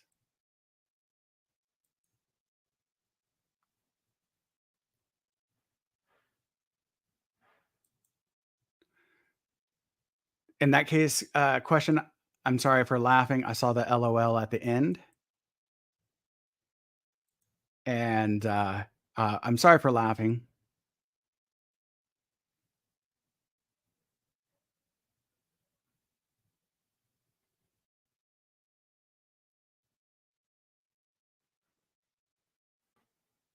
Shrek, that's earnestly a hard thing, man. That's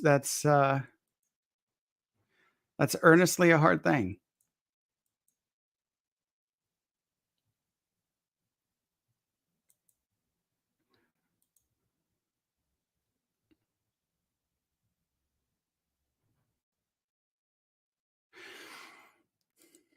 Yeah, yeah, no, that's absolutely disrespectful. Um, Look, so here's my statement with that is that therapy is just it's so here's where I go with that. You injure your leg, you have to have surgery, and what do you have to do after you have surgery? Um, with your if you go out like if you have surgery, you're gonna have to do physical therapy. Um, Question, no, you're gonna have to have physical therapy, right?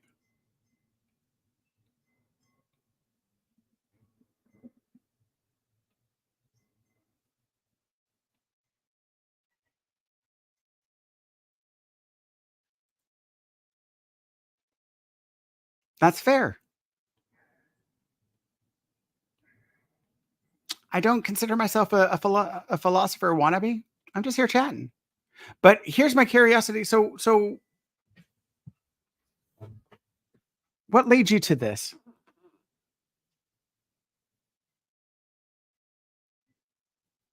What drives this statement?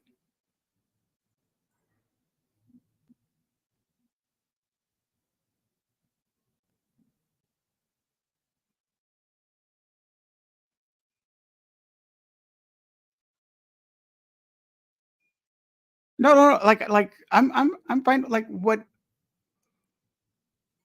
what's the motivation for this statement, Shrek?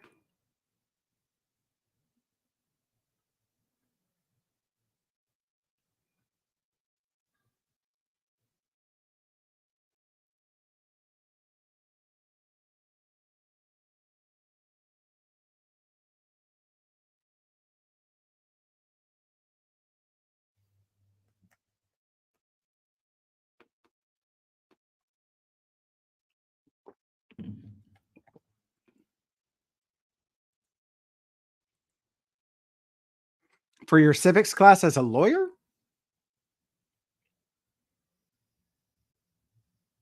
I don't know what walla means.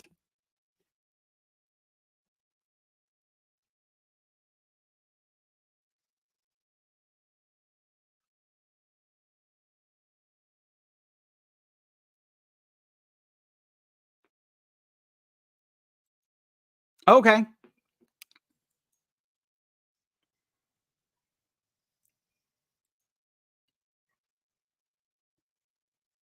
Well, good luck on that, brother. Good luck on that.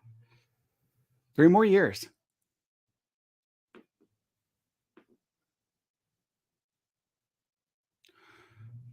So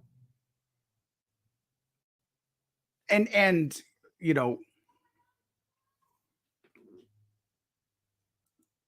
question I appreciate. Um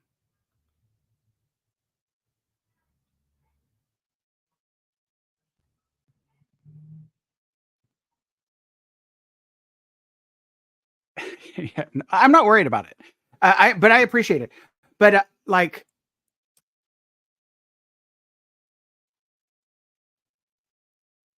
actually Shrek, I'm Harold the Hatter. A little bit different.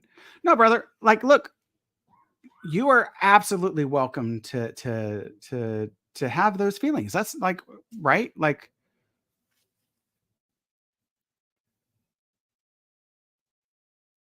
and you know, you're right. Like I'm just a dude posting like here, it's on YouTube for y'all, but like also Twitch and other places and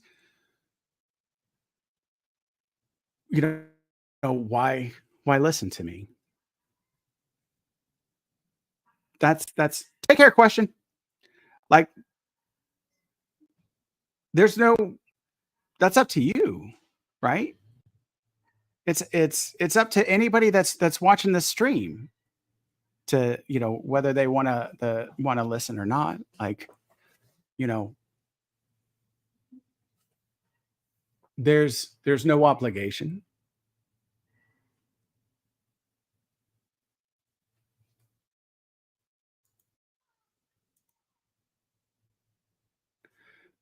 Like there's no expectation that you have to be there, that you have to be here.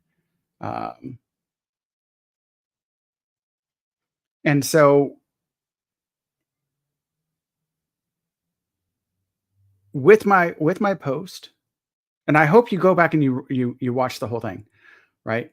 Take care question. Good luck with everything. Hey, like if you work in farming, brother, and you're part of the farming association, I have nothing but mad props and respect for you, man, because that is like such an essential um, and increasingly difficult career.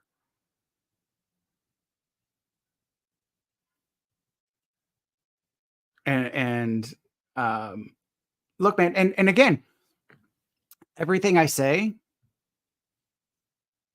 is just it's out there. Whether and whether you whether you want to pick up what I'm throwing down is completely up to the viewer, right?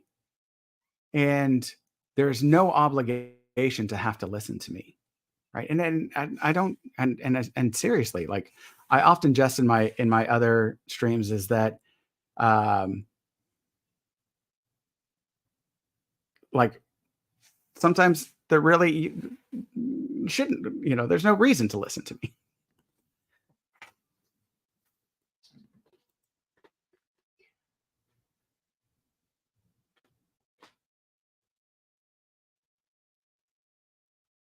Thank you, brother. I appreciate you. And like I'm not sure like with what parts are valid or not with your posts, or which are accurate or not. Um, that one got me, dude. That one soft as a dreaming, soft as a dream. Uh,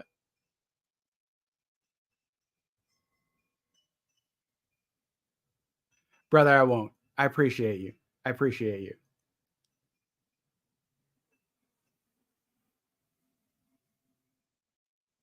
I like your words, man. I like your tone, man. I like that the at least the way that I'm reading it sounds like it has a really good rhythm to it. Thank you, question. Thank you, brother. Like seriously. Look, man, you take it easy too. And I wish you guys the absolute best. Um, you know, and life is hard and brother, do both. Do both. Like laws is your hand is hurting a lot. I can imagine, man. You're spitting them out. Like, do both because do law poetry. Like, that would be phenomenal. Get people, especially like study law, and then get people use your poetry to get people interested in law. Like, that would be phenomenal, man. Like, because law is awesome.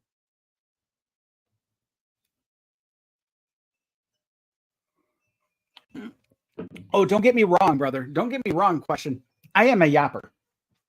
My entire family, wife and kids, absolutely. It is a pain. Like my ability to talk nonstop, um, like is an absolute agony to them. So I like yapper is not far from the is would not be a bad. title for me or moniker for me, Harold the Yapper. So that's fair. Um, um, but yeah, no, no, no. Like earnestly, you know, I hope y'all. Because I do have to wrap up, but I earnestly appreciate y'all like talking to me and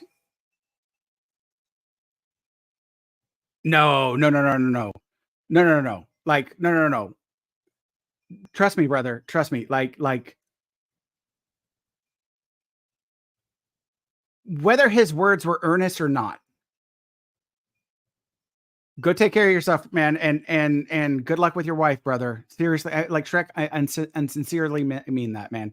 I really do hope you the absolute best, and for both of you guys, I appreciate your time and your being here. You're talking with me, and I earnestly hope that you know y'all that all of us continue to work on better understanding ourselves so that we can always grow to be better people and enrich our lives. Okay. And so I earnestly wish you the absolute best, both of y'all, and hope that your days are wonderful and the rest of your week is great and that you have a wonderful weekend. And until I see y'all again, I will absolutely um, keep good thoughts in my mind towards y'all and put out good vibes and energy to you. Take care.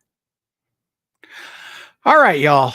I think 4.5 hours is a good time, and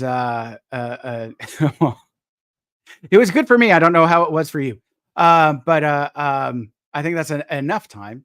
And as I say, when the world is crazy, you always have a place here at the Madhouse. Thank you for your time. Thank you for listening. Thank you for the engagement. Much love, and I wish you all well.